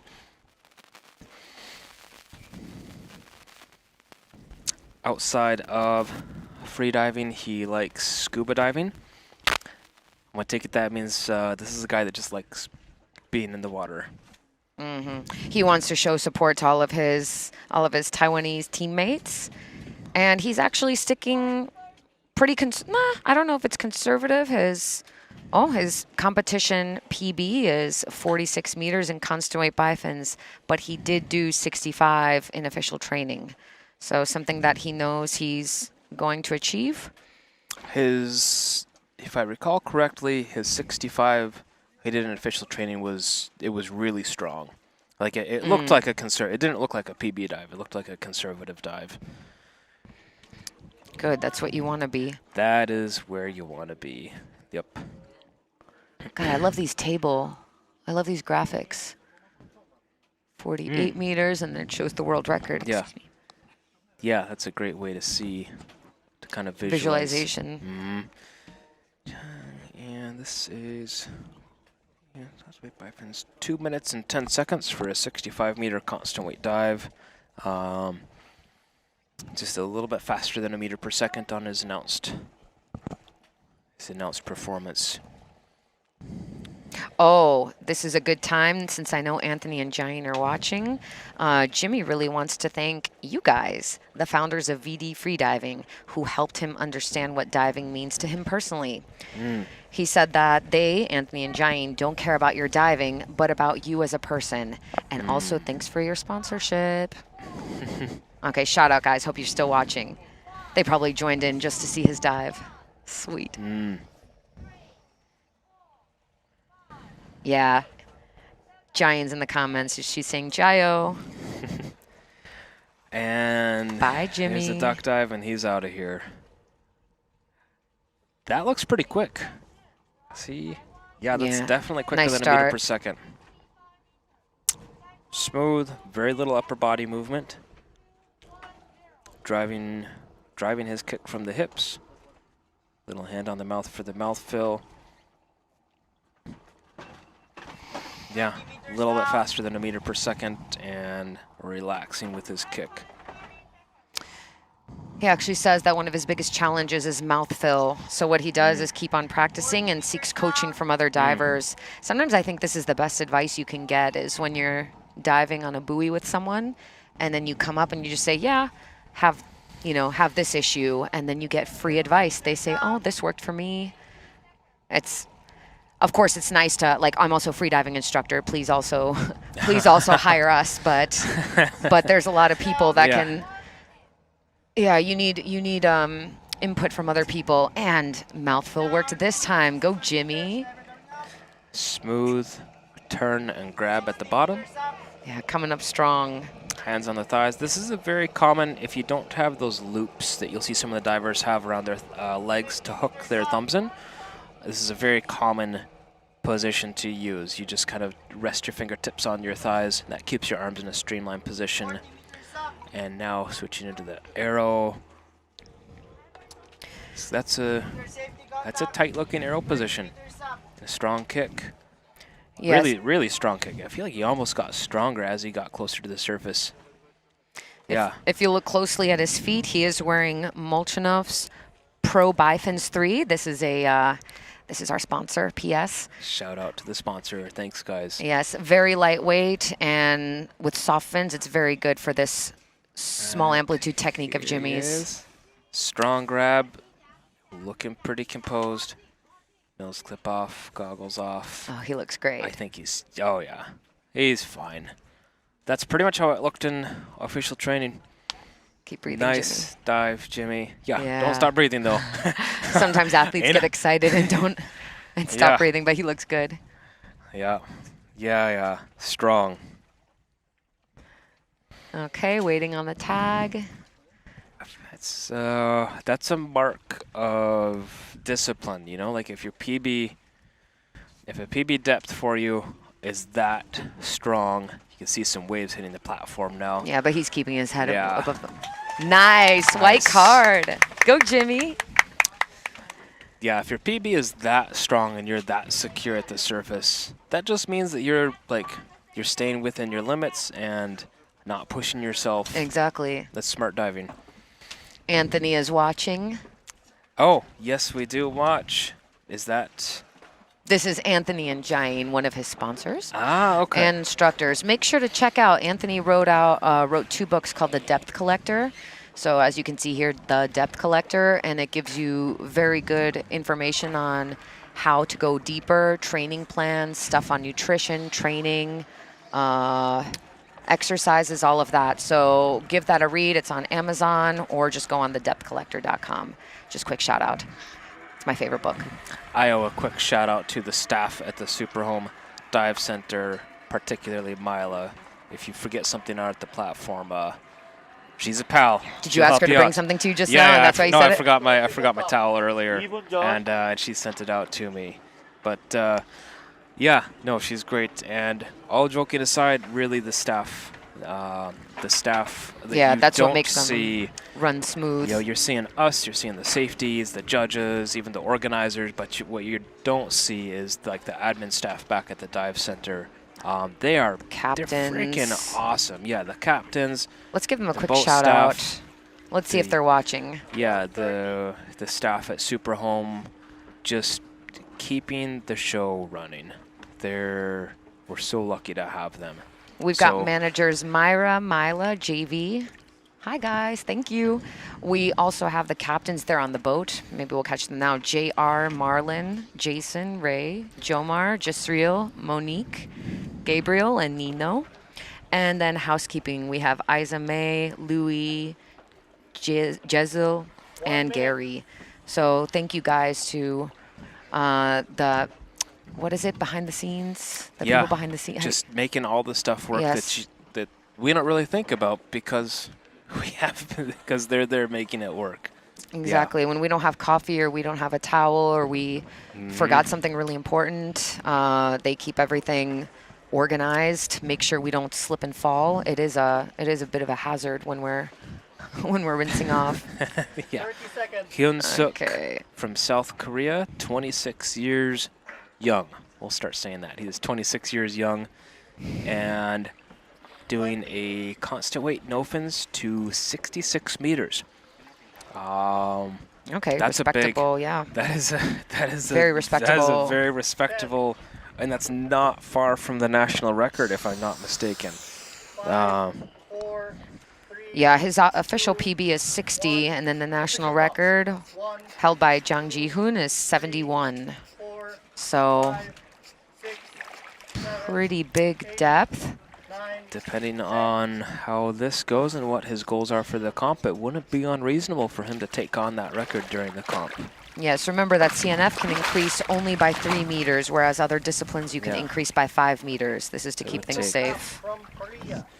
So 66, if he completes this one successfully, the next one could be the magical, 67, 68, 69. It sounds easy, it sounds doable, but it sounds easy, it sounds doable, but in no fins, it's not that easy. You'll find out. Come and take a freediving course. It might they make sound it look easy. Yeah, 69 might sound easy and doable, but you would have to try it to really understand.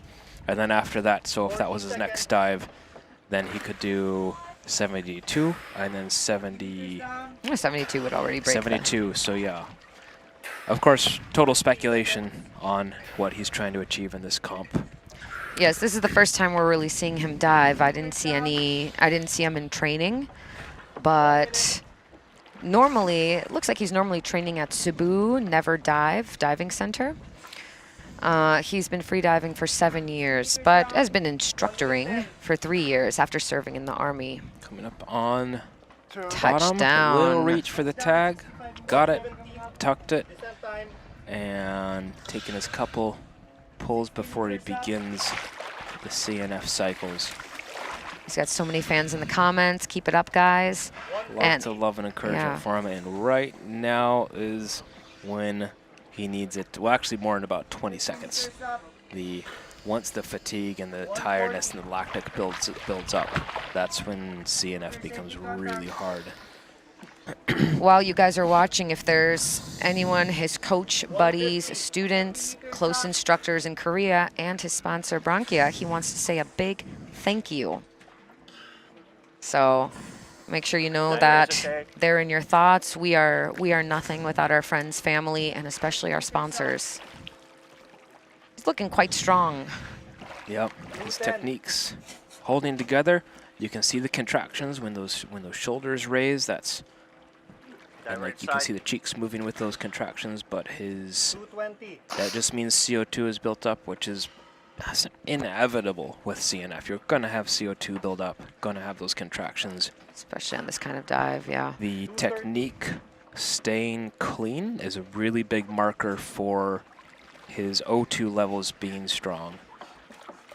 Okay, nice glide to the surface. Very wise.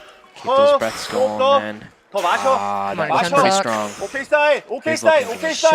Okay. Nice. Oh, great coach. We love our coaches. Yeah. The louder, the better. Remember that if you guys are ever coaching for someone. Don't be shy. Nice recovery breaths. Doing all right. Okay, let's. And he's got a tag. Yeah, white card. Right. It's a big no fins dive, man. That's not a small deal. Here we go. Some love from the comments. Congrats. Okay, how many divers do we have left? This is a full day. We got 47 divers today. So remaining 1, 2, 3, 4, 5, 6, 7, 8, 9, 10, 11, 12.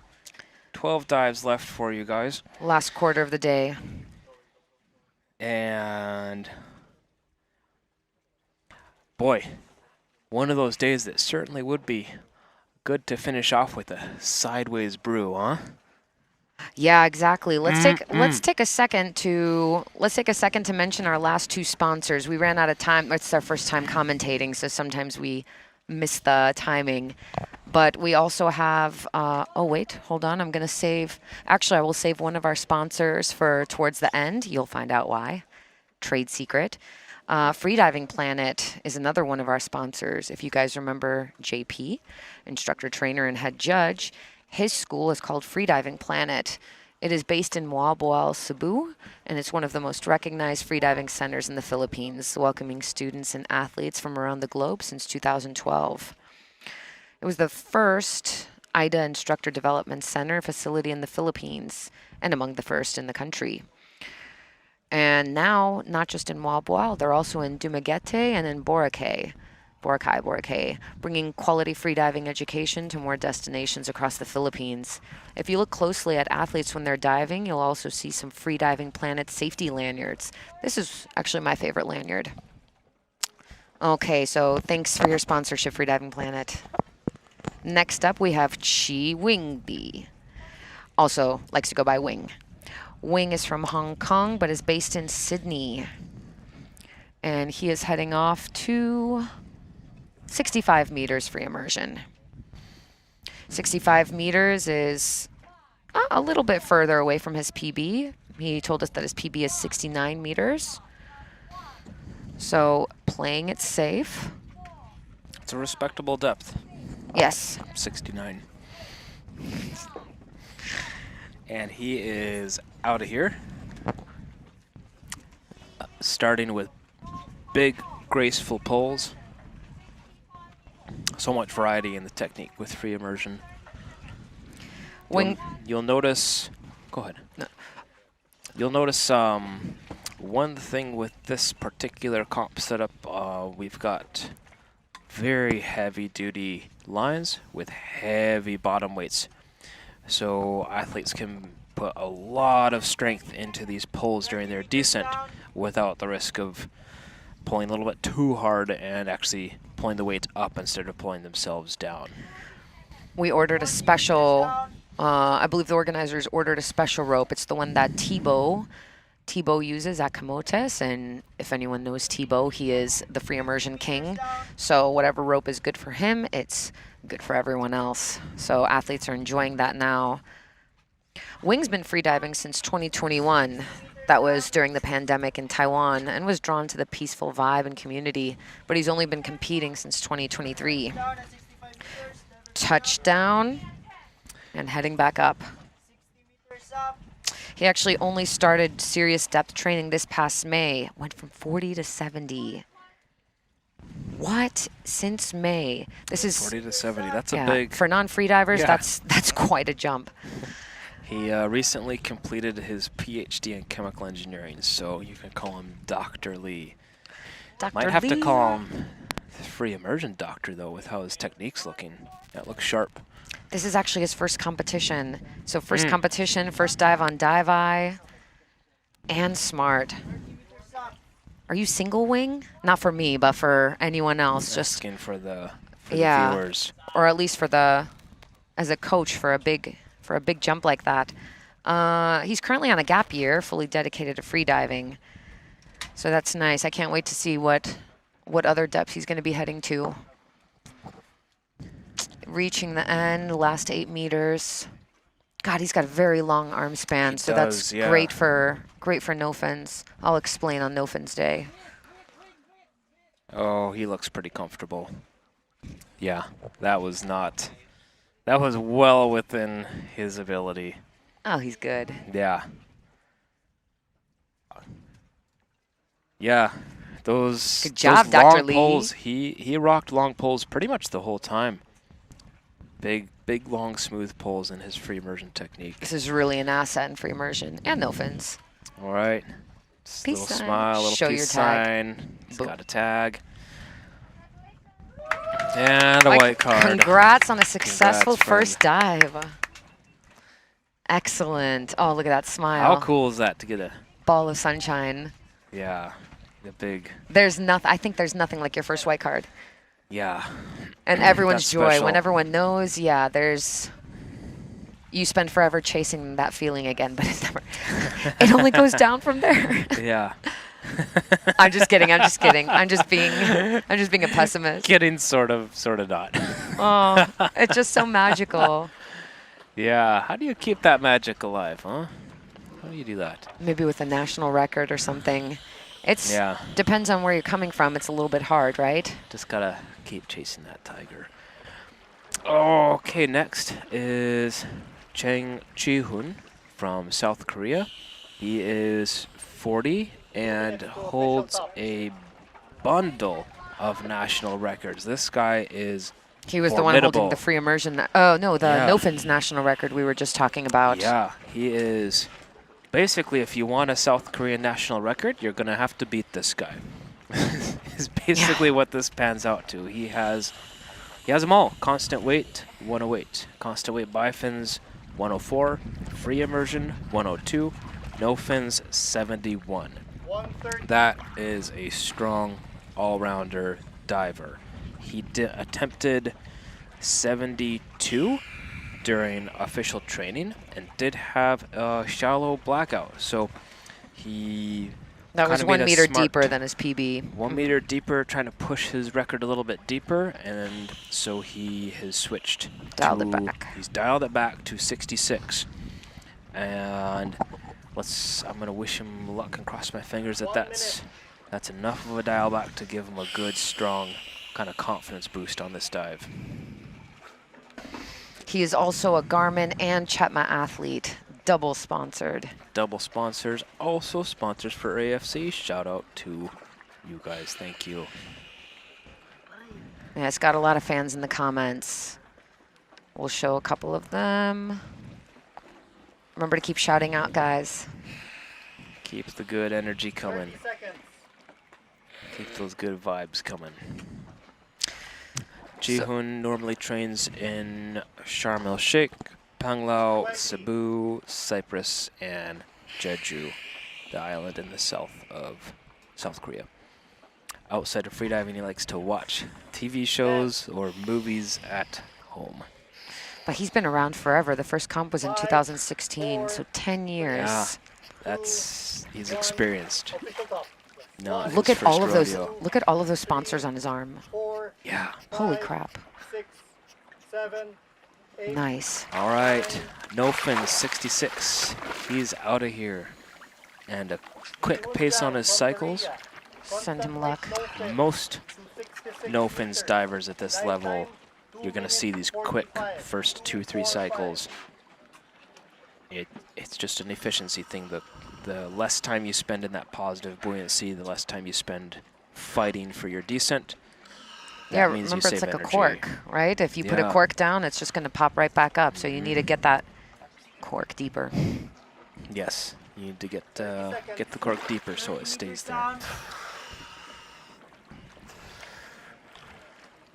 Settling into his free fall, you'll notice no-fins divers often start their free fall quite a bit earlier than bifins or free immersion or monofin.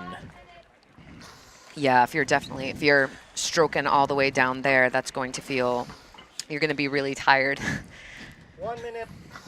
50 meters down. Yeah, it's an energy conservation thing. So you could take more cycles to get a faster free fall, but the oxygen you burn doing that, you're going to pay for that on the way up, and hypoxia becomes a problem. With no fins, hypoxia really tends to be the primary thing that stops people. That's the obstacle they have to overcome.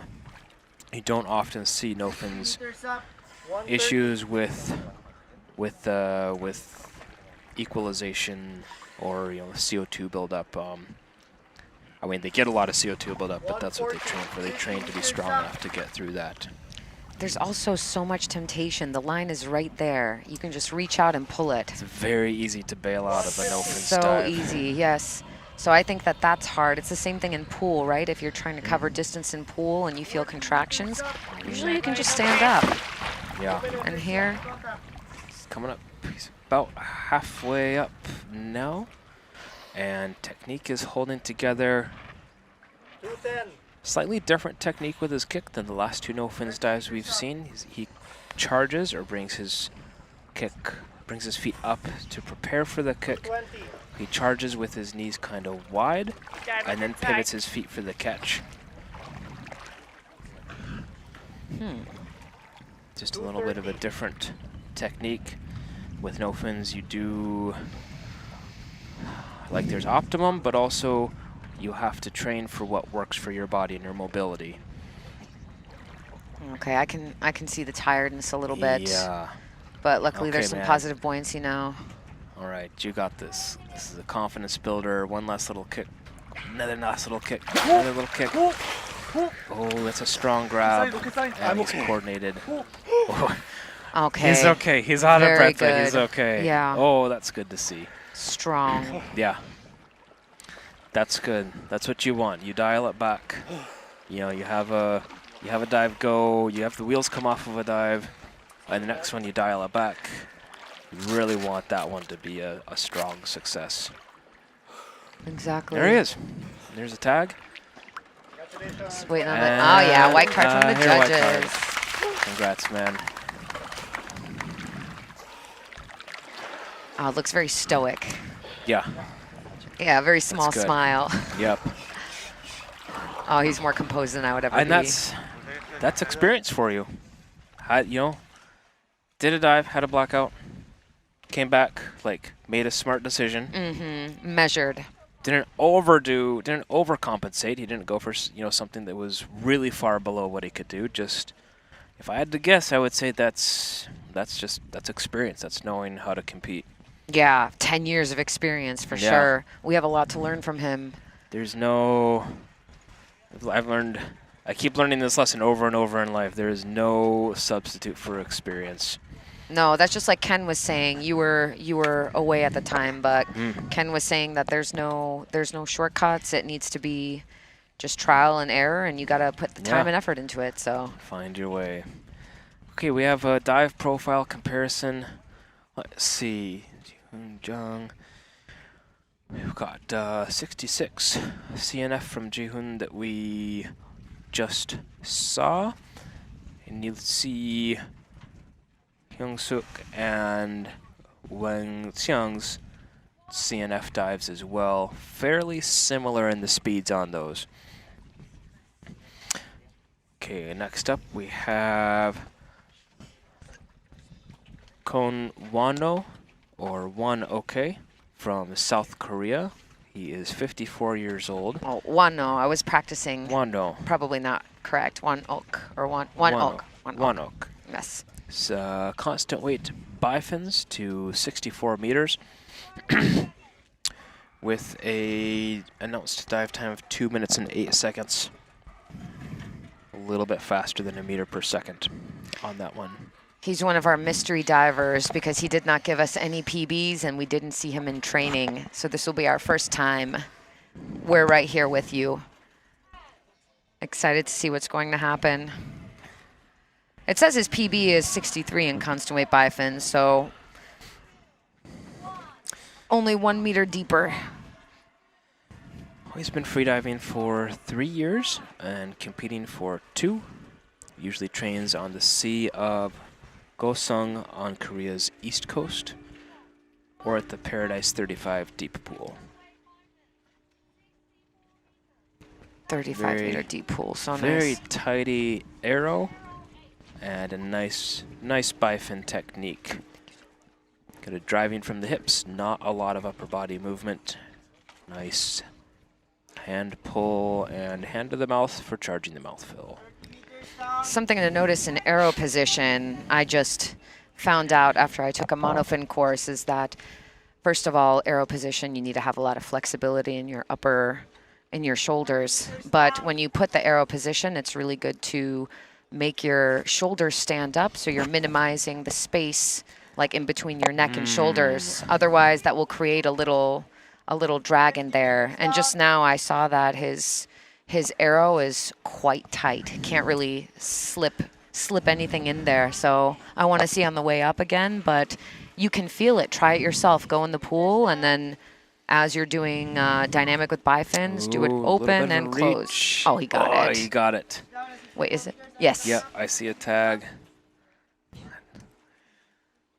And there's that arrow again. Zooming up. Yeah, there's the nice side profile view you can see right now. You can see the quality of his streamlining and just the hips driving the kick. He's wearing quite a bit of weight, huh? But I don't think he was wearing a neck weight. Well, I think he was. Oh, yes, he was. Wasn't he wearing a lobster? Yeah. And he doesn't, like, he looks pretty lean. No. Or not lean, you know what I mean? Like, I don't see. Yeah. Okay, maybe he's wearing a thicker wetsuit too. If you're very lean, you can get extra cold in the water. That's. Yeah. I'm not lean, but I get cold in the water. Okay. And he surfaced. He's got a nice strong grab. Oh, looks good.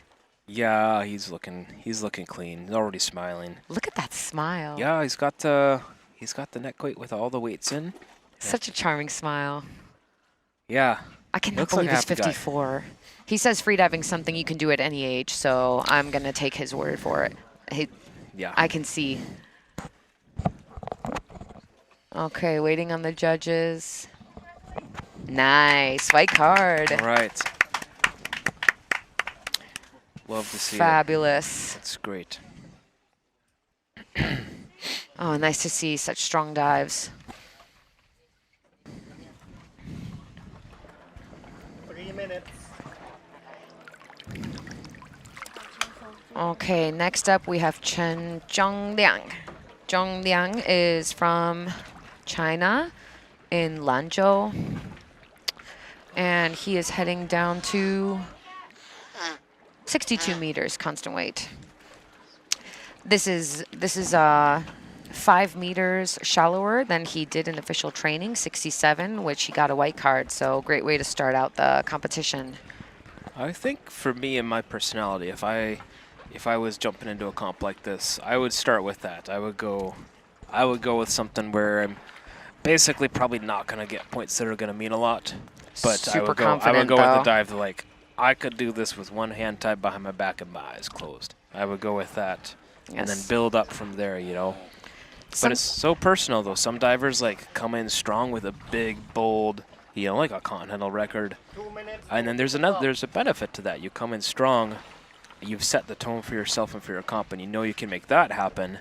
That's a huge confidence, a different type of confidence boost, but a huge confidence boost for you.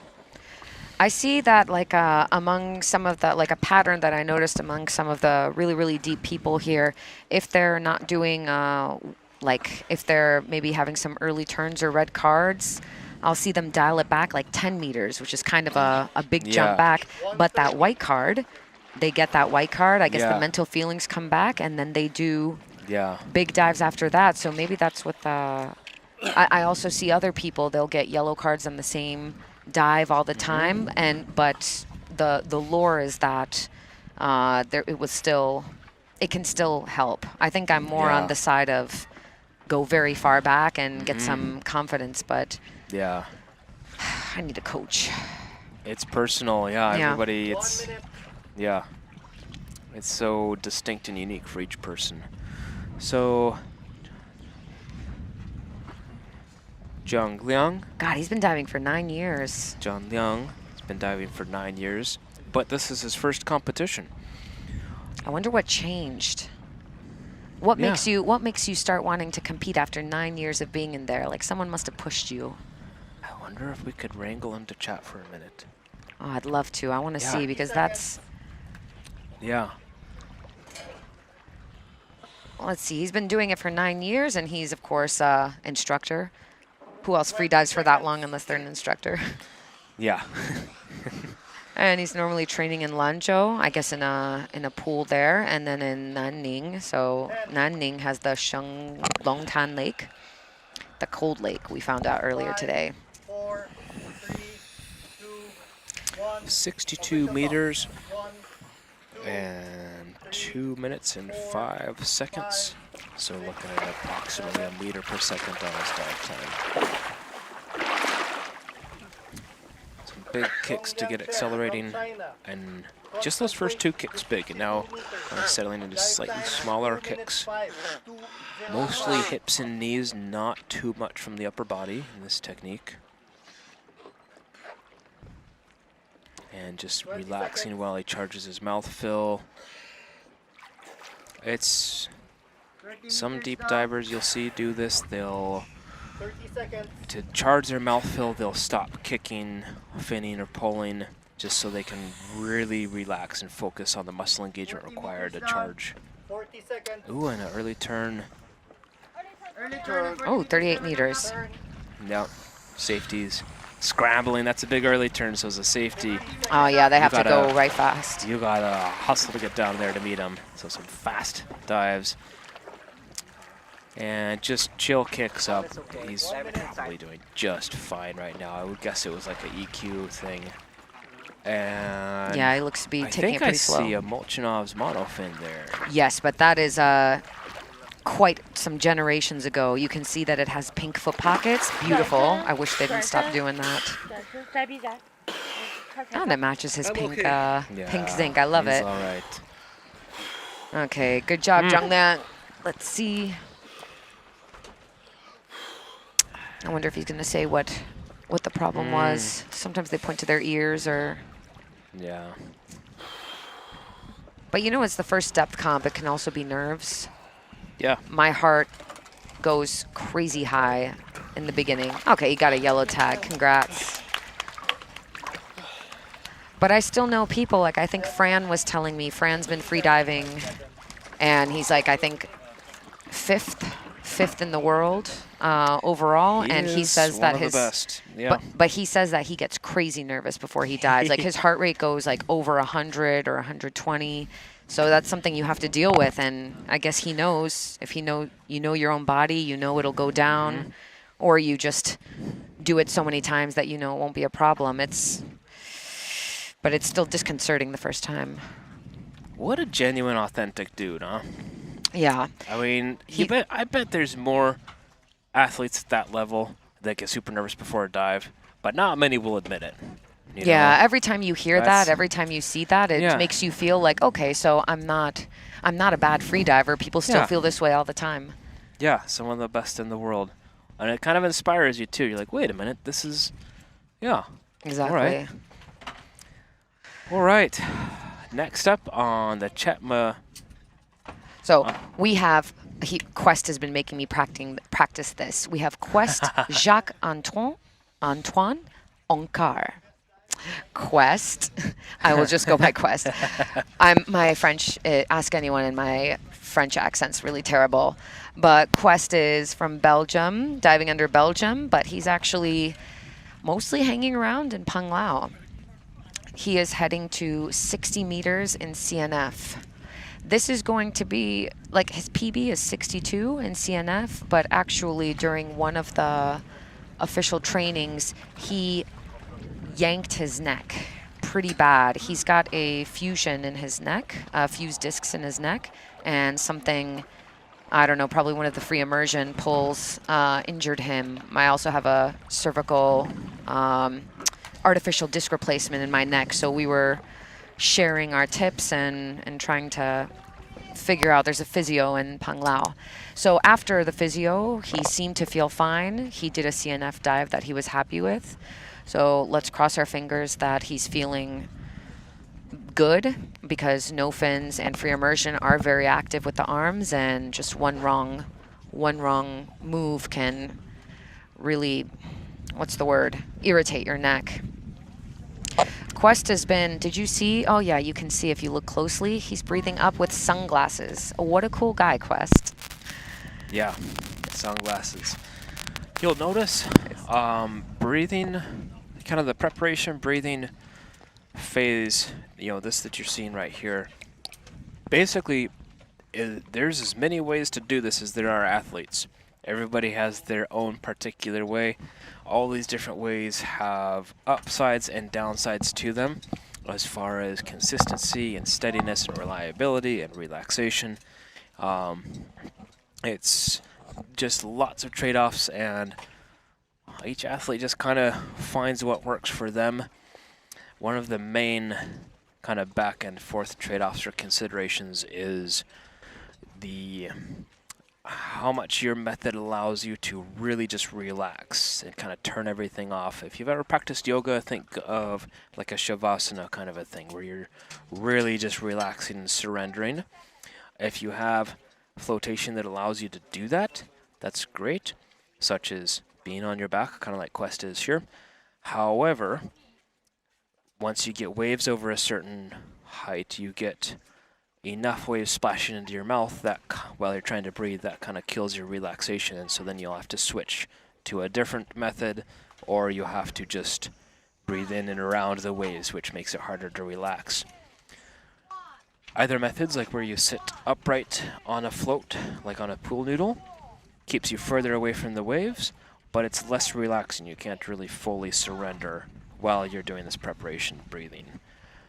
But you can do it in almost any conditions. So, trade-offs. Quest is out of here. CNF 60 meters. This is a big CNF dive. 60 meters is a respectable depth. And Quest is a pretty tall dude. I don't know off the top of my head how tall, but he's got height. He's got long legs, long arms. These are great for CNF, and he's got a tight arrow position, which he's using for a bit of a glide kick. What glide, an arm span on him. Yeah, kick, glide, pull, and thumbs in the loops and settle into your free fall. Very streamlined, pointed toes. Very, very tidy in the free fall, Quest. I think Quest Face looks pretty relaxed. Do you see him in the gym a lot? But he's I think because I'm not going to the gym a lot, but his physique is incredible. Yeah, he is fit. You're welcome, Quest. Congratulations on the turn. So he's very coordinated in the turn, the tag grab, and now he begins the work. You wouldn't believe it looking at him. He's in software development, but because he looks so built, I think. He's also doing rock climbing. He's also yoga and fire dancing. So a man of many trades, wants to get into fencing next. Oh, as you can see that it's a little bit intense coming up with no fins, so really hope he's feeling good down there and had some extra rest from the day off yesterday. He really puts a lot of power in there. You can see a difference in his technique. Yeah. Other people, maybe it's a little bit more just in the arms, but I feel like here he's using a lot of his upper body. That's what works for him. Picking up the pace a little bit. He's close, just trying to get there. Come on, buddy. 10 meters to go. You're into the positive buoyancy. Come on, Quest. Oh, you can see the fatigue in those arms and legs. You're there, man. You're there. You got it, Quest. Oh, he's pulled the nose clip off a little under the surface. Breathe, Quest. Breathe, Quest. Come on. Come on. Fight it. Fight it. Oh.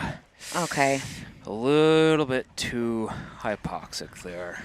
Just come on, Quest. Quite have enough O2. And he's back. Okay.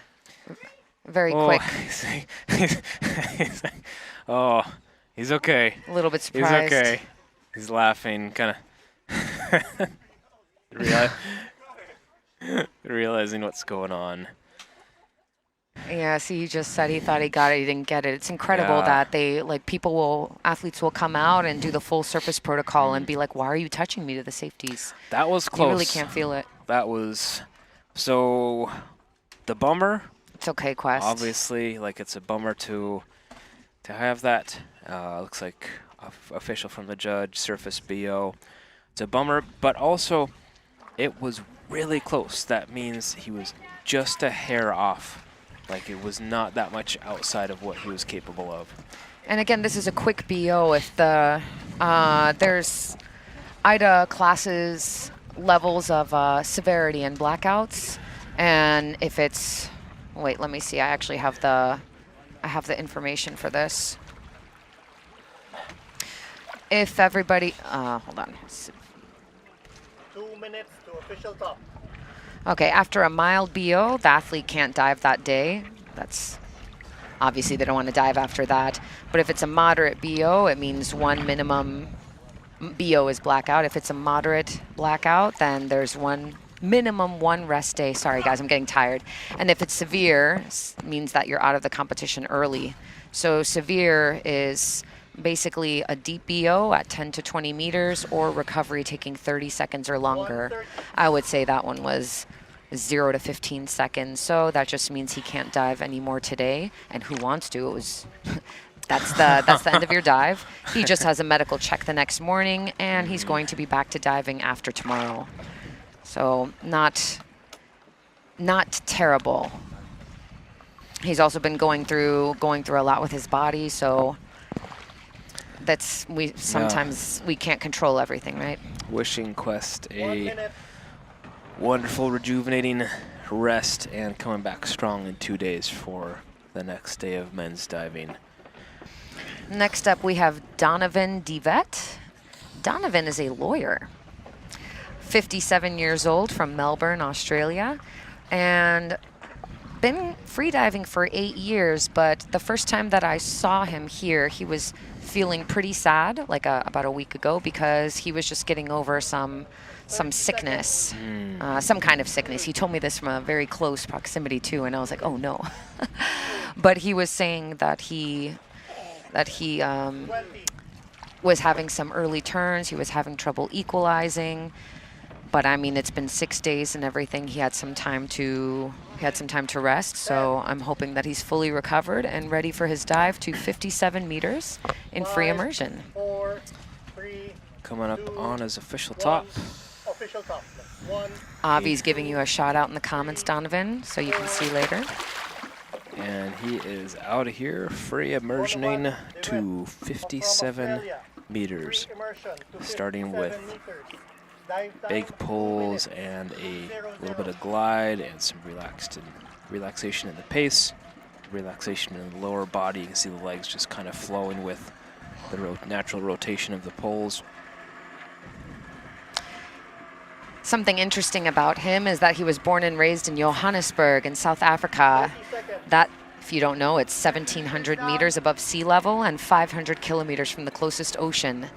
So, of course, he moved to Australia, moved to Melbourne, and now trains either at the pool with the Melbourne Freediving Club, or he comes to Panglao. He really wanted to come here earlier, but he was in the middle of a case. So his first step training session was only on July 1st. And of course, with that infection, that kind of made him a little bit worried. Okay. Oh, turn around. Okay, a little bit. Oh, that was his lanyard. Man, I see that lanyard. Might have got a little tangled around the lanyard. Is his lanyard on his arm? Yeah, it's on his arm. He got it sorted out. Yeah, some people, free immersion, you have to kind of decide whether to put it on your arm, which this can happen, or some people will put it on their ankle. So you have to turn strategically. Okay. Yep. He got pretty close. Didn't quite make it to his 57, but he got close to it. He's worried about his performance, but he's still hoping for target dives, and this is still only the first day. Yeah. There's still some time. Better to turn early and relax. Yeah, and of course, always better to avoid injury. And coming up, there he is at back to the surface.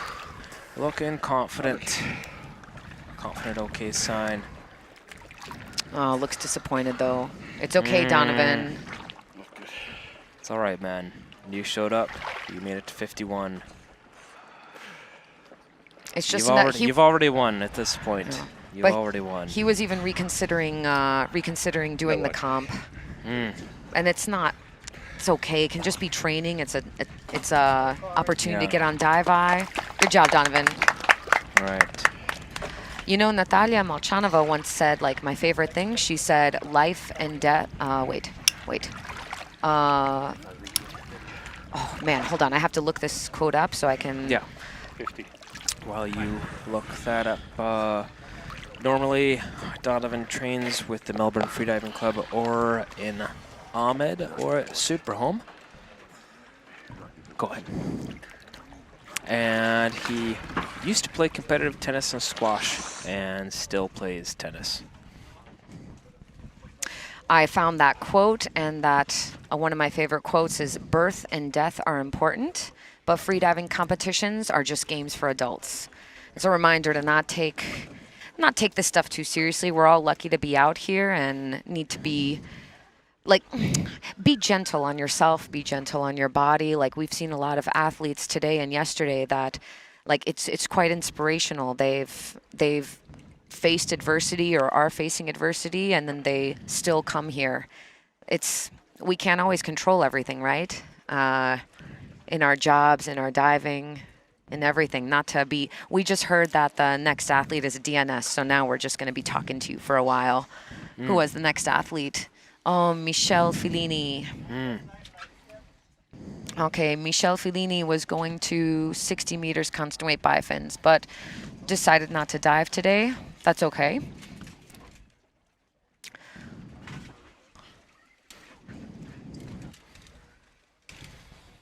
All right. Hi. Hello. Did you take seasickness medication today by chance? I did not. I'm doing okay. How about you? I took it right away. I never feel it on the platform, but as soon as I step onto the little boat, I'm feeling not so great, so I don't want to mess up the inside. Okay. So what can we talk about? Let's talk a little bit about our sponsors. That would be great. Okay, so Chetma, as you can see, we have a lot of safety divers wearing their fins. I know Sophie's wearing the Lotus. I know some people have the mantras on. I'm pointing at the Chetma logo. I thought you were showing off your muscle. I was like, okay. Do you see the divers around here? I don't really have that much to be showing Dream off big, with. dream big. Thanks, Chris. Back to Chetma. Back to Chetma. So Chetma grew out of Consorzio Chetma. This is an advanced research center involved in national and European research projects since 1994. So you know that's quite a big deal. Their fins are built on aerospace, aeronautic, and automotive research. So basically, many things that use carbon and all the serious stuff that's built for speed and precision. Oh, and fighter jets and Formula One cars. There we go. I don't pay attention to this stuff much, but I know that their fins are great. If it works for a Formula One car, I think it'll Definitely work. going to work for us. It'll work to put on my feet and help me move some water. Yeah. They use a secret aeronautic resin formula. This is something that's developed in-house and reinforced with nanoparticles that extend blade life and reduce stress over time. I am less of a nerd than other people here, so I think you can truly appreciate this. But what I appreciate is I see a lot of athletes wearing Taurus bifins, Taurus monofin, and also, like we said, the Lotus. So it's like, if that many people are wearing it, then it obviously works. It's one of those, like, the proof is in the pudding things. Like exactly. The look at the numbers, they work. It's, yeah. 100%. I feel like I've heard at least three or four of my friends, like, you know, are using whatever fins, and then they're like, I don't need the Taras, I'm gonna be fine. And then eventually, at some point or another, they go deeper. They borrow their friends' longer. Taras or whatever. They try a pair, and then they come back and they're like, yeah, I'm gonna get one. I'm gonna get a pair. Like, it's, yeah, people. They're they work. The proof is in the pudding. We also see a lot of Best Dive wetsuits here. Best Dive not only uses Yamamoto neoprene, there is a lot of different styles and colors. Yeah. So if you want to bring your personality into your diving, Best Dive is the way to 100%. do it. It's over 48 stock sizes with 40 color options. So many different stiffnesses, so many different materials, reversible wetsuits if that's your jam. Athletes here are more preferring smooth skin wetsuits, of course, but they have plenty. They have spearfishing wetsuits as well. So it's not just for performance freediving. And spring suits. It's also about how you look when you want to take photos. Can you tell me what a spring suit is? I'm not familiar with this. Oh, it looks like just like a top. Okay.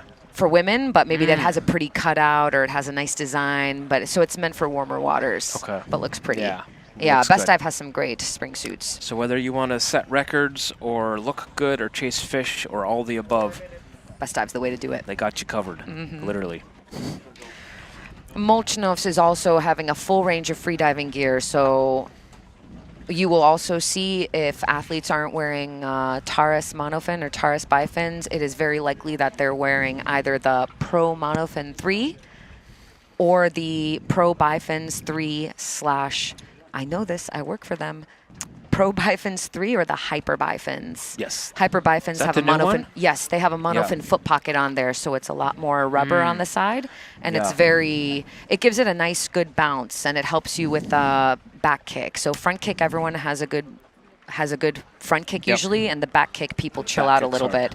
But then it creates a little bit of a spring-like action, and it helps with the back kick. So that's what's helping propel you up a little bit more. And I've heard comfort is a strength. I've not been lucky enough to try them yet, but I've heard that comfort is a real strength of this series of fins. I'm gonna make it about myself because everything is about me. Go for it. I have the most delicate feet in the world. I'm not joking. I can only wear one brand of flip-flops, and then also when I'm diving after teaching a course, it's like, I don't know, 3 or 4 days, I have to take a very long break. And the only ones that feel good on me is the neoprene lining inside of the Hyper foot pockets. They have neoprene lining inside. Yes, that's the cool part. So the next time you touch one, sock. yes, you can just put your hand in. There's a pair right over there. You can just put your hand in and then push up, and you will feel it. I can wear those and for days and not hurt. And this is really important to me because I'm an instructor. So You got to be able to wear them for days. I don't want to bleed anymore. Yeah. No. So, yes, we also see wetsuits. We have Molchanov's education system, training system. They're really all around. So, good to go on the website and check out everything that they have to offer. They're also my employer, so I'm biased. Double shout out. Yes. Double shout out. Oh, this is a good time to talk about our next sponsor because the CEO is diving with us. Really? Yes. Oh. Luo Hailong. Luo Hailong is from Nanking. Wait, I want to make sure I get the pronunciation right. Nankang Furniture. So Nankang Jiaju. If you know Nankang, Nankang is apparently the China's furniture capital. It's water-based. Their slogan, at least the one they gave us, is water-based, sleep better, dive deeper. So what we're going to do is we're going to take a look at Luo Hailong and then see how he's diving as the CEO. Thank you not only for joining us today as a competitor, but also being supporting the competition. Yes. What a guy. Very much. That's great. 40, CEO of a company sponsoring a freediving comp, which you are also competing in. Yeah, based in Guangzhou, China. Impressive. Yeah, he only started freediving in April of this year. Wow. So to be honest, like, okay, April, May, June, July, in 3 months, he's showing PBs. Today he's going to 51 constant weight bifins. This is... That's remarkable. That's really fast. Yeah. No, I'm serious. Like, I just looked into the camera to illustrate my point, but this is really fast progression. Yeah, that's remarkable. He's been training at Superhome and Freedive Plus in Panglao, and when he's not freediving for the past 3 months, he's usually traveling, watching football, probably really early these days. I love the catchphrase for his company: "Sleep better, dive deeper." Water-based, exactly. They use I think eco-friendly water-based finishes. I really want to check it. I'm a nomad, so I don't want to grab furniture, but if I did, I would get eco-friendly. He's out of here. Very three months of diving, technique. and he looks really good. Honestly, Yeah. like for 3 months. That's amazing. Sometimes my students don't look like that after 3 months. You know, not to 50 meters. Super chill takes time. technique. 20.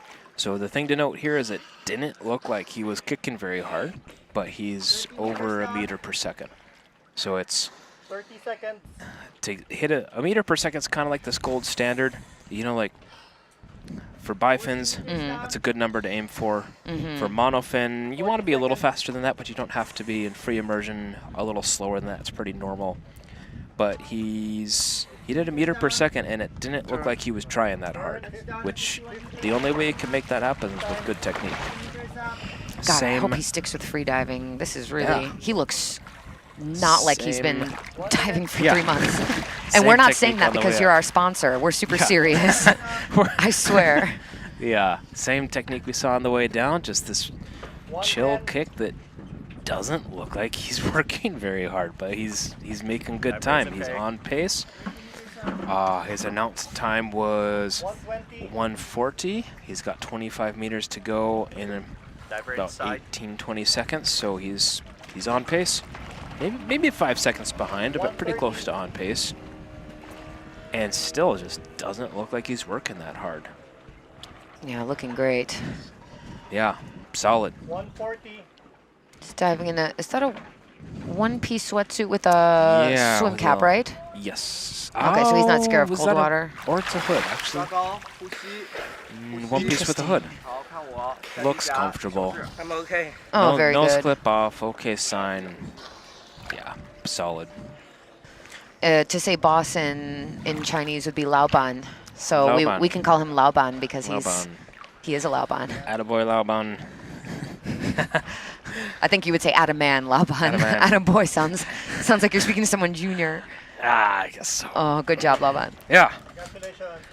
Happy to Congrats. see it. Yeah, special to see that. Thank you. God, I hope he sticks around freediving. Yeah. I wish I could be. You know, that's something that is hard for me to start a new hobby. Is if I'm not immediately good at it, I get angry. I was learning calligraphy when I was also learning Mandarin, and when it didn't look nice, my blood pressure was just increasing and so angry. And it's supposed to be a nice chill thing. So Yeah. Stick with it. Okay, preparing for his dive is... Oh, yeah. Wait. Got a Lao Ban over here. Mm. No, or Lao... No, maybe not. No, don't listen to me. My reading isn't as good as my speaking, which is also not good. It's better than mine. Oh, the second half gave me more hope today. Yeah, this has been... Definitely. Yeah. That first half was... Boy, that was a colorful first half. Lots of bold dives. I tell you what, though, lots of seen athletes fight tooth and nail, whether it was barely a white card or a yellow and a red, like, they were putting everything they had on the table. I gotta hand them that. Yes, there is a sense of bravery, or I don't know. I'm pretty conservative. Yeah.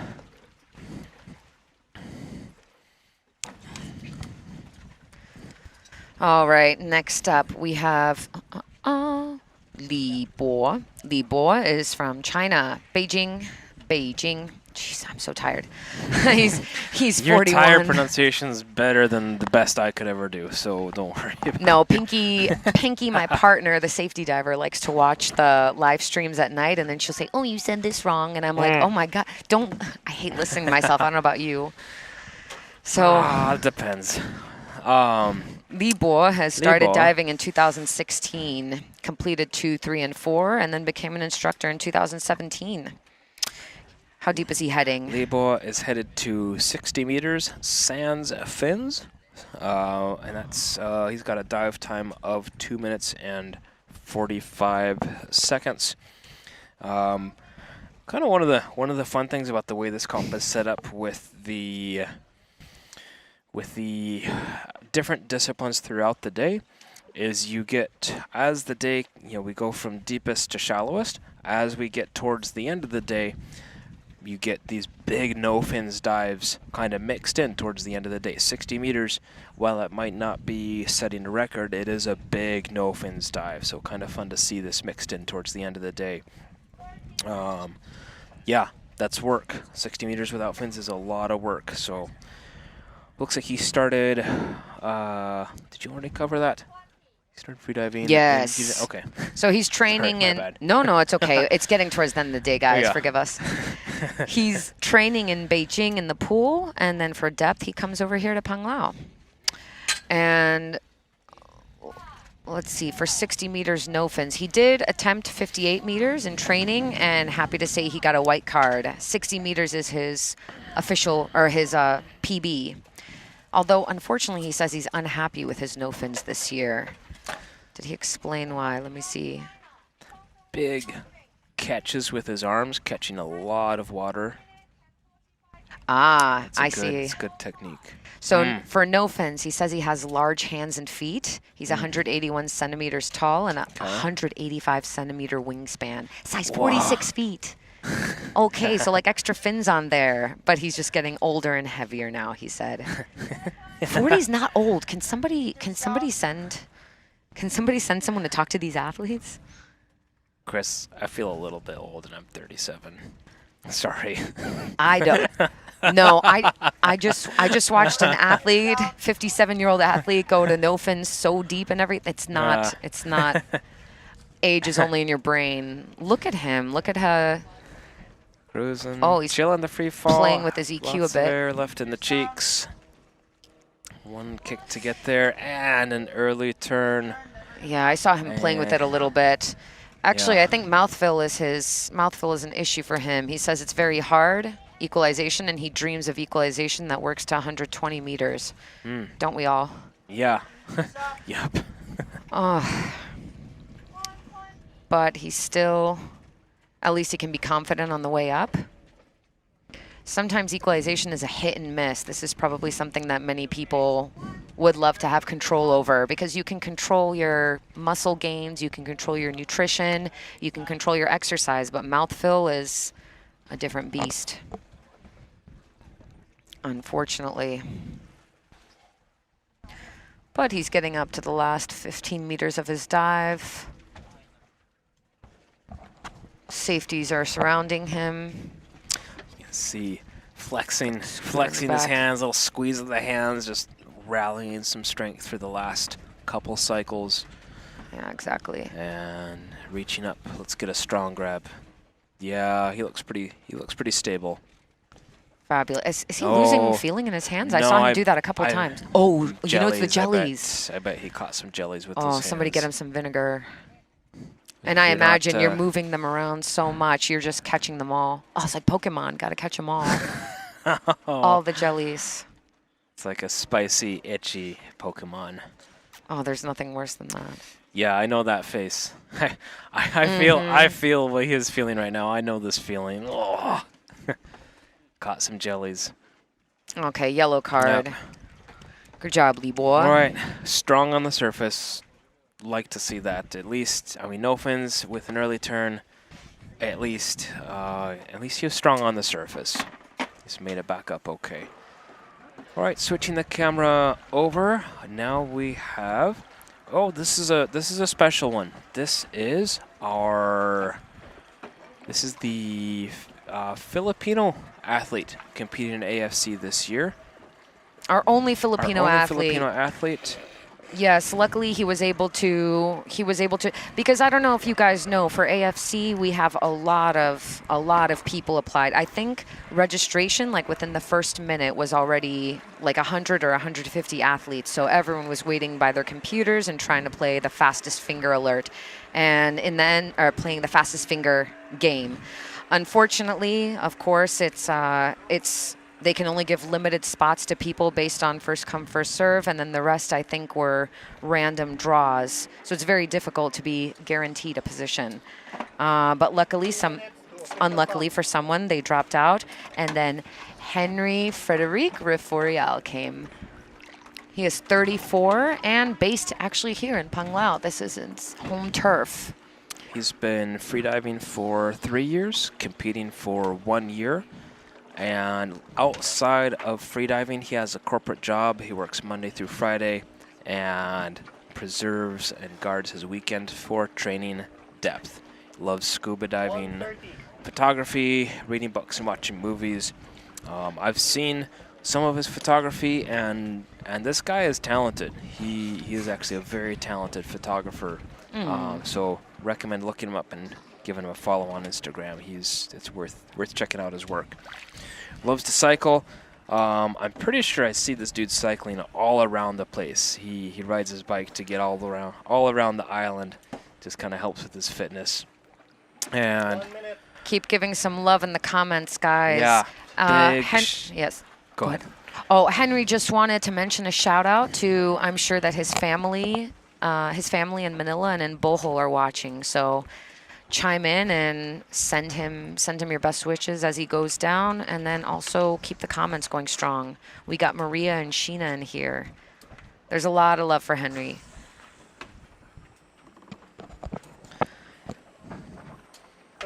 All right. I believe, and I might be mistaken on this, but if I recall correctly, Henry also just began his training to become a freedive instructor as well. Yes, he's currently completing his Wave 2 instructor course. Good call. 10 seconds to his official top. 46 meters, free immersion, dive time of 1 minute and 50 seconds. His official PB in free immersion is 60 meters. So he didn't have, of course, since he realized that he's able to join the comp late, I don't think he had a lot of time to train. So right now we're seeing him adapting back to depth. He is already on his way. There we go. Happy diving, buddy. Happy diving. Big smooth poles, little glides in between them. Good relaxation in his lower body. Legs streamlined but not tense. That's kind of the tricky balance with free immersion. Really, really relaxed, and your legs can kind of get all over the place and cost you some drag. Coming up on the stopper, tag, and a turn. Smooth and composed, and beginning his journey up. consistent with his pulls, kind of the same pulls we saw going down to get into free fall. Oh, looking really good. Yeah. Yep, looking Sheena strong. agrees. Looking good, Henry. I love that little lump in the top of the head because I keep thinking it's like the cat ears from the Black Panther thing. But this is the reason for this non-free divers is you got to put the watch in there so that you can hear the beep or feel the vibration and know where you are, even on your wrist. If your watch is over your wetsuit, you might not feel or hear the alarms. Oh, he's looking strong. He looks like he enjoys it. Breathe, breathe, breathe. Nose clip. Come on, Henry. Sign. Yep. Yeah. Solid. That's a great dive. Got it, mate. Great start to the comp. Oh, add a guy. It just doesn't have the same sound. Nice work, Henry. Nice work. No, attaboy is fine. How old is he? He's 34. He's your junior. I think that's okay. But when you call people like sport or something or buddy, it's a little bit, it's different. Fair. But you can say that to him. He's young and strong. Congrats, Henry. Attaboy. Oh, do you guys hear the cheers in the background? Oh, we're so happy.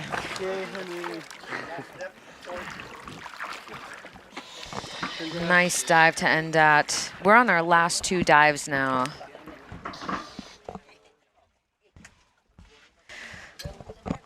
Oh, can't. 2 more to go. We got Ying with a big CNF to 43 meters. Ying is, speak of wingspan, Ying is a big dude. I don't know exactly how tall he is, but he is... He's taller than Tall Mark, right?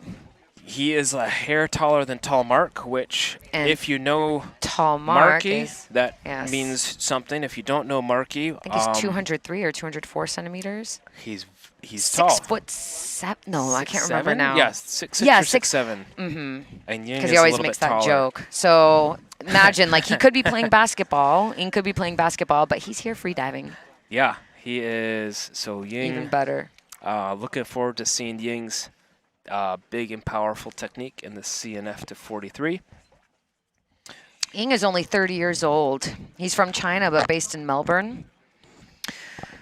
He's been freediving and competing for 5 years, and he normally trains at Superhome in Panglao, which is where we are right now, on our special Y260 platform. He did do 42 meters, and he got a white card in official training. So this is just 1 meter deeper. Oh, and actually his official competition PB is 42. So maybe this is a PB. If there's any place to attempt a PB, it's in competition. He's also been competing for 5 years, so there's something to be said about trying PBs. You want to do that after you're a little bit more experienced. That's not something to do for some of these athletes, for example, in their first comp. Maybe check it out. Let's put that. Oh my gosh, real quick, let's just put this up. Sorry, Ing, I just want to see. This looks like a family of Henry. Congratulations. All the athletes watch their dives afterwards, so take a look at that, Henry. So Ing also's got some, let me see. Xiaobai, Jiao. Why Xiaobai? Is his nickname Xiaobai? Xiaobai is like Little White. He's got... Is that what that means? Yes. Yes. I like Xiaobai maybe at 7-Eleven. Xiaomai. Oh, yes, with an M. Yeah. No, at 7-Eleven there. Oh, no, Xiaopao. That's different. Oh, Xiaopao. Yeah, this is more Filipino. I'm grasping. I'm getting... because I keep thinking about food right now. All I had was 2 crackers today. And you know what? Some of these free divers are diving fasted, but there's no way they can be fasted at 2:30. Yeah, that would be... that'd be hard on the body, especially a big dive, especially like a CNF dive. It's so much exertion in these. Other interesting stuff Ying wanted to share with the audience. The true sense of freediving is you have to free yourself first and then dive. Carrying too much with you, like numbers, pressures, and ideas, will just make everything worse. Outside 100% agree. Yeah, all the way there. 100% agree with Ying on that one. Outside of freediving, Ying likes to spearfish, home cook, and sing. Okay, his nickname is Xiaobai. Can you tell us why Wolf Wolfsy. Wolf. If you let us know, is it because he gets a lot of white cards? Let us know. Don't keep secrets. Okay, if he likes singing, I want to take him to KTV. And he is out of here. Bye, Xiao Bai. Come back with a white card. Powerful arm strokes, powerful kicks, I would expect. No less. It's cool to see that. Just, you can kind of see, like looking at the line, like with each stroke, how much propulsion he gets. He gets a lot out of his cycles. Is his nose clip okay, or did he stop? No? Okay, he looks fine. I thought he adjusted his nose clip. And into free fall. Okay, very hoping chill, for a PB. kind of pulling against the line there at the end of his lanyard. I hope he can move himself closer. This is going to create some drag. Just have a little steer. There we go. Just getting a little bit closer. There, man. Oh, he's a little reaching reach out. for it. A little reach for it. He's angling himself. And there we go. Got it. Nice. All right, had the work to get to the bottom. Mm-hmm. And now it's time to put in the work to get up. He's got a CNF lanyard on, so normally you see lanyards that are on the wrist or on the ankle, but this one attaches to a separate belt on the hip, and many people who do CNF like that, so you don't get accidentally tangled. We saw what happened on Donovan's dive. It wasn't, not even in CNF, it's possible. So there's a lot of movement in no fins. You definitely don't want to get tangled. There's Pinky safetying him. Oh, and we got, is that Mika? Oh, come on, Ying. Okay. Come on, Ying. Oh. All right. Ying's being brought up to the surface by the safeties. Just not quite enough O2 to make it up to the surface. Okay, safeties are giving him rescue breaths. Yeah. Valiant effort. Really gave it his all. Yeah. Oh, he's already coming back, but getting towed to the medic team anyways. Good to have oxygen after BO and after any kind of dive, so he's already recovering well. All right. Recovery's pretty fast with these. Yeah. Glad he's back. Back and breathing. Good try, Ying. Good try, man. 3 minutes. Yes, these things happen, especially in no fins, right? No fins really takes a lot of energy. No fins it's not forgiving. No. You can't. Technique really needs to be on point. Monofin, you can have like pretty bad technique and it'll still take you places because of the surface area, the large surface area. Or like a little slip in your technique. Mm-hmm. If you're coming up, say you're kind of close to the edge of your ability in the monofin, and you goof your technique a little bit, good chance you'll still be okay. 100%. If you're close to the edge with no fins, and then something goes, like you don't sleep well that night, or more current than you're used to, or it's you're close to the edge with no fins. Easy to go over that edge. It's not forgiving. Yeah, it's very easy. Doesn't take much less than other disciplines to go over into that area of hypoxia where you just went past what you were capable of. I really admire no fins divers. Yeah, they are. That's a special breed of freediver, the no finsers. And red, yellow, or white card. Ying's a no fins diver, so I respect that. Hats off to you, man. All right, you can see some pace. Yeah, some pace notes on no fins. You can see pretty similar, all three of these on the way up. That's the second half of the graph, but pretty wide variation on the way down. You see Quest actually, his descent down to 30, this is the turquoise line, his descent down to more like 28 is slower than his free fall. He actually picks up speed in the free fall. And that just says a lot about how clean his free fall is. Identical in that initial 30 meters of speed between Ying and Liu Bo. And all three pretty close to the same in the speed on their ascent. And Yang was a little slower in the free fall. Okay, closing out the day, we have TK Yoon from South Korea with a 40-meter no-fins dive. Announced time of 1 minute and 40 seconds. 30 seconds. Yang is, TK is 42 from South Korea, based in Panglao. He's kind of one of the fixtures around Super Home. Always a smile and always a good, cheery attitude from TK. He did attempt 40 meters in official training and got it, but he showed the safeties, the surface protocol instead of the judge. And this is an easy rule to break for safety in the surface protocol, and an easy red card to get. You have to do it in the judge's general direction. And he's out of here. Happy diving, TK. From Korea. Contact weight no fins. 40 meters. 3 Dive cycles. time, 1 minute 40. 140. He's a freediving instructor. 5 cycles down through 10 meters. Oh my gosh, he's in everything. Wave 2 instructor, AIDA master instructor, and PADI freediving instructor. Says CNF makes him humble. But he's looking quite good, actually. Yeah, that was clean. 30 seconds. 8-9 cycles into his free fall. Coming up on 30 meters. 30 meters down. Looks very chill. 40 seconds. 40 seconds. He's on pace. Yes, and it's late in the day to dive, so into the candy I feel for canes. these athletes. Very chill. So that's a good sign. He didn't have to work it all to get to the bottom plate. He just fell right into it. Glided. That's always good. Yes. So the first half of his dive was good, and now the journey up. Come on, TK, you got this one.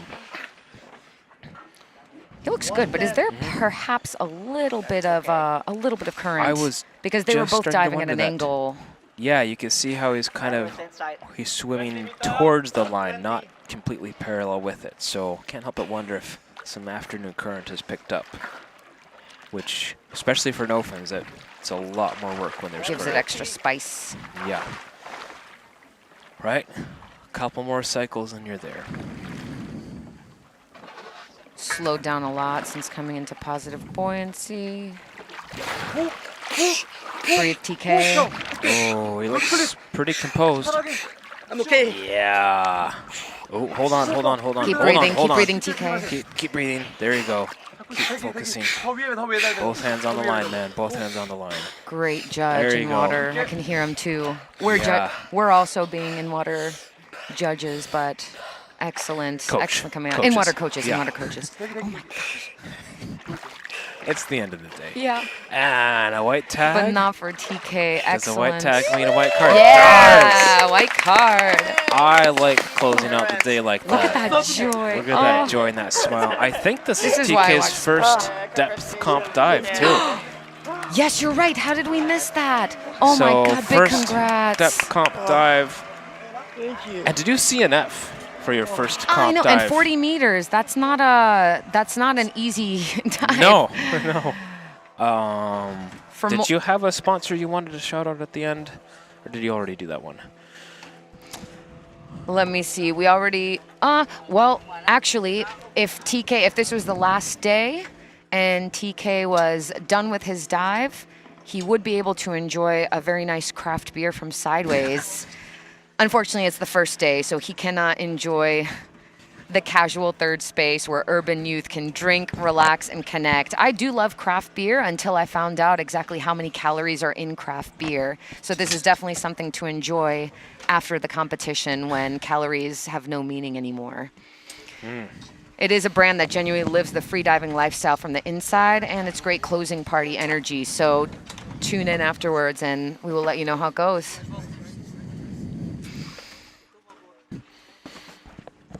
All right, guys. It was such a pleasure to be with you here on day 2.5. Yeah. Day two of the competition. Day 2.5. Depending on how you measure. Day 2, day 3, or day 2.5. Thank you for joining us. this evening at some point. I would guess maybe between 6 and 8 o'clock. Check out the start list for tomorrow. This is going to be the second day of women's dives. I'm super curious. I'm going to be keeping an eye out. I want to see what announcements we have, and then you can tune in with us tomorrow to watch the women freedivers do their thing. Thank you for joining us. After 2 days of today. rest, they're ready. Yeah, I bet. And we're ready. See you tomorrow.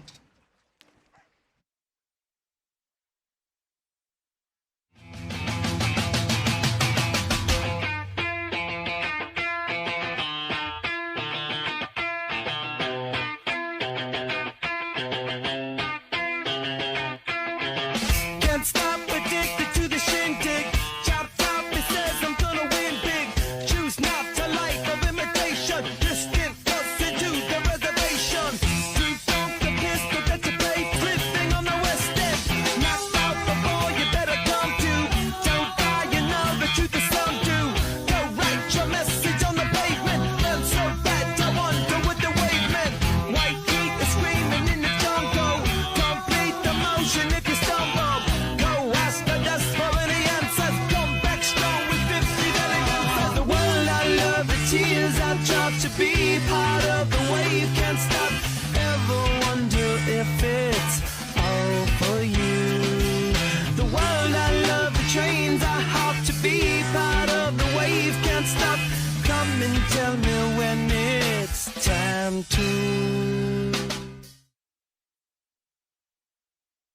When you master your breath, you unlock the potential of your body and mind. I am Alexey Molchanov, co-founder of Molchanov Freediving, world champion freediver and coach. Breathwork has been at the core of my training for over 20 years, helping me to break 39 world records, to dive deeper, and to stay calm under pressure. But what I teach isn't about extremes. It's about control, awareness, and strength. Welcome to Foundational Breathwork. I guide you through step-by-step breathwork routines to improve oxygen efficiency, to reduce stress, to boost focus, and to feel more in control every day. Together, we'll learn how to harness the power of breath for peak performance. And this course is ideal for all athletes, freediving instructors, coaches, and anyone who wants to dive deep into the mechanics of breathing, whether for performance, teaching, or personal well-being. Join me to breathe better, live calmer, and take your performance to the next level. Let's begin.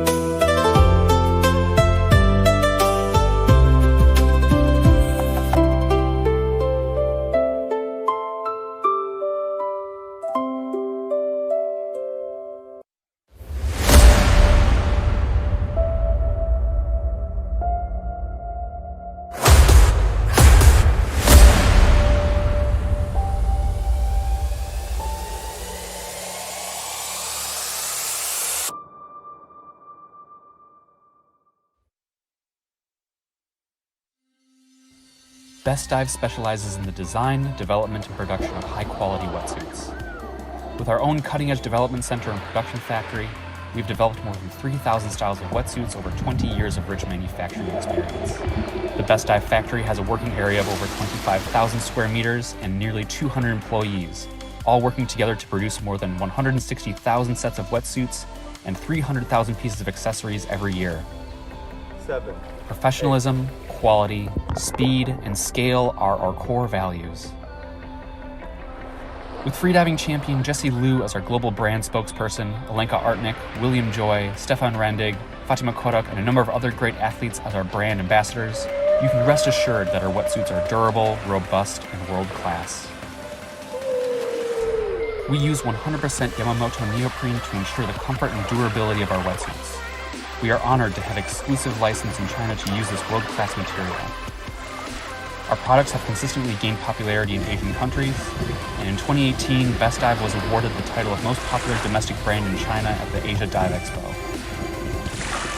We currently offer 56 different colors and stock size options to you, our customer. Along with the tailor-made, size mix-match, custom logos, and other personalization services, each and every one of our wetsuits is made to order. Manufacture and lead time on stock-sized products can even be as short as 3 days of expedited services requested. We invite you to check out all of our products online at bestdive.com. You are most welcome at Best Dive.